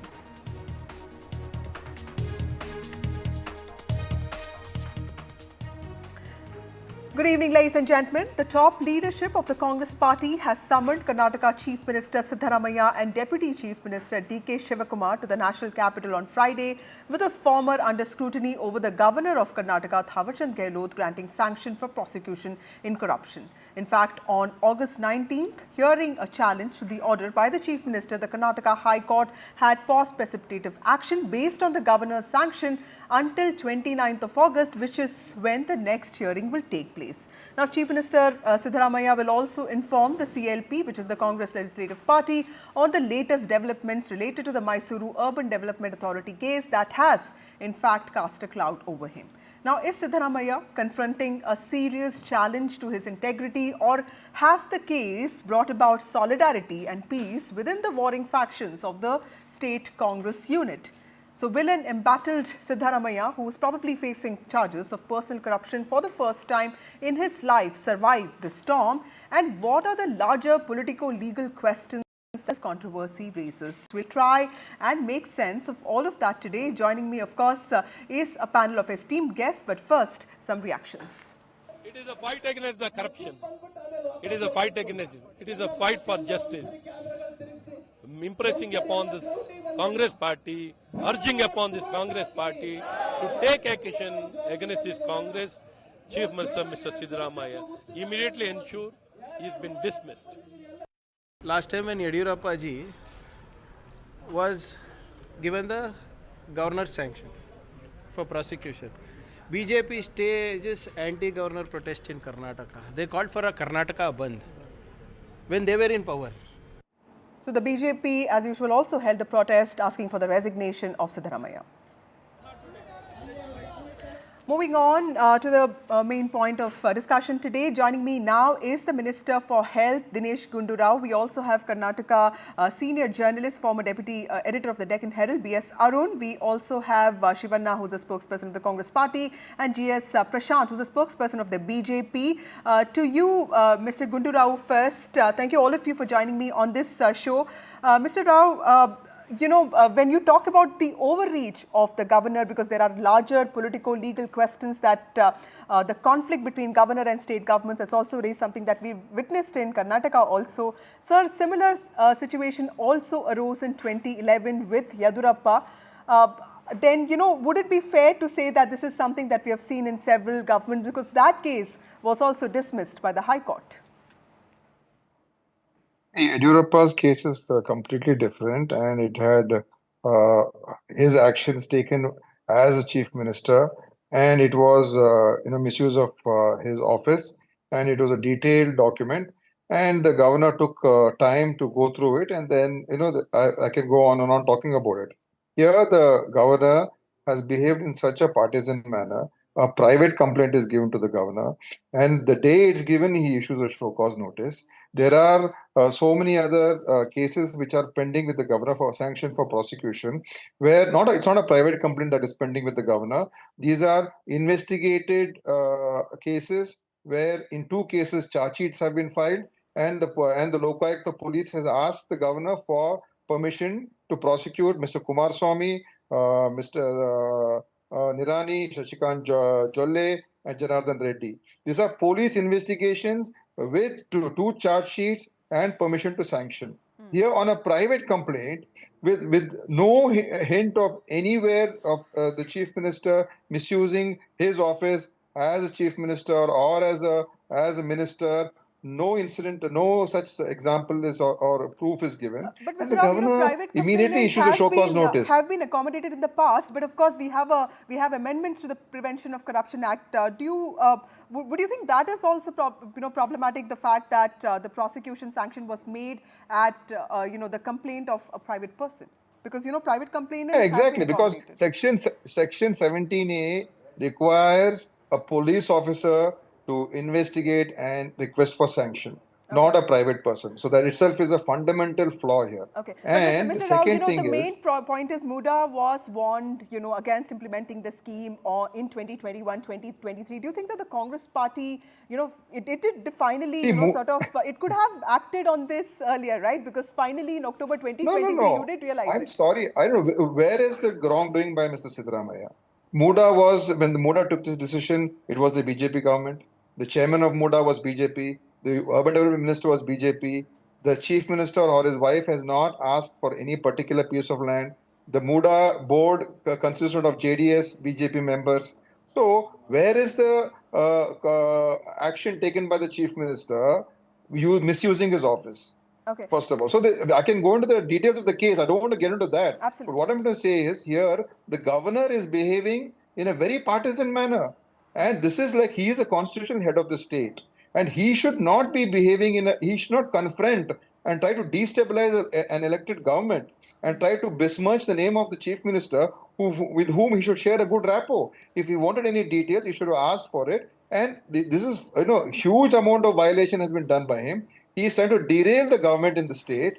And this is a typical how BJP, the Modi government, is misusing the Raj Bhavan and the governor's office in every state where the opposition party is ruling. Acknowledge in every the resolution state. that the cabinet did come up with, despite the absence of Siddaramaiah. So that's one thing that the governor did. He did say that, he has gone through what the cabinet did. But tell me, how united is the party? Is it rallying around Siddaramaiah, or, at some point, do you see this impacting the party? Do you see this impacting the party's prospects? Because elections are also, coming up in a few years from now. I think, actually speaking, the BJP is in disarray, JDS is in disarray. There are voices within those 2 parties where they have been speaking against their own leaders in the state. Many of them are not convinced by what the BJP and JDS are doing. And on the other hand, the Congress party is solid. In fact, this incident has unified the party even more. This whole thing that the BJP is doing is a big joke. This is going to have egg on their face. And the real culprits, that is the central minister, Mr. H.D. Kumaraswamy, who is now, governor has to decide on whether to give him sanction or not. He has to take a decision now. He cannot keep the file pending anymore. So there is solid evidence that he has done wrongdoing and he has to sanction for prosecution. And Mr. Kumaraswamy will have to resign because he's holding the mines portfolio in which he has done this, this corruption. So BJP leaders are going to face the music. And the governor actually has tied his own hands by sanctioning prosecution against the chief minister for no wrongdoing. He better now give sanction for prosecution against the central minister, Mr. Kumaraswamy, and other BJP leaders, where they have been investigated and charge sheets have been filed. So there is no getting away from it. And today in our cabinet, we have requested the governor again to immediately take action on those 4 cases which are pending with him.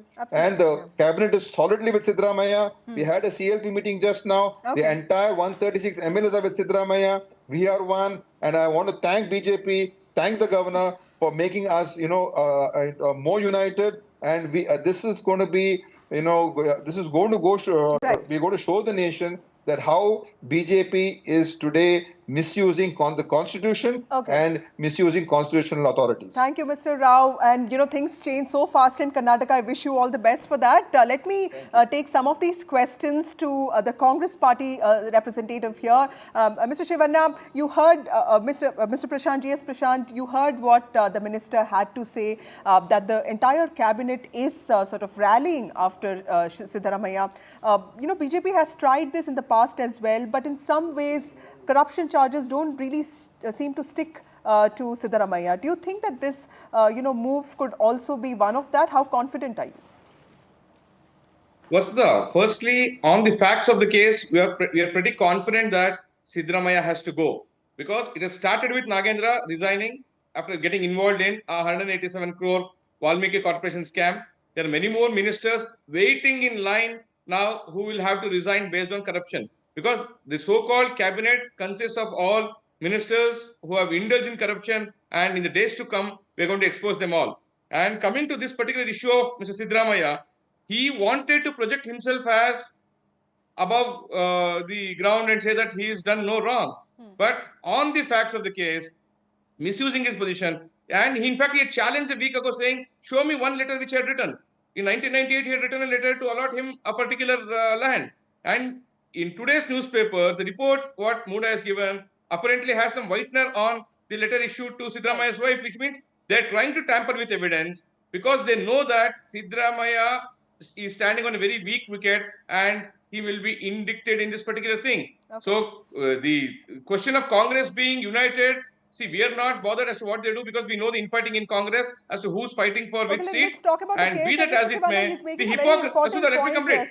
hypocrisy of Congress is very well exposed here. Yes, the hypocrisy of Congress is very well exposed here because Mr. Shivanna, whenever when they were in power for 60 long years, they have used this offices to defame and put others in the dock. Yes, Mr. Shivanna, the Congress, Congress government is reported to have allowed this 50-50 scheme in Muda despite several objections. I mean, I know that BJP was also, in power in the state, and the beneficiaries seem to be, across political spectrum, different parties, different mutts.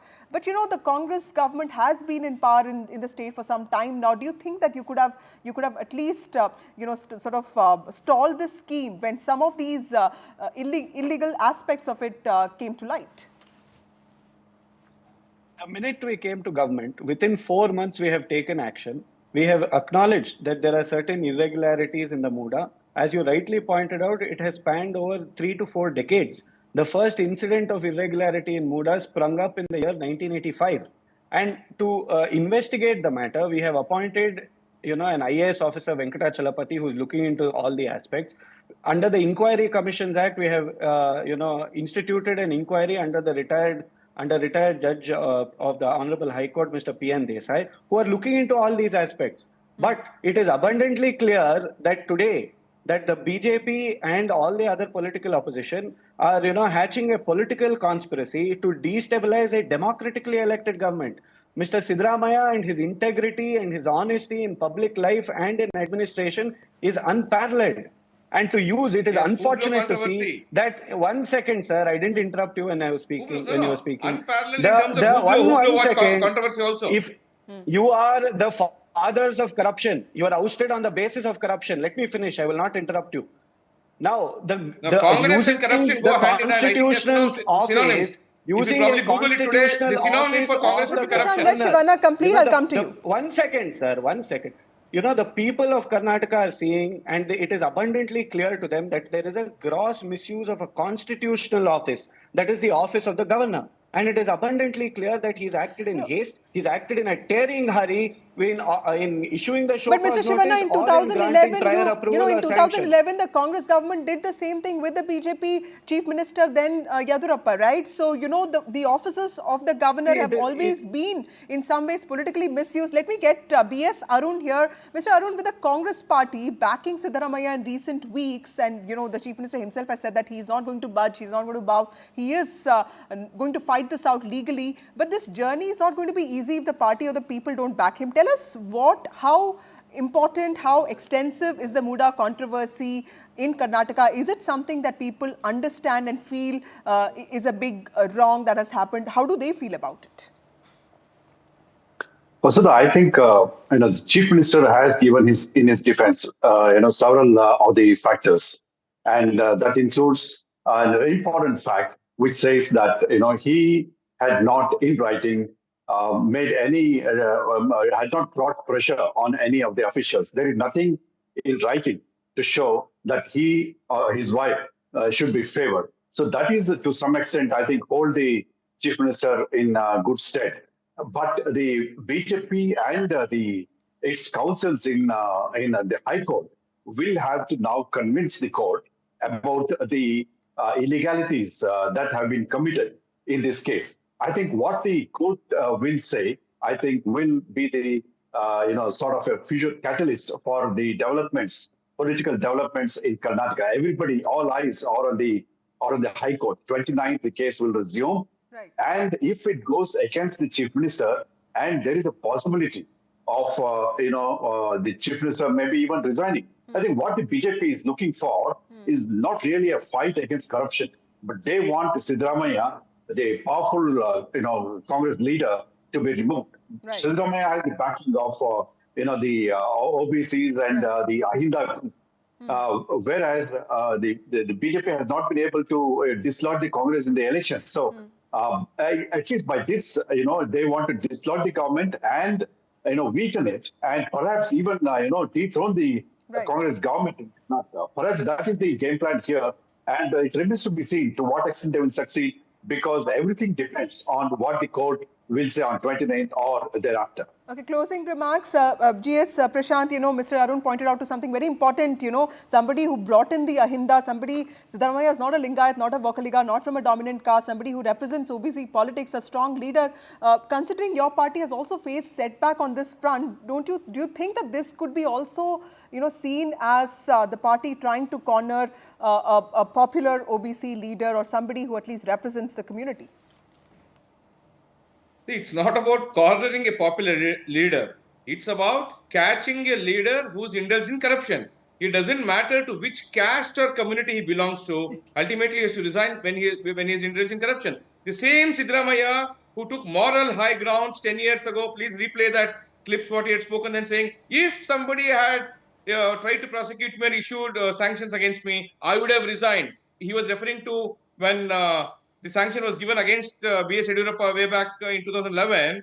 Siddaramaiah said, if somebody issues sanctions against me or wants to prosecute me, I'll be the first to resign if he was in BSY shoes then. The same thing, the tide has turned. Now Siddaramaiah says, I will not resign. My MLAs are backing me. Okay. It doesn't matter whether the corrupt Congress MLAs back Siddaramaiah or not. Court, in its wisdom, would take all documents into cognizance, will take the circumstantial evidence, and we have the greatest respect for the court and the constitution, which Congress doesn't believe in. Probably one of the first times that Siddaramaiah is facing a serious integrity crisis, sir. Mr. Shivana, last word from you. I hope I'm not interrupted this time. Yes, please finish. I hope I'm not I'm out of time. No. Please, you're done. No, what's the give me 10 seconds to complete? I'm completely out of time. 30 seconds for Mr. Chief Minister of Karnataka. No, wait. Let me complete, then you have your time, Shivana. Unwavering and total Shivana, let me complete my point. All the MLAs, he has the popular mandate of the people.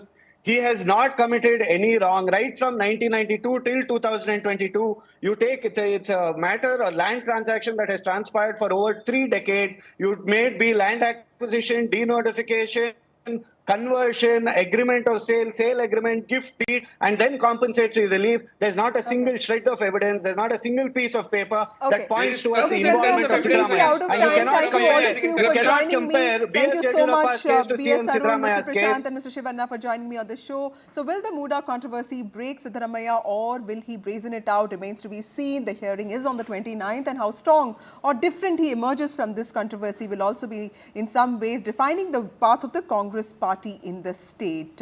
Also, my colleague Uma Sudhir spoke to Chandrababu Naidu, the Chief Minister of Andhra Pradesh. This is with regard to the horrible incident that took place in Anakapalli. At least 17 people died and 40 were injured after an explosion in Andhra Pradesh's Anakapalli. The explosion took place at Achutapuram Special Economic Zone.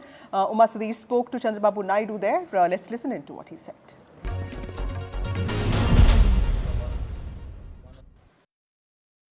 I have with me Mr. Chandrababu Naidu, Chief Minister. Sir, you have just visited all the hospitals, met with the families of the victims as well.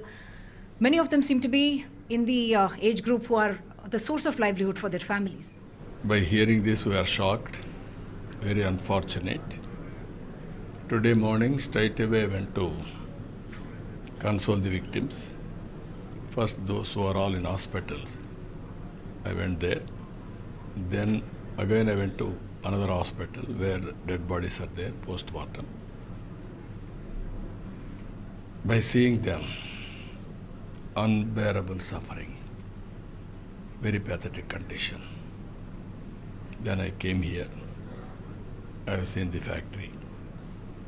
There are so many issues we have to analyze. First of all, I want to console and also I want to give some relief to the families. I cannot get back lives, but I have to rescue their families. That we are doing. That's why we declared first time 1 crore compensation for the deceased, 50 lakhs seriously injured, and 25 lakhs light injured people we have given money. Now second issue, immediately I constituted a committee to go through complete details. All omissions, commissions, lapses, everything I want to analyze. We are having a problem of legacy problems also for the last 5 years. 5 years, 119 this type of incidents in Visakhapatnam. 120 members died. Previous government, by constituting a committee, they gave recommendations, no action has been taken. Now I have to streamline total administration and fix accountability. And at the same time, I have to sensitize all industrialists, especially red category industries, I have to take more precautions. SEZ, of course, sir, is a growth in the engine and economic driver, not just for Andhra Pradesh, but for the country itself. Is safety audit and those kind of regulations a challenge? About prioritizing industry and getting jobs to the state. At the same time, when you ask for safety audit and safety regulations, become a challenge to a balancing act because industry seems to get scared away. No, I want to discuss with everybody. We want investment. As on yesterday, we will talk about ease of doing business. Now we have speed of doing business. That is the issue now. At the same time, safety is important. How to do collectively. More responsibility by industry and also government. We want to regulate and at the same time, we should not harass. Industry should not feel that this government is harassing. That is where, as a balance, I have to act. Final question. So you have spoken about upskilling and skill census as well. In your industries here, huge number of migrant labor come and work. Upskilling for your own people also must be a challenge because these are very sensitive chemicals and you need in-depth knowledge to be able to handle. Is that something that you're looking at because this area has huge potential? No, what I'm saying, all industries, they need some skills. Every industry should have SOP, standard operation procedures. And at the same time, to supervise that, close monitoring, they have to watch carefully. Every person has to follow SOP, then only it is possible. If they should have done in this industry, this type of loss should not have come. I am confident on that. You spoke about fixing responsibility. Yeah, even company has to fix responsibility among their functionaries. Supervisory, everything, reporting and watching. Now technologies are coming, use technology. Like there's so many things. By using all these things, you can control very clearly this type of incidents. You mentioned the last 5 years, has the numbers actually gone up steeply in the number of accidents? More than double. Everywhere systems have been destroyed. Some of the systems are defunct. They have done otherwise. All these things, legacy problems. For the last 70 days, 80 days, I'm streamlining everything. more time. I am analyzing. Even this incident I have analyzed. Now I am constituting a committee within 3 months' time. Here there is no trauma center. So many industries are coming. How to do it, we'll work it out. Thank you so much, sir. So the Chief Minister is saying that they are going to be taking safety very seriously, even as they welcome industry and trying to create jobs in the state. With camera person Nagraju, Uma Sudhir, NDTV. That's all we have for you in this bulletin. More news and updates on the other side.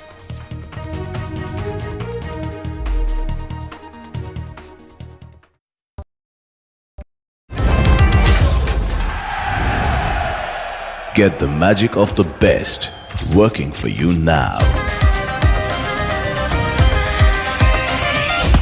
Link your payment cards once, collect rewards forever.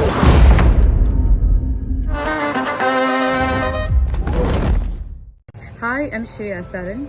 Kerala's Wayanad area is hit by devastating landslides, resulting in loss of lives and livelihood. Kerala needs your help right now. Let's join NDTV initiative. Come, donate. Let's rebuild Wayanad.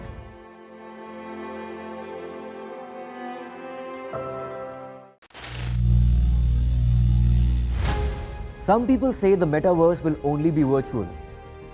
One day this lecture hall will be made of code, and driverless cars would be trapped in intersections. But even in this maze of the future, you can't wish away health. It's time to become more resilient.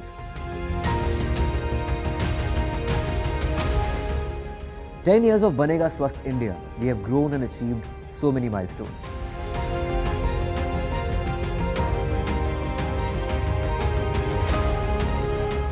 And now I have a plan to beat the urgency, to stop breathing with difficulty, to relieve getting choked with inactivity.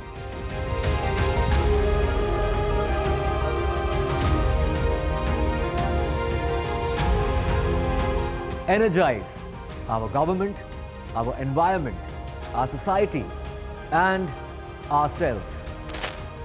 Everyone, everywhere, every day.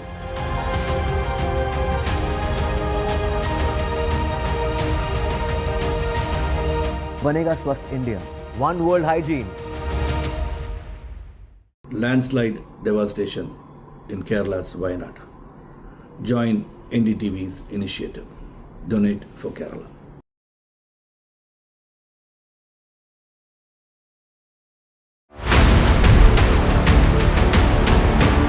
This week on India Ascends. Prime Minister Modi in Ukraine. Is New Delhi now a key voice in global conflicts?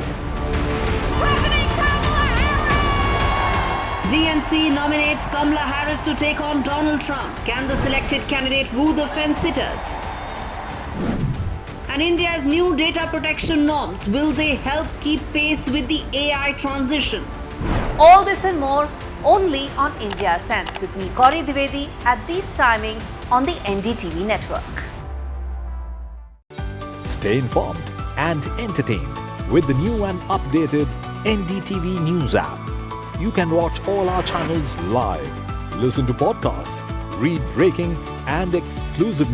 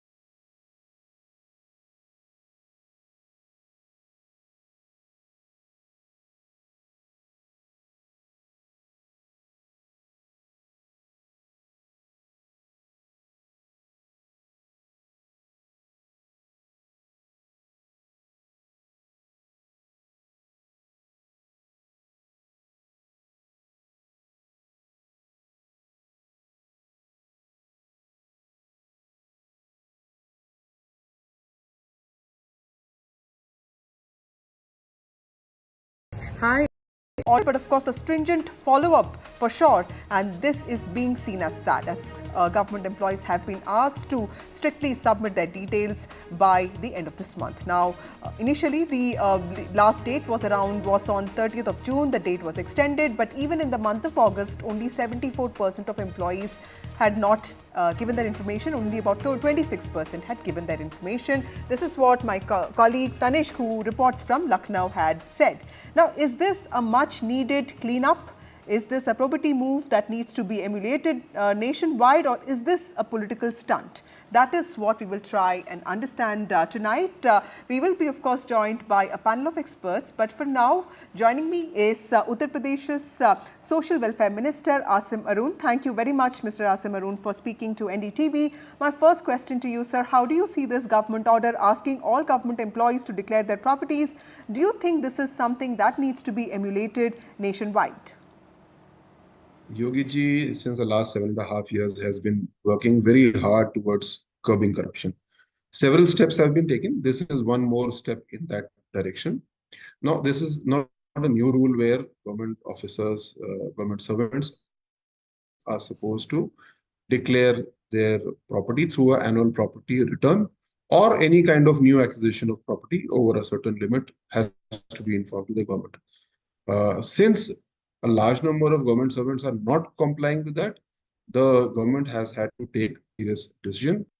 We have clamped down on the possibilities of people not declaring their assets. So in times to come, we will come down more heavily on people who are not declaring their assets. And as a result, I'm sure there'll be more probity among government officers of all levels. Mr. Arun, many people have also called this duplication of existing laws and procedures, because people anyway file income tax returns. This is essentially asking government officials to do the same work twice. And about the concerns of benefits going to family members, say a bureaucrat buying a plot of land and, in the name of his son-in-law or daughter-in-law or even wife, there could be new clauses added to existing laws. No, this is not duplication at all, because this is a different principle here. The government needs to know what kind of assets I as an officer have, or my family has acquired, or my other blood relatives have acquired. Because the government needs to keep track of whether a government servant is spending beyond his or her means. And this is one method of doing that. So the income tax return is only for the individual. It is not for the entire family. Here it is for the dependent family members, blood relatives, and it's not for every small thing that you buy. These are very practical rules. If you're acquiring property in terms of, let's say, a flat or a building, or if you're acquiring a car, something beyond a particular limit, I'm not exactly sure what the limit is now, but we need to report that to the government. It's perfectly all right. It's a perfect arrangement. It was not working well because we were not clamping down fully on this. Now we've taken a decision that we will not allow any government servant to not declare their assets and yet continue to work or draw the salary. But Mr. Asim Arun, there is also a lot of discussion around the Lok Sabha election results of 2024, where the BJP faced a setback in UP. And one of the issues that was repeatedly pointed out is that the administration there is predominantly influential, prashasan bhari hai, havi hai. Is this also an attempt by the Chief Minister to project himself as someone who's equally strict on bureaucrats when it comes to crime or corruption? I don't think that's the point. The point is that our government under Yogi Adityanath ji, Honorable CM, we are extremely serious about both good governance and curbing corruption. These are two sides of the same coin. So we have to bring in more efficiency in the system. We have to bring in more accountability to the system. Accountability not just of government officers, but ministers, MLAs like me as well. So we are doing both. When we talk about probity, when we talk about vanity in social life, in public life, we cannot pick and choose in terms of individuals or in terms of group of individuals. We are equally strict about elected individuals. We are equally strict about people who have come through an exam or through an outsourcing process or any other process, whether the bureaucracy or the democracy, both have to be very, very clean about the dealings. So you've also been an IPS officer before you entered politics, became a minister. Do you think such moves will be welcomed wholeheartedly by government officials? Because this is a section of the society that doesn't really voice its opinions. Is there a possibility of a backlash? Is there those concerns as well? Because, you know, you're asking a large number of people to also, and these are powerful people, and you're asking them to upload their details, very sensitive details on a portal. Are you concerned that there could be a backlash? My personal view as a anti-corruption activist, as an anti-corruption champion, would be that this is extremely important. There's nothing new in this. We're just enforcing the rule as strictly as it deserves to be. Whether the government servants will like it or not, there is no choice in this matter. As a government servant, as a minister, I declare my assets. When I step into the election, I declare everything. I declare even my saving bank accounts, including number and what is the amount there is in my account. So this kind of probity is extremely important. It's not a matter of choice. People have to follow. Whether, I mean, the question is how many government servants will like it, how many will not like it.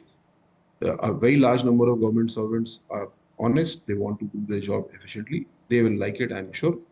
And those who do not like it have something to hide. At the same time, there should be a safeguard on this. This question came up earlier as well. When we acquire this kind of information as government, should we publish it on a public platform or not? I believe privacy is important. So publishing addresses, PAN numbers, Aadhaar card, etc. would not be right. It can be misused and it should not be on a public platform. That is one safeguard which should be very seriously applied. Right. Mr. Arun, also politically, do you think that this will strengthen the Chief Minister's image as a tough administrator? Because there is a lot of buzz about who really is accountable for the BJP setback in 2024 poll results. This is not about politics. This is about good governance. And under Yogi 1.0, if I may use the term, Yogi ji acquired so much of public goodwill that he was returned as the CM of UP second time. And the major output which the government gave was one, law and order, and second, crackdown on corruption. So the crackdown on corruption is a continuous exercise. Now we are taking it to the next higher level, bringing in more accountability and checking corruption through regular invitation of information from citizens. For example, in my constituency or my district, Kannauj, virtually every third day I'm getting complaints of corruption with substantiated proof. So this corruption had been there for a very, very long time. Now that we've decided to clean it up, lock, stock and barrel, the citizens are coming forward, making complaints with proof, and we are responding to it with serious and in all earnestness and bringing such accused people, corrupt people to book. Thank you, Mr. Asim Arun, for joining us on NDTV and sharing your insights. Also joining me now is Ghanshyam Tiwari of the Samajwadi Party. We have Rajesh Chaudhary of the BJP. Sharad Pradhan, a senior journalist, also joins us. Thank you all of you for joining me on this show. To you, Ghanshyam Tiwari, first, you heard what the minister had to say. Your party has been vocal in its criticism of something like this, calling it a diversionary technique. You've said that the government is on the back foot. But sir, even if it's for optics, if there is a movement for transparency, what is the problem in that? And this is an order which has also come before 2010. Good evening, Vasudha, to you, my fellow co-panelists and the viewers. The point is optics. So on the show, the minister says that the chief minister is absolutely focused on law and order. But when you look at the ADR report, it says 111 out of the 255 winning candidates from BJP have criminal charges. A lot that have serious criminal charges.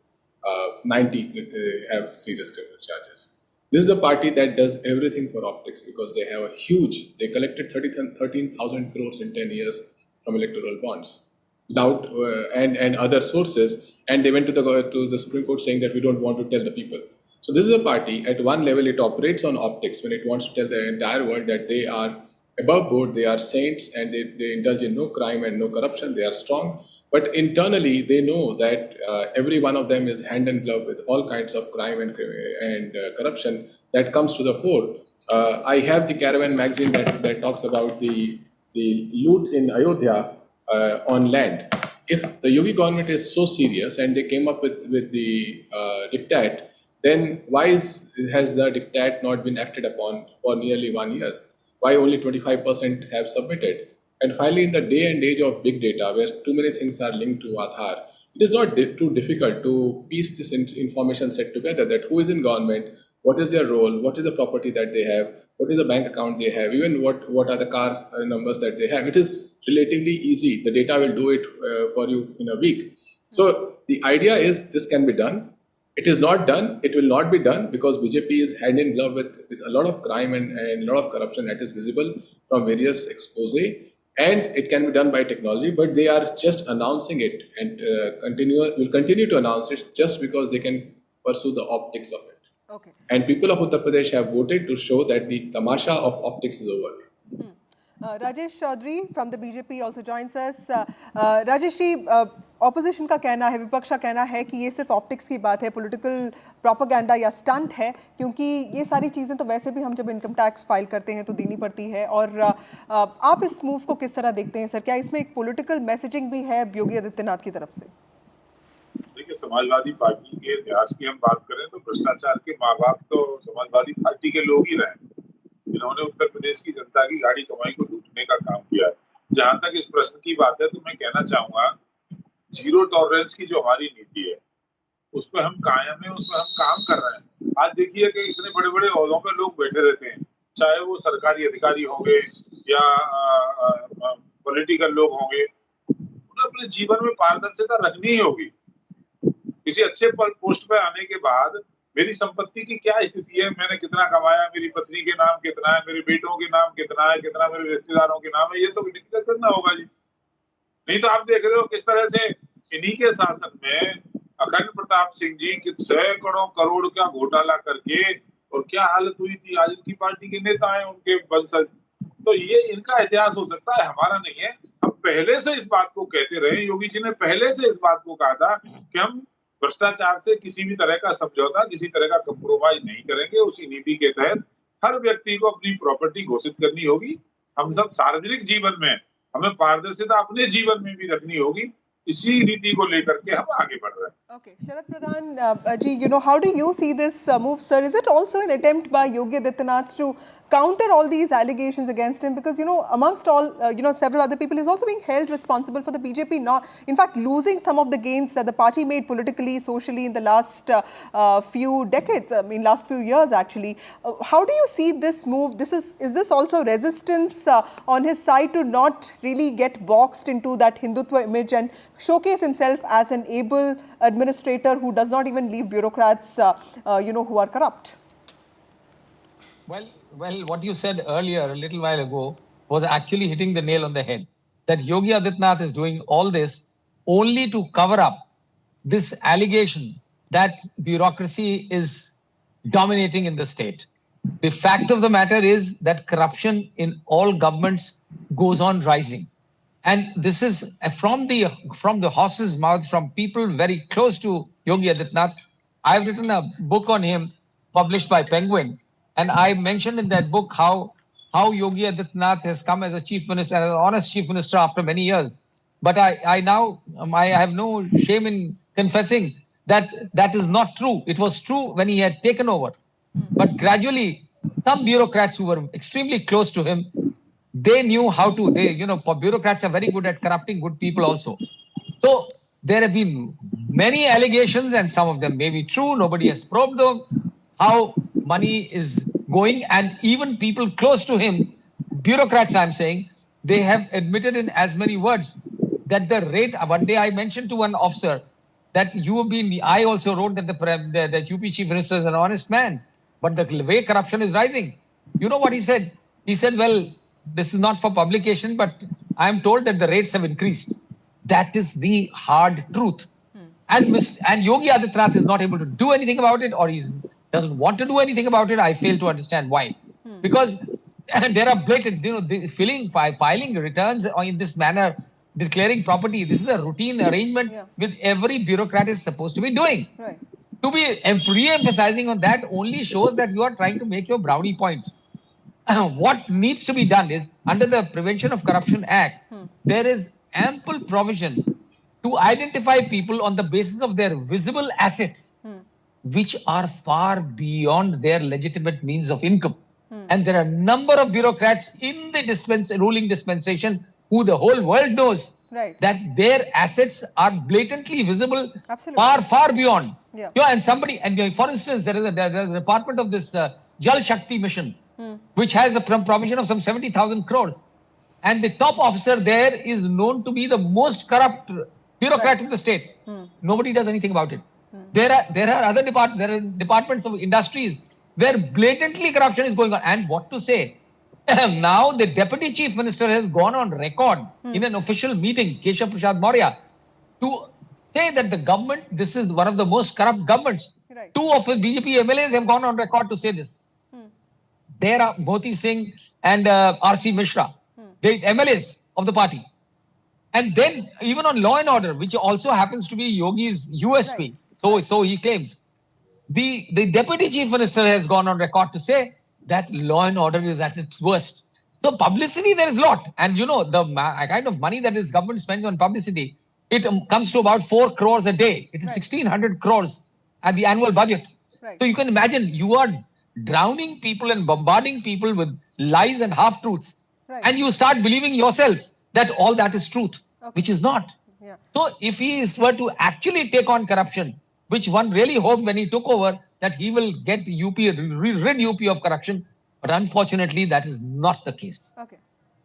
Okay, Mr. Ghanshyam Tiwari, you heard what Mr. Pradhan said and what Rajesh Chaudhary also said. But if you were to come to power, sir, because Samajwadi Party has performed really well this time, if you were to come to power in the future, what would you do about corrupt bureaucrats? Because as a journalist, I have seen, there are bureaucrats who make money for 7 generations. So like Mr. Pradhan was saying, this is a problem that has existed. How would you bring in some sense of transparency? Because whatever Yogi Adityanath has issued, it could be optics, it could be anything, but still it's a move that makes you think that there is a certain accountability that's necessary. I think accountability is the basis of a strong democracy, and accountability does not emerge from diktats and bulldozers and terrorizing people. It emerges from ensuring that the press flourishes. That corruption is exposed when somebody as senior as Sharad Pradhanji says that an ex-official is corrupt and a press report comes on that. It is not that the journalist is jailed. It is a fact that the government chooses to investigate, and then the civil society acts.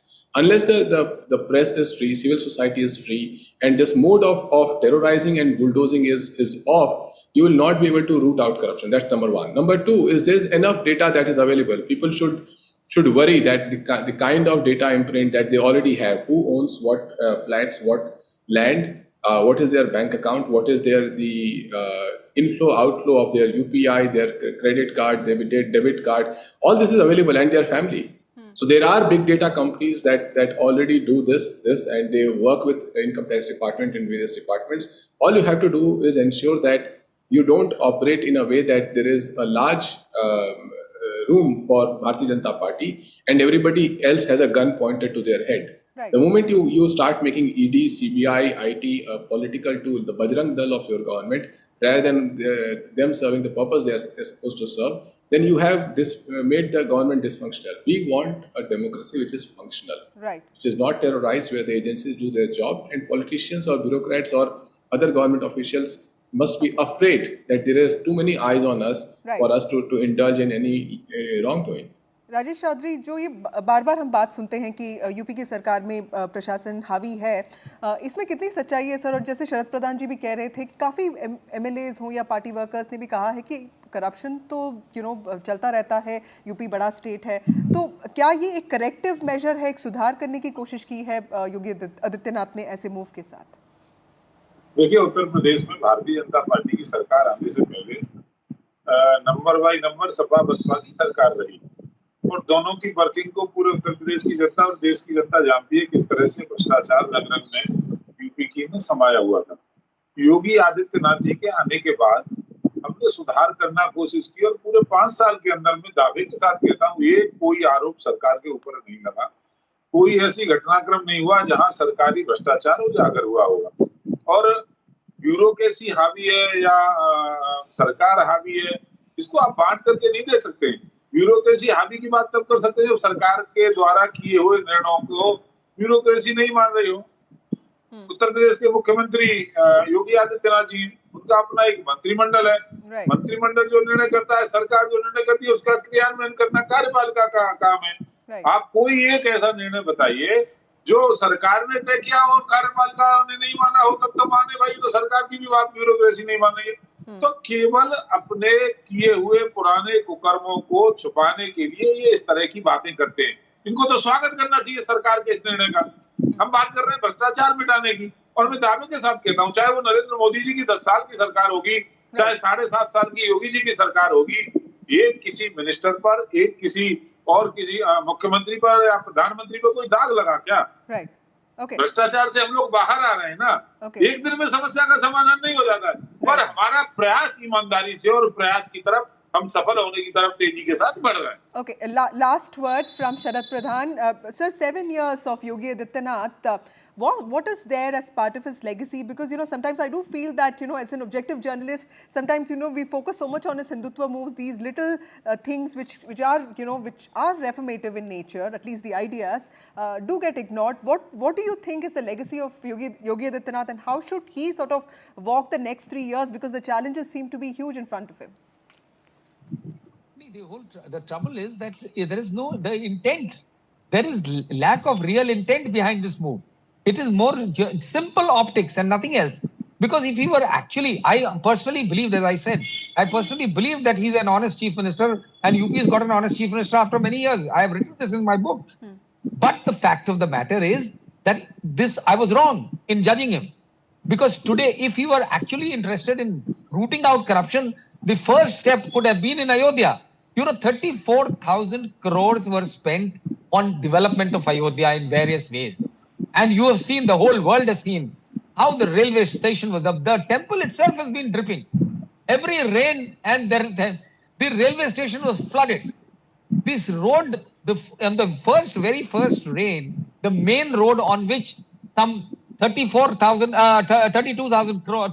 crores was spent is completely battered. What does it mean? What more evidence do you need? It is very obvious that people engaged in carrying out these jobs have been thoroughly corrupt, and there have been tons of kickbacks. Earlier there was land, but not a single probe has been ordered by the chief minister. What more do you expect? If they don't if they don't wake up from their slumber when money is being pilfered in Ayodhya, on the strength of which they are riding to power. But Mr. Pradhan, the fact that he is a chief minister who does not have personal corruption charges, because we have seen other states where, chief ministers who were seen as erstwhile completely non-corrupt are also facing such charges. For Yogi Adityanath to not really have any charge for the last 7 years, isn't that also an important thing? How do you say that there are no charges? People are accusing him. You ask the opposition, obviously the ruling party will not accuse him. But when a deputy chief minister, now in this case, a deputy chief minister is accusing the government, obviously he is not naming the chief minister, but he is calling the government thoroughly corrupt. He is saying, two MLAs are saying that we have not seen so much corruption anywhere in the country. So what does it mean? It is their own people. It is not every government. The problem with us is that every government which comes, they claim that they are very clean, the others are rogues. And they are all sailing in the same boat. And I am saying this on the strength of the fact that I was the one who, or Akhand Pratap Singh that the BJP spokesman was mentioning, I was the one who filed a PIL against him in the Supreme Court, and he was knocked off. And he went to jail. There was another appointee of the Samajwadi Party against whom I filed the PIL. So I believe in objectivity. Like you, I just don't believe in having biases.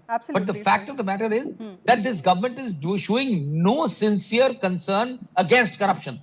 It's only publicity. And because they spend so much in the publicity. Thank you so much, Mr. Sharad Pradhan. Thank you so much, Rajesh ji, and thank you, Ghanshyam Tiwari, for joining us on this broadcast. Call it a cleanup or a political move, but it is something that will definitely have consequences. The decision by the UP government. That's all we have for you in this bulletin. More news and updates on the other side.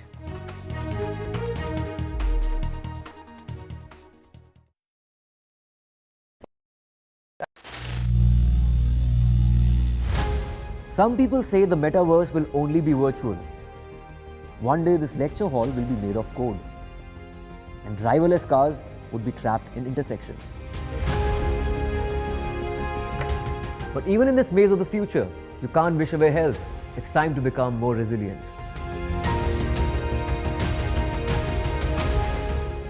"10 years of Banega Swasth India, we have grown and achieved so many milestones.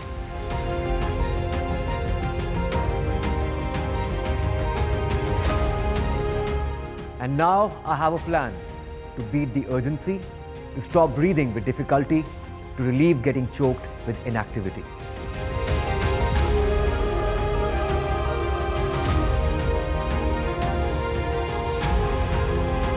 Energize our government, our environment, our society, and ourselves. Everyone, everywhere, every day.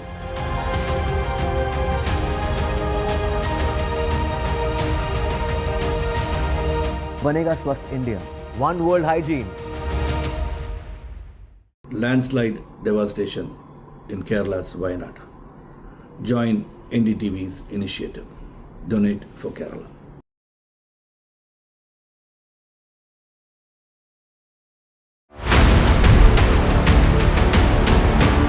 This week on India Ascends. Prime Minister Modi in Ukraine. Is New Delhi now a key voice in global conflicts? DNC nominates Kamala Harris to take on Donald Trump. Can the selected candidate woo the fence-sitters? And India's new data protection norms, will they help keep pace with the AI transition?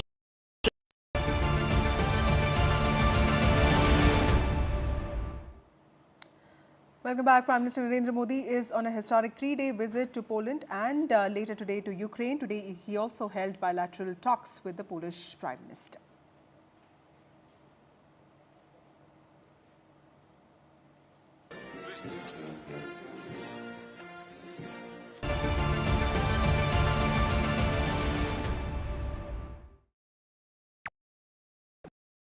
Stay informed and entertained with the new and updated NDTV News app.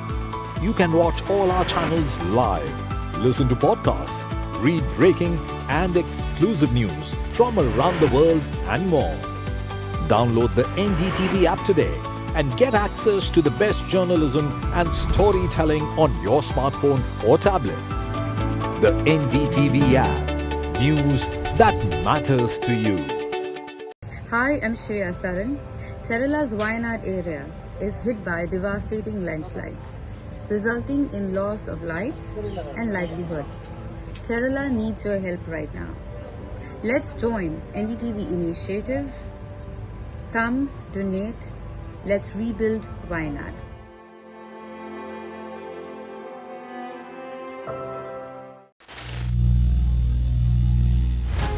Some people say the metaverse will only be virtual.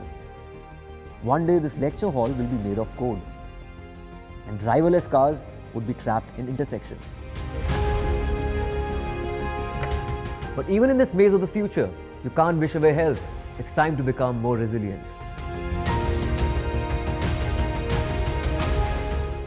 "10 years of Banega Swasth India, we have grown and achieved so many milestones.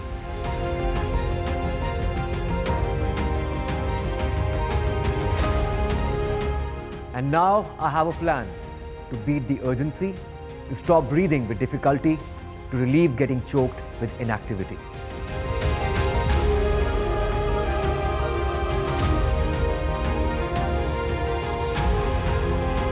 Energize our government, our environment, our society, and ourselves.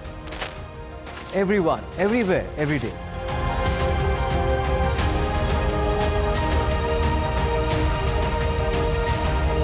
Banega Swasth India. One world hygiene. Landslide devastation in Kerala's Wayanad. Join NDTV's initiative. Donate for Kerala.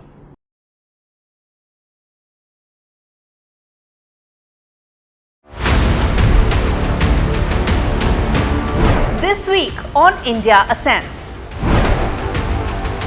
Prime Minister Modi in Ukraine. Is New Delhi now a key voice?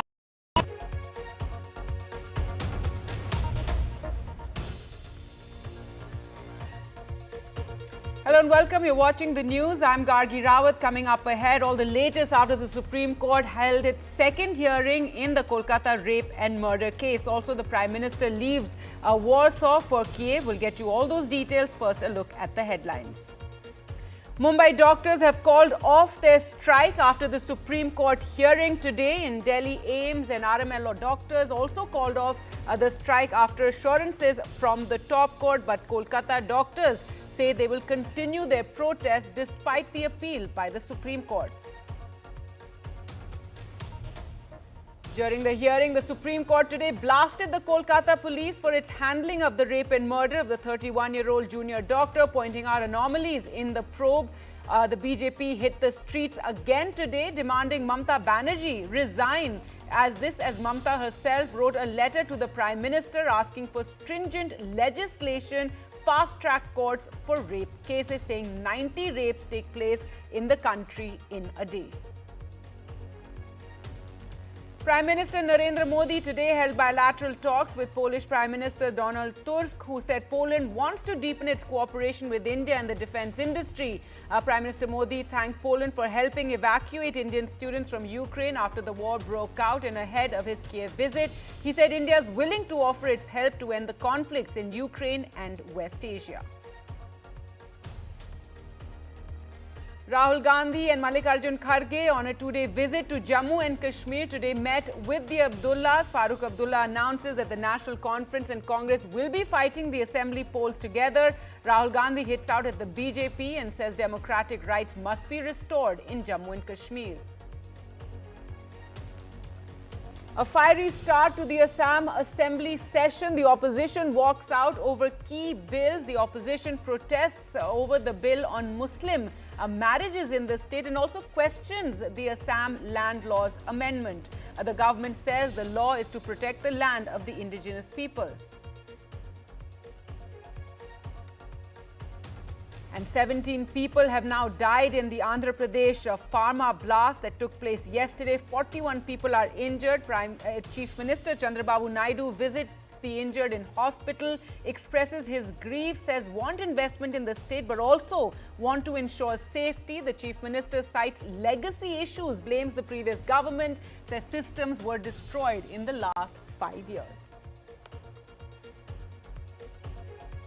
All right, the news just coming in. Mumbai doctors have called off their strike. This comes nearly 2 weeks since the doctors have been striking over the rape and murder of a junior doctor in Kolkata and the RG Kaur Hospital. The BMC resident doctors have announced that they are calling off their strike. This after assurances from the Supreme Court today, who said that all the doctors' grievances will be looked into, and also said state governments should not penalize any of the doctors. Remember, earlier the Supreme Court had announced a task force on safety in hospitals, and that task force is supposed to give recommendations on how to improve safety for doctors, which is one of the key demands besides justice in this horrific case of rape and murder. Let's go across to Radhika now for more. So Radhika, welcome news there, a relief really, for so many in Mumbai. Earlier today we had AIIMS and RML in Delhi calling off the strike, and now in Mumbai too, the doctors have announced that they are calling off their strike. That's right. Resident doctors in Mumbai who had been protesting for quite some time now have finally decided to call off the strike. This, as you mentioned, after the assurances given by the Supreme Court, after the appeal by the Supreme Court, and also after assurances given by the state government. In fact, a set of doctors from the civic hospitals had met Chief Minister Eknath Shinde this evening. He gave them assurances as far as all the demands of these doctors are concerned. In fact, they had placed a charter of demands, including the Central Protection Act to come into force, and also, CCTV cameras across in terms of security and safety. All the, steps need to be taken as something that they have said, and given a set of, facilities that doctors, in particular female doctors, are looking at across these hospitals, and also regular surveillance of these facilities and infrastructure in many of these civic-run hospitals, which lack a lot of facilities as well as infrastructure. So all those charter of demands were placed before the state government over the last few days after the horrific Kolkata rape and murder case. And also we saw an incident where a Sion Hospital female doctor was also attacked. She was allegedly abused as well as assaulted by a patient. Even that came to fore in the last few days, post which, of course, the protest intensified. However, post the assurance given by the top court as well as by the state government, now the BMC resident doctors in Mumbai have decided to call off the strike. All right, so welcome announcement there. Thanks so much, Radhika, for joining us with all those details. And let's take you through what took place in the Supreme Court. This was the second hearing today, and the top court blasted the Kolkata police for its handling of the rape and murder of the 31-year-old junior doctor in Kolkata's RG Kaur Medical College and Hospital. At every step, the judges pointed out discrepancies and anomalies. Justice Pardiwala, who was part of the three-judge bench led by the Chief Justice of India, said the entire procedure followed by your state is something I have not come across in my 30 years, with the court questioning the delay in filing of the FIR. Now, the CBI and Kolkata police submitted their status reports on the case, and the next hearing will take place on the 5th of September. Tough words from Supreme Court as it asked pertinent questions on the lapses by the Kolkata police in the handling of the murder of a resident doctor at RG Kaur Hospital in Kolkata. This is something which even the criminal procedure code doesn't prescribe. Yes, exactly. The entire procedure Yeah. which has been followed by your police, police of the state, it is something which at least I have not come across in 30 years of my... I know. Right. I appreciate it. But Manoj, the facts must be before your lordship's mind. That's the important thing. Doubts over the investigation and handling prompted the court to ask for an officer of the Kolkata police to be present to explain various facets of the case and investigation in the next hearing. The exchange between the Kolkata police and the CBI and the centre took a political turn, prompting the Chief Justice to intervene and urging both parties to stop politicizing the case. What we would also expect, yes, please don't politicize exactly. Exactly. So Bindu has said bullets will be fired. Across the political spectrum, Yes. parties have to realize, don't politicize. That's it. exactly. The law will take its started course. by saying The law will take its course, and we are ensuring that the law does take its course after a quick and efficient investigation. The primary focus was, however, for doctors to resume work, and the Chief Justice of India assured them on the steps being taken for their safety and clarified that there would be no victimization for participating in the protests. Ask them to first return to work. Once they return to work, then nobody is going to take any adverse action against the doctors. That Let them will all be- come back to work. Word from your lordship will work not for them. Let them first come back to work, and then if there's any difficulty, just talk to us in the court here. We'll make sure that there's no adverse action against the doctors. With doctors calling off the strike, the Supreme Court will now hear the matter on the 5th of September next month, where it will take stock of the steps it has taken, apart from the investigation being conducted by the CBI. This, hopefully, will reassure doctors that the top court is interested in finding an early resolution to this problem. With camera person Prem Singh, Sunil Prabhu, NDTV. Now, today also saw once again the BJP taking to the streets in Kolkata, demanding the resignation of Chief Minister Mamata Banerjee over her handling of the case and failures in governance. Remember, the West Bengal government has really been on the back foot. But interestingly, at the same time, Chief Minister Mamata Banerjee has written to Prime Minister Modi, urging him to bring a stringent central law paving the way for 15-day trial and exemplary punishment in rape cases. In this letter, she writes about how 90 rapes are taking place daily in the country, and therefore the government is duty bound to put an end to it so that women feel safe and secure. So interesting development there. So as the BJP has been protesting against her, she's written to the Prime Minister. Let's go across to Tanushka now for more on this. And Tanushka, today was another day of protest. Also, the Kolkata doctors have said, despite the assurances from the Supreme Court, they're going to continue their protest. And Mamata Banerjee writing to the Prime Minister. Right, Gargi, today has been a day of many developments with respect to the Supreme Court hearings and as well as the CBI investigations. We heard in the hearings that, of course, the Supreme Court has given very strong statements in favor of the students' movement and the resident doctors' movement. As you can see, I am currently at RG Medical College and Hospital, while the Supreme Court has given positive assurances, and the AIIMS Resident Doctors Association in Delhi has called off the strike. The faculty of AIIMS doctors have also called off their strike, FIMA, in view of the Supreme Court's hearing today. However, here at RG Medical College and Hospital, the spirit of the protest and dissent is very clear. Even now, there is a candlelight vigil that is still going on here at the RG Medical College, and there is song and poetry also going on, as it happens every single night here. Bengal is known to protest in the form of music and poetry. Let us see if we can talk to some people here and understand whether they will be, giving up on the movement after the hearing. No, just in general, will you continue with the movement? आप हिंदी में बोलिए। आप movement के साथ continue करेंगे supreme court की आज की हेयरिंग? नहीं, हम लोग तो हमेशा करते रहेंगे जब तक इनका जो मर्डर किया है, उनको पर जो जुल्म हुआ है, जिसने जुल्म किया है उनको निकालना ही पड़ेगा। रोड के ऊपर हम लोग देखेंगे, हाँ ये है, कौन मंत्री का लड़का इसमें है, कौन MP इसमें जॉइंट है।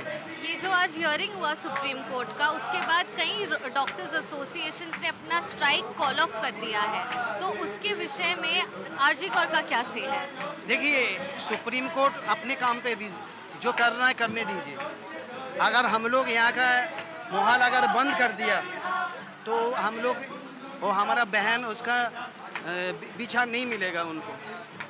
As we just heard, the students here at RG Medical College and Hospital are still determined on continuing with their protest despite the Supreme Court hearing today. Justice Pardiwala came down strongly upon the case, and he said that he has not seen such a case in the past 30 years. So what we're also understanding is that the movement will still all right, go Tanushka, on. We'll have to end it there. Thanks so much for joining us, with all those updates, so many developments in this case today. But moving on now to news of the Prime Minister's historic 3-day visit to Poland and Ukraine. He leaves later for Ukraine today. Today he held bilateral talks with Polish Prime Minister Donald Tusk, who said Poland wants to deepen cooperation with India in the defense industry. The Prime Minister also thanked Poland for helping to evacuate students from Ukraine after the war broke out. He also said, interestingly, that India is willing to offer its help to end the conflicts in Ukraine and West Asia. आपने 2022 में Ukraine conflict में फंसे हुए भारतीय students को निकालने के लिए जो उदारता दिखाई, उसे हम भारतवासी कभी नहीं भूल सकते। फ्रेंड, इस वक्त हमने अपने राजनयिक संबंधों की 70वीं वर्षगांठ मना रहे हैं। इस अवसर पर हमने संबंधों को स्ट्रेटेजिक पार्टनरशिप में परिवर्तित करने का निर्णय लिया है। Well, let's go across to Vishnu Shom now, who joins us from Kiev. And Vishnu, the Poland part of the trip now over, the focus on Ukraine as the Prime Minister will head to Kiev, and once again talking about peace, talking about India playing a positive role in these conflicts currently, saying that no battle, no issue has been solved on a battlefield. So very interesting to look forward to what the Prime Minister will achieve during this visit. And I'll tell you why, Gargi. I'm standing in Maidan Square. This is in the heart of Kiev. And every single flag that you see behind me marks one soldier who's been killed in this battle. It's a war that has now gone on for more than 900 days. And let me pan my camera to give you an idea of the numbers over here. All across me, so many flags. Each flag marks one dead soldier. And there are photographs over here as well. It goes across this entire square. And this is what the Prime Minister is going to try and sort out. Now, will there be any solutions that he has to offer. Well, that's very difficult to say at this stage. But again, just tilting my camera, panning my camera, you can see there are so many over here, right in the heart of Kiev itself. Now, the Prime Minister is going to be in Kiev for a short visit. It's going to be less than 10 hours. He'll have delegation-level talks with President Volodymyr Zelensky. We do expect a joint statement, hopefully at the end of that. But it is a very high-profile visit. It's not just the Prime Minister who are coming. There are several senior officials who will be here with him. The Prime Minister, as I understand it, would already have started his journey into this country. Remember, airspace is closed.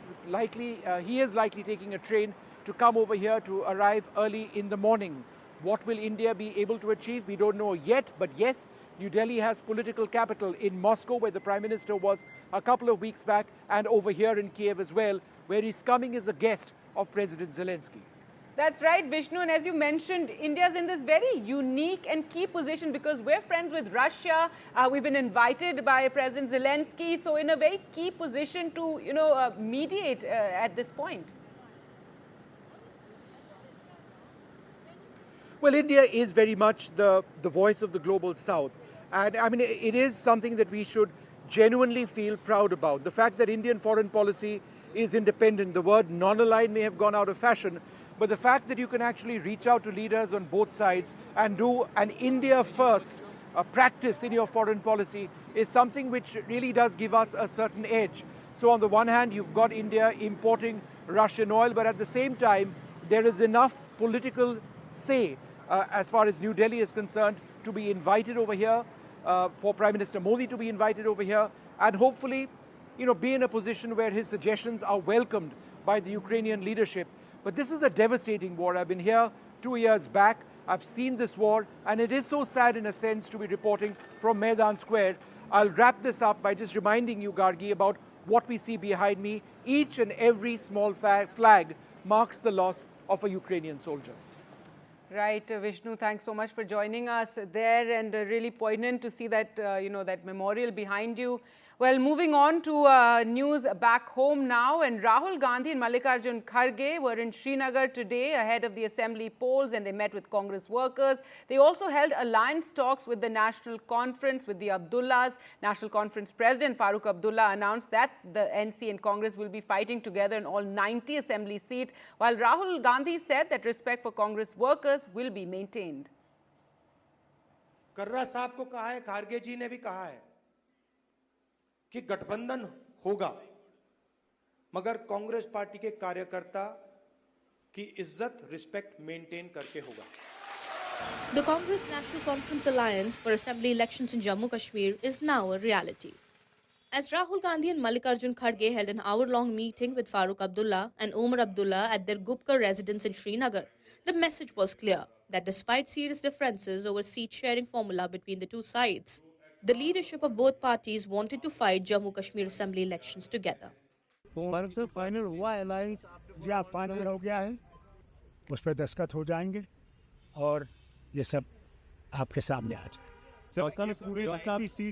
ये पूरे 90 seats पे alliance. Sources say both parties have already held 3 rounds of negotiations on seat sharing. The last meeting ended on a bitter note last night as both sides hardened their stand on number of seats they want to contest. During the meeting with Rahul Gandhi, idea of friendly contest on seats claimed by both sides was also mooted.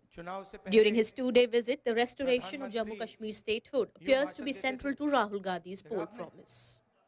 It is our priority in the Congress party and also in the India Gathbandhan to restore statehood to Jammu and Kashmir as soon as possible. This is the first time since independence that a state has become union territories. It's official. Congress National Conference Triple Alliance in Jammu and Kashmir is a done deal. But sources say there are still several friction points in seat-sharing formula. An option of friendly contest at several seats is also on the table. In Srinagar, Nazir Masoodi, NDTV.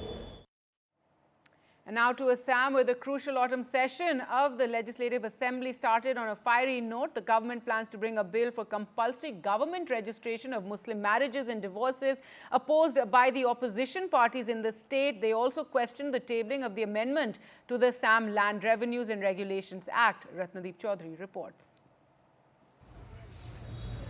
Day one of the Assam Assembly session saw the opposition taking on the government on several issues.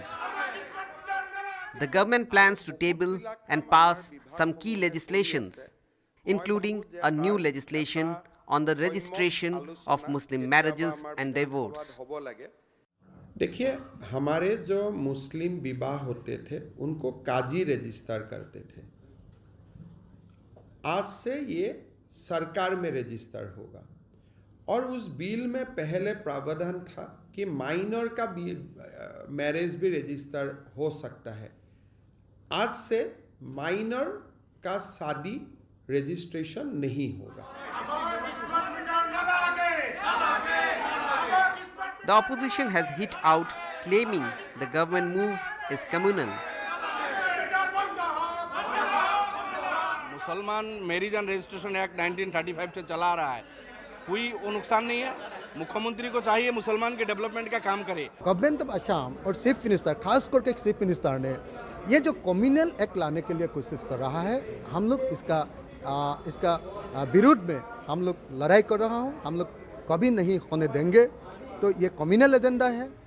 The autumn session of the Assam Legislative Assembly is expected to be a stormy one, with the government planning to bring in a new legislation that will bring the Muslim marriage registration under the ambit of the government, and no more the Qazis can register Muslim marriages. It will be the government official who will register the marriages, and a section of the opposition parties are opposed to this idea. The government took the first step today. The bill to repeal the existing law has been tabled. The cabinet has approved Assam Compulsory Registration of Muslim Marriage and Divorce Bill 2024, mandating the Muslims to register marriages and divorces with the government. This will eliminate the role of Qazis.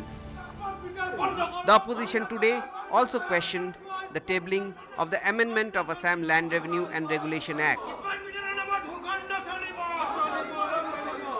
दुर्भाग्य है, आसाम के मुख्यमंत्री खुद lawyer है, लेकिन India के constitution के खिलाफ जाके एक लैंड बिल अमेंडमेंट बिल ला रहे थे, जहां लाके कि बरपेटा में, बटद्रोआ में, माजुली में, फला जगह यहाँ मुसलमान ज़मीन नहीं खरीद पाएंगे। हमने स्पीकर से यही मांग किया था, आप इसको इंट्रोड्यूस मत कीजिए, आप इसको अलाउ मत कीजिए, लेकिन स्पीकर ने नहीं माना। हमने वॉकआउट किया है। One very important bill to protect land, we have decided, our government has decided to bring a law so that our indigenous people can save our lands. That is very important. Opposition are very, very unhappy, but obviously we are happy. Assamese people are happy. That's why we are bringing this bill. It will be passed. Once enacted, the new Muslim marriage and divorce law will make the registration of child marriages illegal. With camera person Nakul Rabha in Guwahati, Ratnadeep Chaudhary for NDTV. And now to UP, where the Yogi government has put out a diktat to all government staff, asking them to declare their property or lose their salary. It's now set an August 31st deadline for all government staff to declare their property, and this will impact nearly 18 lakh government staff members in the state. In Uttar Pradesh, government employees face a significant deadline. Nearly 18 lakh UP government employees risk losing their salaries if they don't comply with the Yogi government's diktat on declaration of assets. The order brought in August last year had its initial deadline on 31st December. Then the deadline was extended to June 30th and then July 31st.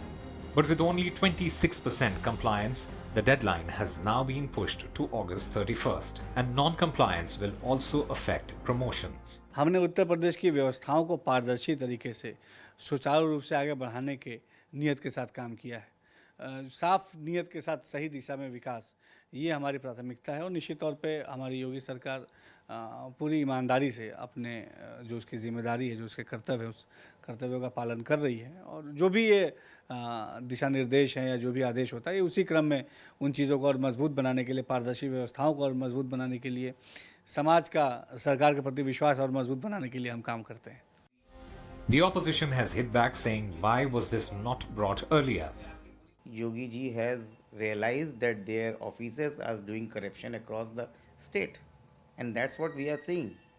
So this order has to be came at 2017 and should be implemented strictly 7 years ago. At this juncture of time, when Uttar Pradesh government is basically on the back foot, Bharatiya Janata Party and Mukhyamantri Yogi Adityanath Singh basically wanted to divert these issues and don't want to come the main issues on the mainstream, and so they are giving these follow-up orders. While the deadline has been extended many times, the latest directive comes as an ultimatum to those who fail to comply. NDTV Bureau Report. After 17 deaths and over 41 injured in one of the worst industrial disasters in Andhra Pradesh's Pharma SEZ, Chief Minister Chandrababu Naidu today visited those injured in hospital, and in an exclusive chat to Uma Sudhir said there's legacy to blame too, because systems have collapsed and become dysfunctional in the last 5 years, and that the number of accidents had doubled in that period. It has been described as the worst industrial disaster in a decade. 17 dead and 41 injured, most of them in their 20s and 30s, in a mishap at Asiancia Advanced Sciences, a pharma unit at Achutapuram Special Economic Zone in Anakapalli district of Andhra Pradesh. By seeing them, unbearable suffering, very pathetic condition. Then I came here. I was in the factory. 5 years, 119 this type of incidents in Visakhapatnam. 120 members died. Previous government by constituting committee, they gave recommendations, no action has been taken. Now I have to streamline total administration and fix accountability. Experts say an engineering defect is suspected to have led to leakage of chemical solvent that caused a powerful blast and fire. This is a door that got thrown out, flung out more than 100 meters away by the impact of the blast. As you can see, the building there, the blast took place there, and all over we see the impact of the blast here on the lawns outside. An expert committee will now fix responsibility for the accident. Yeah, this is not, I seen this place and all, this is not a call accident, this is a human error. Monthly safety audit has to be done. Since last 3-4 years, no audit has been done. Asiancia was established 5 years ago with 200 crore rupees investment and makes intermediaries and active pharmaceutical ingredients. This is not the neglect of the safety. This is the more precautions is taken. Particularly, this case is a different study learning for all of us. Achutapuram as well as in Srikakulam, these are two pharma SEZs that are very critical as growth engines, not just for Andhra Pradesh, but for the country as well, especially post-COVID when we are talking about active pharmaceutical ingredients being manufactured in the country itself. In Achutapuram, with camera person Nagaraju, Uma Sudhir, NDTV. And as Prime Minister Modi has left Warsaw for Kiev, here's a look at the highlights of his Poland visit.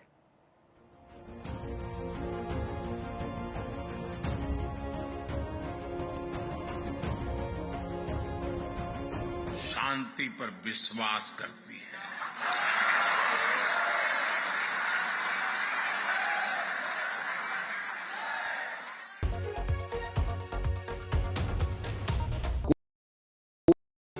Stay informed and entertained with the new and updated NDTV News app. You can watch all our channels live, listen to podcasts, read breaking and exclusive news from around the world and more. Download the NDTV app today and get access to the best journalism and storytelling on your smartphone or tablet. The NDTV app. News that matters to you. Hi, I'm Shreya Saran. Kerala's Wayanad area is hit by devastating landslides. resulting in loss of lives and livelihood. Kerala needs your help right now. Let's join NDTV initiative. Come, donate. Let's rebuild Wayanad.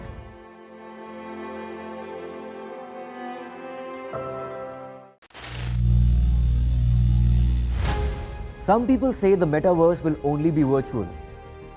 One day this lecture hall will be made of code, and driverless cars would be trapped in intersections. But even in this maze of the future, you can't wish away health. It's time to become more resilient.